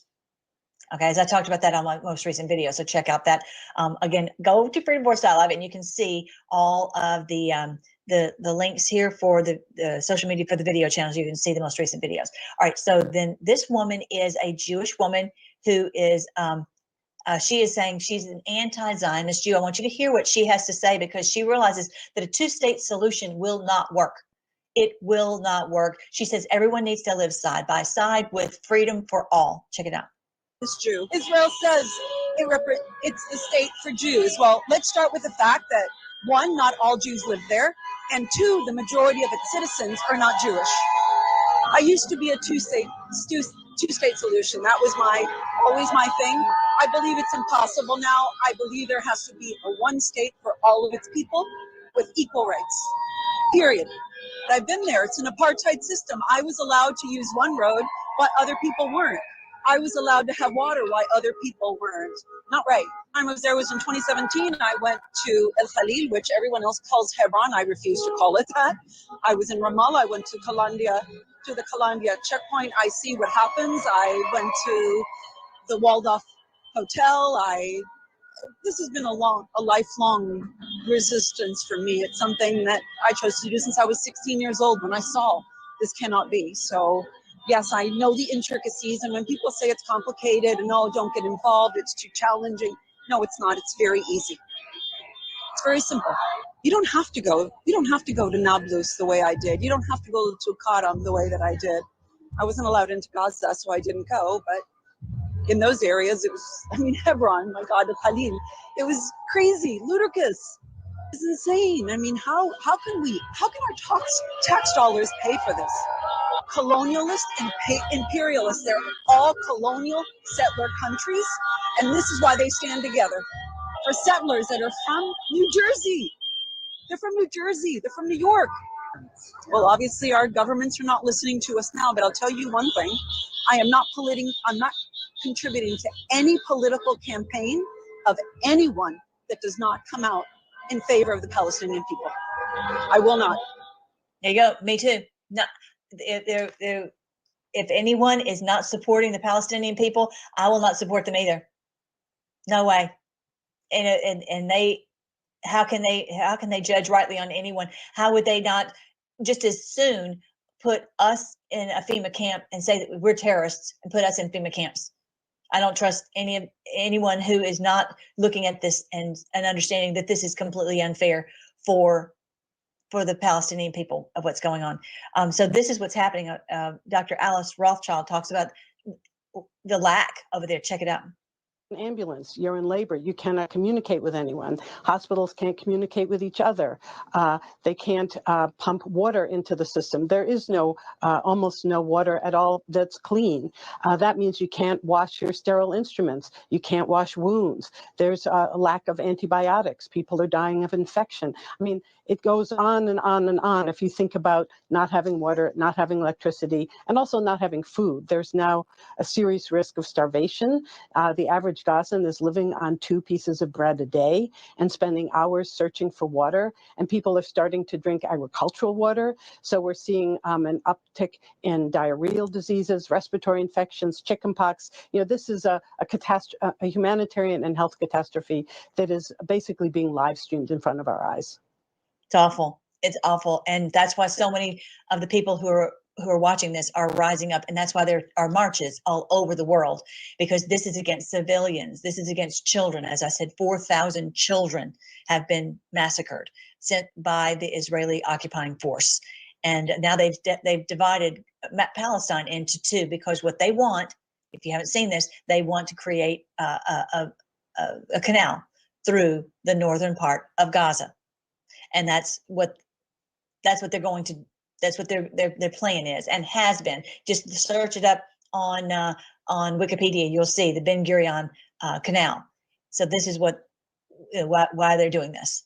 And in my opinion, there are a lot of unanswered questions about how this all started, and the Iron Dome didn't work, and the Israeli forces stood down. A lot of very strange questions that still have not been answered. And who's the one who stands to gain? It's the cabal. And the people of Palestine, the people of Israel, they do not want to have the 2-state. They want to all have one state where they all live side by side.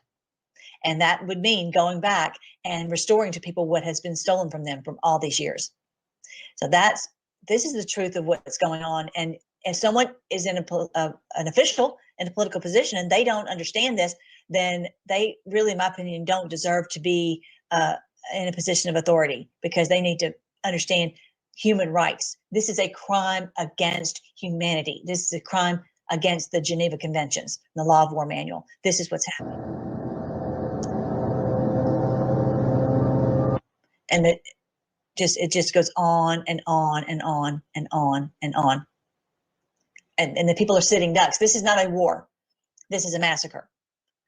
The people have their power turned off and all that because they're totally controlled because they live within the nation of Israel, but they can have, the ones in power can turn off their lights, all this. This is what is the problem with people who get into power. And if they're evil, then this is why we have to fight for our elections. I believe their election was stolen from them to bring in these evildoer Hamas, who have not allowed any elections in 17 years. And who is paying them? Who is directing them? And I believe it's the cabal. All right, so this is the head of the UN, who I don't normally agree with the UN, but here on this one, I do appreciate what he is saying. He's fighting for these children. Becoming a graveyard for children. Hundreds of girls and boys are reportedly being killed or injured every day. More journalists have reportedly been killed over a 4-week period than in any conflict in at least 3 decades. More United Nations aid workers have been killed than in any comparable period in the history of our organization. I salute all those who continue their life-saving work despite the overwhelming challenges and risks. And the unfolding catastrophe makes the need for a humanitarian ceasefire more urgent with every passing hour. The parties to the conflict, and indeed the international community, face an immediate and fundamental responsibility to stop the inhuman collective suffering and dramatically expand humanitarian aid to Gaza. Yeah. So, you know, as I said, they've separated. I imagine what they'll say is, oh, at some point when they feel like they've destroyed enough of the northern part of Gaza, they will then say, okay, well then, because everything's ruined, we'll have to have you move to the southern part. I mean, you can read it, you know, clearly what they're doing, and so that they can go ahead with their plan for their canal. And then 2 million people will be on even less space than they were before, less those who were killed and who are still potentially casualties in this horrific thing that's going on. The world is waking up, though. They're realizing what is happening. This man is, I feel so, my heart just can't stop thinking about these people and what they're going through every day. And yeah, one of my dear friends is the same way. Just, this is so heartbreaking. And anyone whose heart is not broken, I just don't understand if they even understand humanity. It's really, it's stark. It's there's really no words to express what these people are going through. So this man gets pushed back on from the host at the MSNBC. Check this out. I was really surprised, and I wonder if she's going to continue to have her job. Yeah. I did it again. All right, let's try this. They had the chance to form the Palestinian state that everyone's talking about. No one stopped them. They have beautiful beaches and beautiful weather. And they dedicated those 17 years to shooting rockets at us and to killing us. So why would you try it again? Had a vote in 17 years because Hamas took over and hasn't held an election. And although you gave the territory back to Gazans, and yes, they voted for Hamas, then Hamas became... And who thinks that election was fair? Radicalized. They weren't a state.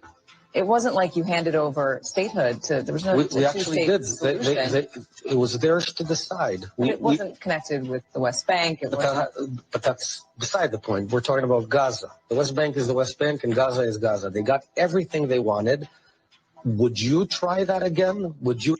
Okay, so when he says they got everything they wanted, when you've had your land, when you've had your home stolen from you, when you've had your home stolen from you, would you say, then you say, oh, well, we'll make an agreement and then we'll just go ahead and let this all go? Would you say that you got everything you wanted? Clearly not. He can say all day long that they got everything they wanted, but clearly that's not the case.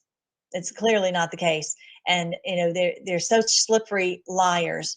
And most people who don't understand the history of what's been taking place, that the occupiers, these are literally occupiers who have no right to self-defense per the UN resolution on 2004, because they're occupiers. They are not. They don't. The land does not belong to them, but they've come in and they've taken over the land. Again, not the people, not the like the precious children who are fighting for their Muslim brothers and sisters. The ones who are true, the indigenous people, do not want the occupiers to take over the land. But he is one of their spokesmen, and he's really good at it. And most people who don't know what's going on just buy into it, hook, line, and sinker. So I mean, it's hard for me to listen to this man, but anyway. You experiment again after what they did? I can tell you that Israelis left and right, there's consensus. No one wants to try dangerous experiments again. Yeah, he's saying we don't want to try a dangerous experiment of not, putting these people in the world's largest open air concentration camp. And it's when you look at the pictures of how their land has been taken from them since 1948, continually, and they're continually reduced to the smallest little area in the country, you realize that this is pure evil. This is pure evil. And this is exactly what they want to do to us. This is why so many don't own anything in our country. They want to reduce us to where we don't own anything, and they can just put us into of course, debt slavery. And except for the fact that this is the Lord, the truth of the Lord's word. And this is why I wrote these books, to give everyone hope. If you know people who are really discouraged and despondent about this, I want them to know that this is the truth. These are just $2.99 on Amazon, but I'm going to I've talked about it a little bit, End Times and 1,000 Years of Peace. The truth about end times, it's not the scary one that they told us. It's the end times for the criminals.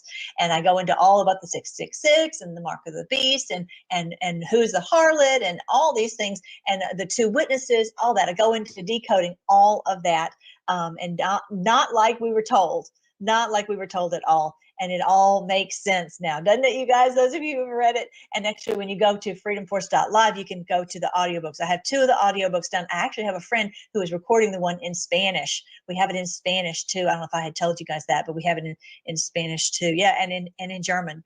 And she's working on recording this for me in Spanish to help the Spanish-speaking people, because a lot of them are really afraid. They're really afraid of what's coming. But the one here about major clues from minor prophets, I wanted you to hear that. And here is the table of contents. It has Daniel, the woman in labor, which that sign I was just showing you, the beautiful biblical sign here. This is also called the woman in labor in the Old Testament. I think it's 18 times it calls this the woman in labor. The Lord told us that in his word, to watch for that sign. Anyway, Ezekiel, Obadiah, Haggai, Hosea, Malachi, Zephaniah, Nahum, Joel, Habakkuk, Micah, Zechariah, Amos, and Isaiah. I'm not going to have time to go into all that today, but you can listen to it. I think you'll really, really enjoy it. Every time I read them, it just really gives me so much encouragement.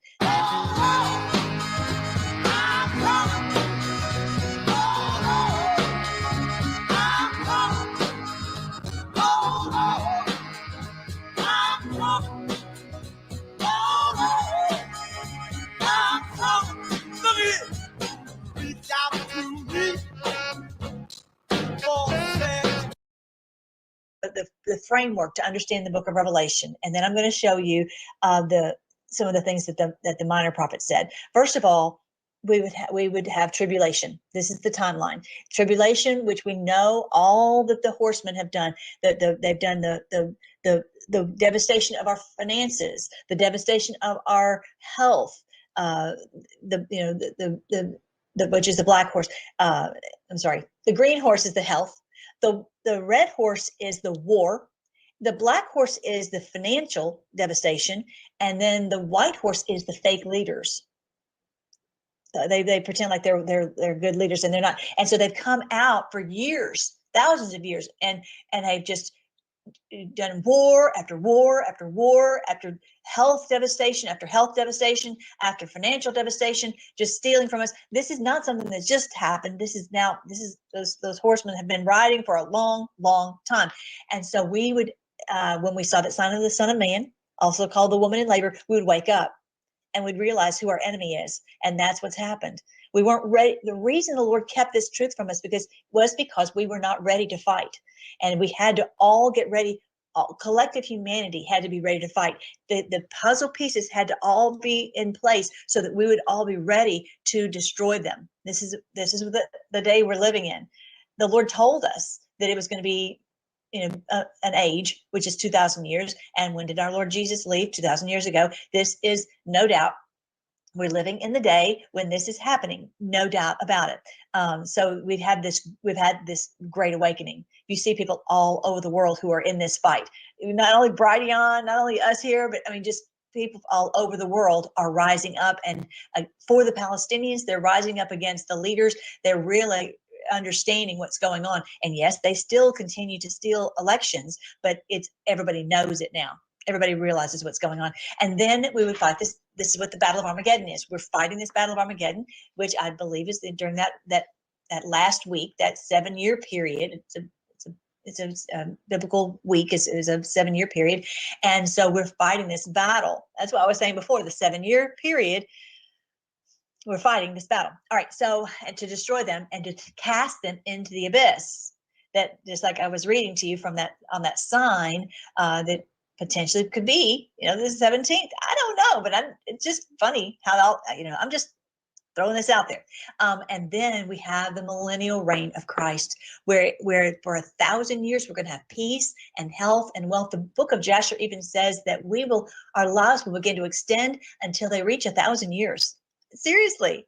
It says that in Isaiah 65, it says that we will live as long as trees and have time to enjoy our hard-won gains. What do you think about that? They shortened our lives I'm not going to go into all that right now, but anyway, so then after the millennial reign of Christ, then you have this other battle called the Gog and Magog battle after 1,000 years. And that is when finally death is conquered.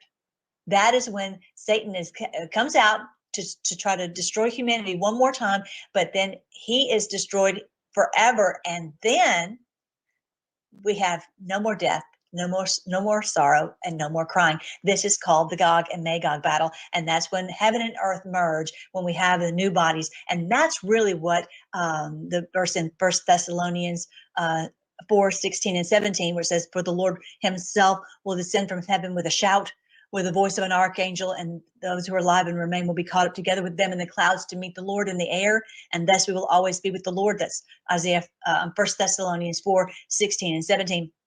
That's the moment in a twinkling of an eye when we're changed. Our bodies are changed at that point. So that's for after the 1,000 years, after the Gog and Magog battle. That's when we receive our new bodies. That's when we have the new heaven and the new earth merge. Okay, so I hope that helps. That image right there helps you to piece it together, because they got us all tangled up. And if you don't know the Word of God, and also if you don't understand who the players are, then you won't catch it. But this is actually what a request was from one of our people in our Freedom Force Battalion. They were asking if I would talk a little bit about the us fighting, and I talked a little bit about it already. But this is where Revelation talks about the ones on the white horses. That's us. This is Revelation 14, the Lamb and the 144,000. I saw the Lamb standing on Mount Zion, and with him were 144,000 who had his name and his Father's name written on their foreheads. And I heard a sound from heaven like the roar of a mighty ocean waves, or the rolling of loud thunder. It was like the sound of many harpists playing together. That is us. This great choir sang a wonderful new song in front of the throne of God and before the 4 living beings and the 24 elders. I go into all this in the book, End Times in 1,000 Years of Peace. I'm not going to go into it right now. And I also have videos on freedomforce.live. No one can learn that song except the 144,000 who've been redeemed from the earth, who've been chosen.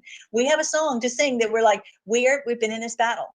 And no one can ever, ever, ever take that away from us. For all of eternity, we will know that we fought in the Battle of Armageddon, you guys. We will know that we were in this battle together, and no one can ever take that away from us. This is a song that we alone can sing.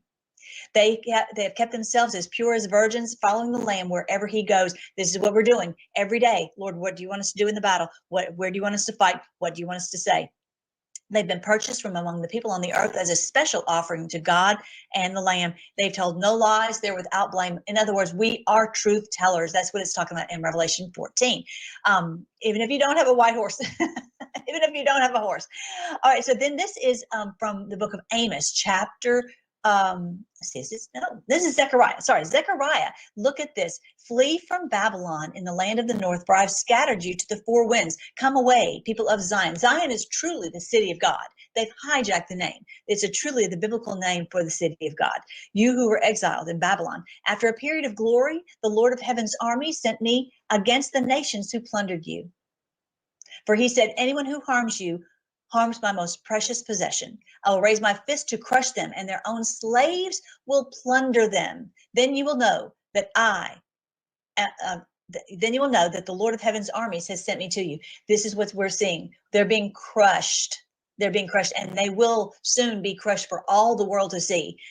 It's timeline, I don't know exactly, but the point is, the promise in the Lord's word is that he is not going to let them harm his most precious possession. He's not going to let them do that. And who's going to do it? Who is he using to do this? Their own slaves will plunder them. They have treated us like slaves, just like they've treated the poor people in Palestine, just like they treated us by making us all debt slaves, and basically have to follow their big pharma protocol with the jab and all that. This is who we are. We have They've treated us like slaves, but we will plunder them. We will take away all the money that they've stolen from us is coming back to the righteous. No doubt about it. Okay, let's read a little bit about in Amos. Look at what Amos had to say. I love this. It says, even if, okay, let me back up a little bit. Bring down the roof on the heads of the people below. I will kill with the sword those who survive. No one will escape. This is talking about the destruction of the New World Order. Even if they dig down to the place of the dead, I will reach down and pull them up. Even if they climb up to the heavens, I will bring them down. In other words, nothing can stop what is coming. They're going to be destroyed, and there's nothing that can stop it. Even if they hide at the top of Mount Carmel, I will search them out and capture them. Even if they hide at the bottom of the ocean, I will send the sea serpent after them to bite them. Even if their enemies drive them into exile or command the sword to kill them, they are undetermined to bring disaster upon them and not to help them. This is talking about how the Lord is going to destroy these evildoers, these demon worshipers, these fakers who pretend to be Jews and they're not. And the Lord is going to destroy them. Those who have used his name and taken his name in vain. They've said that they were God's people, but they're not. And they have used this demonic trickery to try to destroy the world. Look at what the Lord is going to do to them. That's in Amos chapter 9. Look at what I'm not going to go into this story right now, but you know the story of the dead bones that Ezekiel saw. Remember that? This is in Ezekiel chapter 37. He says, speak a prophetic message to these bones. Dry bones, listen to the word of the Lord. This is what the sovereign Lord says. Look, I'm going to put breath into you and make you live again. I'll put flesh and muscles on you and cover you with skin. I'll put breath in you and you will come to life. Then you will know that I am the Lord. And he just as sure as the world, that's exactly what he saw. Suddenly as I spoke, there was a rattling noise all across the valley. The bones of each body came together and attached themselves as complete skeletons. Then as I watched, muscles and flesh formed over the bones and the skin formed to cover their bodies, but they still had no breath. Well, later on, he calls upon the Lord to bring the breath into them, and look what they did. They rose up a mighty army. They all came to life and stood up on their feet, a great army. This is us. This is us. I was just reading to you in Revelation 14. This is the promise of the Lord, that he would awaken us, that we were good as dead around the world, and the Lord awakened us. This is the great awakening I was telling you about. Let's see what Zephaniah says. Look at in Zephaniah chapter 1, that terrible day of the Lord is near. Swiftly it comes, a day of bitter tears for them. Remember that, for them. A day when even strong men will cry out. It will be a day when the Lord's anger is poured out on them. A day of terrible distress and anguish, a day of ruin and desolation, a day of darkness and gloom, a day of clouds and blackness, a day of trumpet calls and battle cries. Down go the walled cities and the strongest battlements, because you have sinned against the Lord, because you've done this evil against the Lord. I will make you grope around like the blind. Your blood will be poured out into the dust, and your bodies will lie rotting on the ground. Your silver and your gold, who's this talking about, right? This New World Order cabal, their silver and their gold will not save them on the day of the Lord's anger, for the whole land will be devoured by the fire of his jealousy. He will make a terrifying end of all the people on the earth, all these people, not all of us. He's coming to save us. He's coming to destroy them. All right, so then this one is actually, look, I love this. I can't skip this one. The Lord himself, the King of Israel, will live among you. At last your troubles will be over. You'll no longer fear disaster. And on that day, the announcement of Jerusalem will be, cheer up, Zion, city of God. Don't be afraid, for the Lord your God is living among you. He is a mighty Savior. He will take delight in you with gladness. He will, with his love, he will calm all your fears. He will rejoice over you with joyful songs. Yes, this battle is hot right now. We're at the end of this battle of Armageddon. As President Trump has even said, he says we're in this final battle. And we're going to defeat them. And then we're going to be able to hear the Lord tell us, he will delight in us, and he will calm all of our fears and rejoice over us with joyful songs. It will be so amazing. You can't even imagine the days that are coming, you guys. Just hang on tight. So that was Zephaniah 3. Here's Obadiah chapter 1. I want to read the whole thing, but this is the difference between good and evil. So the tribes of Israel represent good, and the tribes of Edom represent evil. And the Edomites have hijacked the name Israel, because that's not who they are.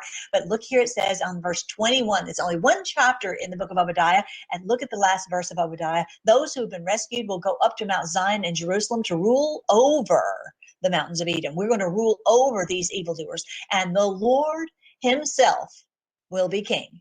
How about that? Isn't that great? I hope you enjoyed that. My time is going to run out, but I want to pray before we go. This is the truth of what the major clues from minor prophets is about. That's why they never read to us any of these books. They did not want us to be familiar.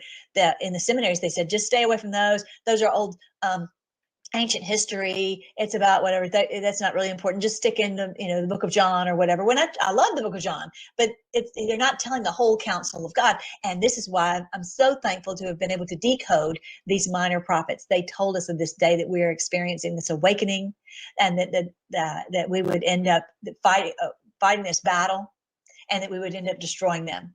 So isn't that awesome?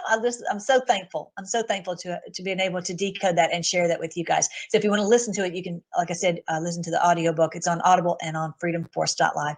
And all these stories are coming to life. All these stories that we've heard all of our lives. So let's pray. Thank you so much, Lord.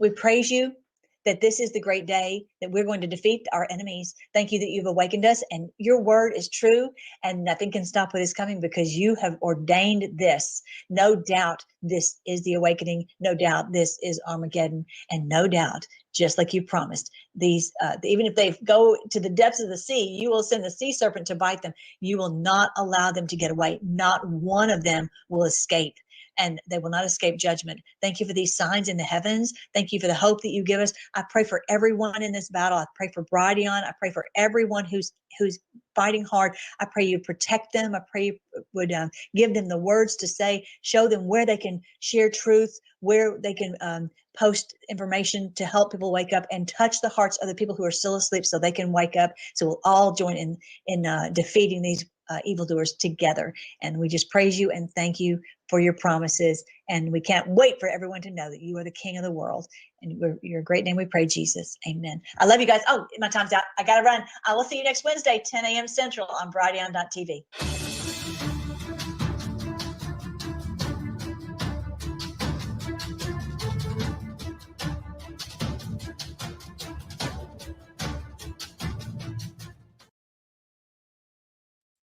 All right, that was Melissa Redfield. Yeah.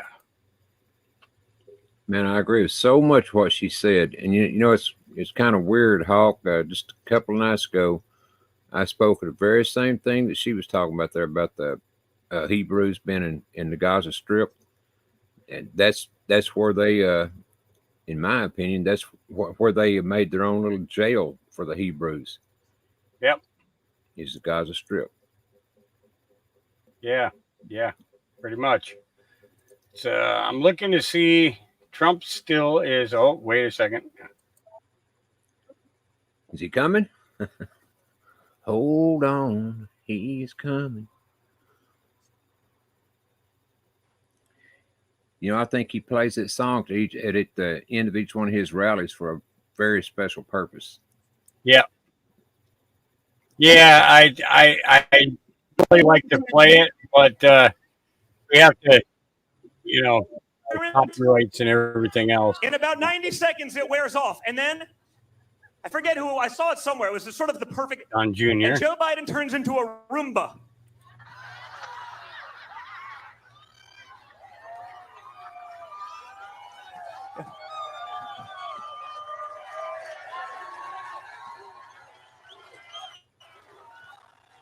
Well, guys, I, for one, know that literally no one should feel safe, that a Roomba has the nuclear codes. What do you think happens when they call Joe Biden at 3 a.m. when something goes wrong?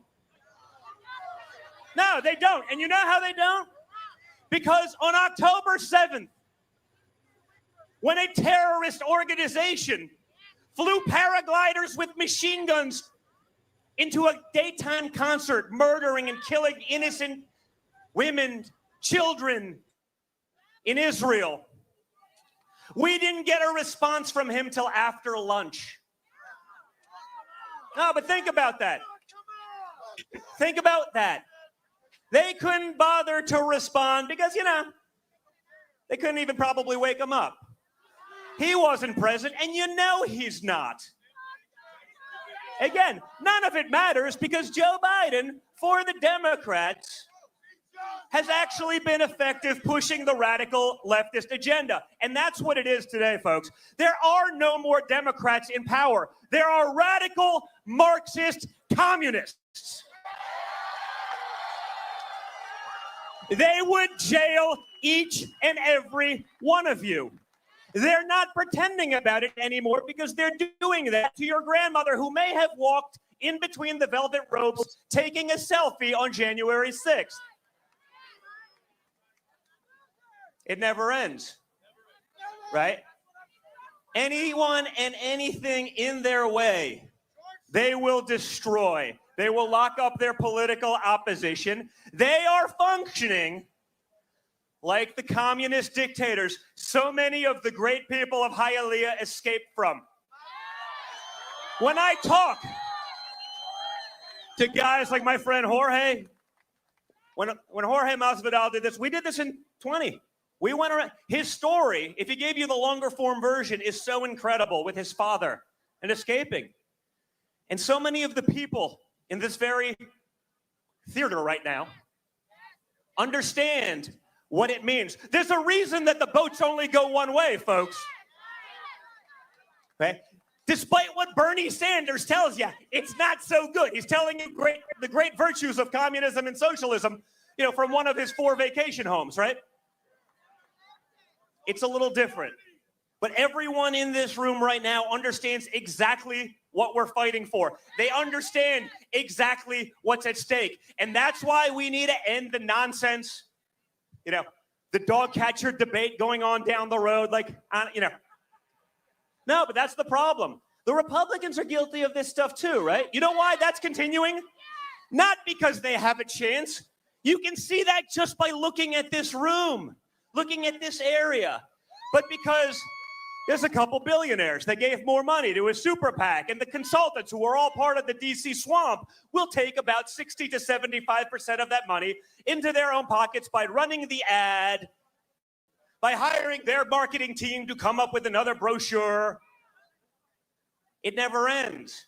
So they're going to drag that out.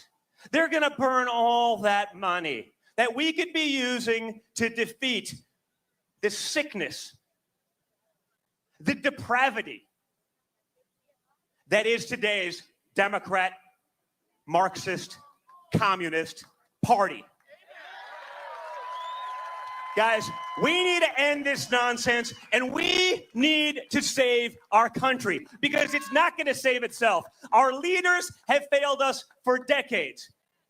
The results you got from Trump, despite unprecedented incoming from your media, unprecedented assistance, lies, and bullshit from big tech, unprecedented sabotage from Republicans.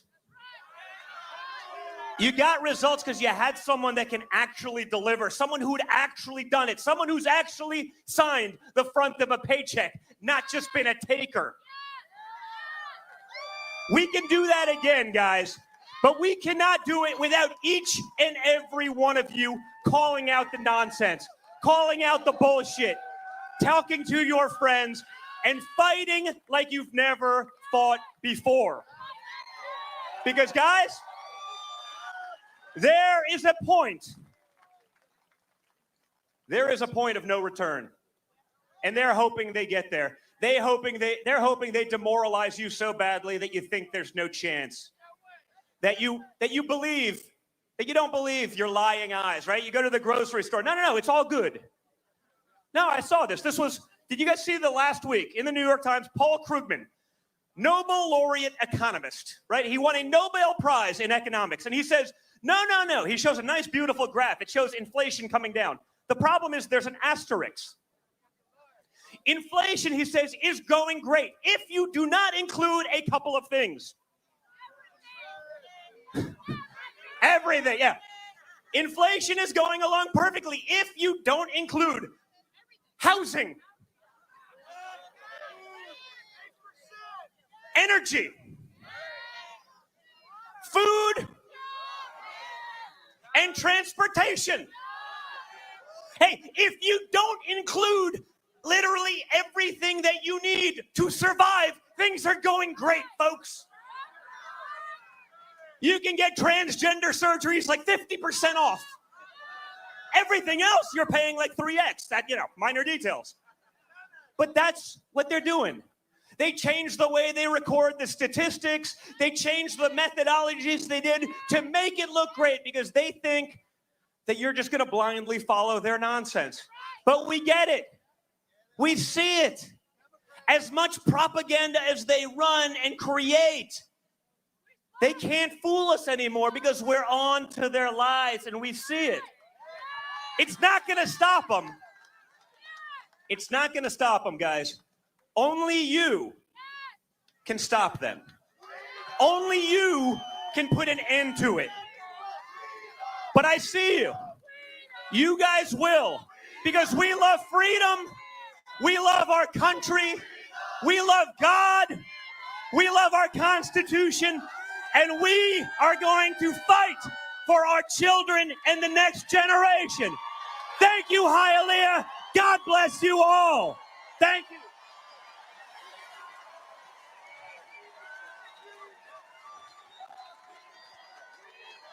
All right. Don Jr. Yeah. So they're going to jump around some music now. Yeah, he spoke a whole bunch of truth there. So, Ronnie, do you want to get your stream going, and I'll send everybody over to your side to do the speech? Yes, sir. It's going. And I'm gonna take a nap. All right. So I'll go ahead and end this, and you start up on your channel. And that way there, then you can, that way there, then you can, yeah, you know what I mean. Okay. Yeah, that's fine with me. Yeah, I'll have long day, to all right. So take me a minute or two to trace down the RSBN, but I should be up in about 10 minutes. Oh yeah. Well, here I'll drop the link for this right now. Let's see. Share. I'll put this into the private chat for you, and then just copy it, and so you can paste it into your browser as soon as we fire that up. All right, guys. Hawk needs a nap. I'm gonna have it on, but I'm gonna take a nap. And normally when I nap, it's about 2 hours, so he'll probably be done before I wake up, and you'd be sitting here saying, Hawk, where are you, Hawk? I tell you what, after all the hours that you spent the last few days, showing videos and things, I'd be taking a nap too. Yeah. I got to hand it to you. I don't know. What was you on day before yesterday? About 20 hours? 15 hours. Man. Yeah. Yeah, I don't mess around. As the information comes out, I get it out there. It's tomorrow I'll be covering the space shot, Lisa B, and Machiavelli. Then run it over today's X22 that comes out here like in the next hour or two, and a couple other things.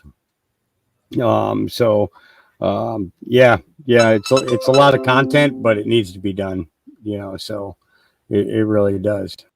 Well, I agree. I just it just amazes me, that you got enough energy to do that. My energy level is low.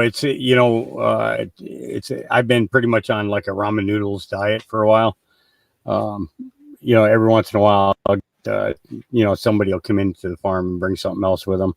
My energy level is like really, really low from not eating regular food normally. So it's exhausting to say the least.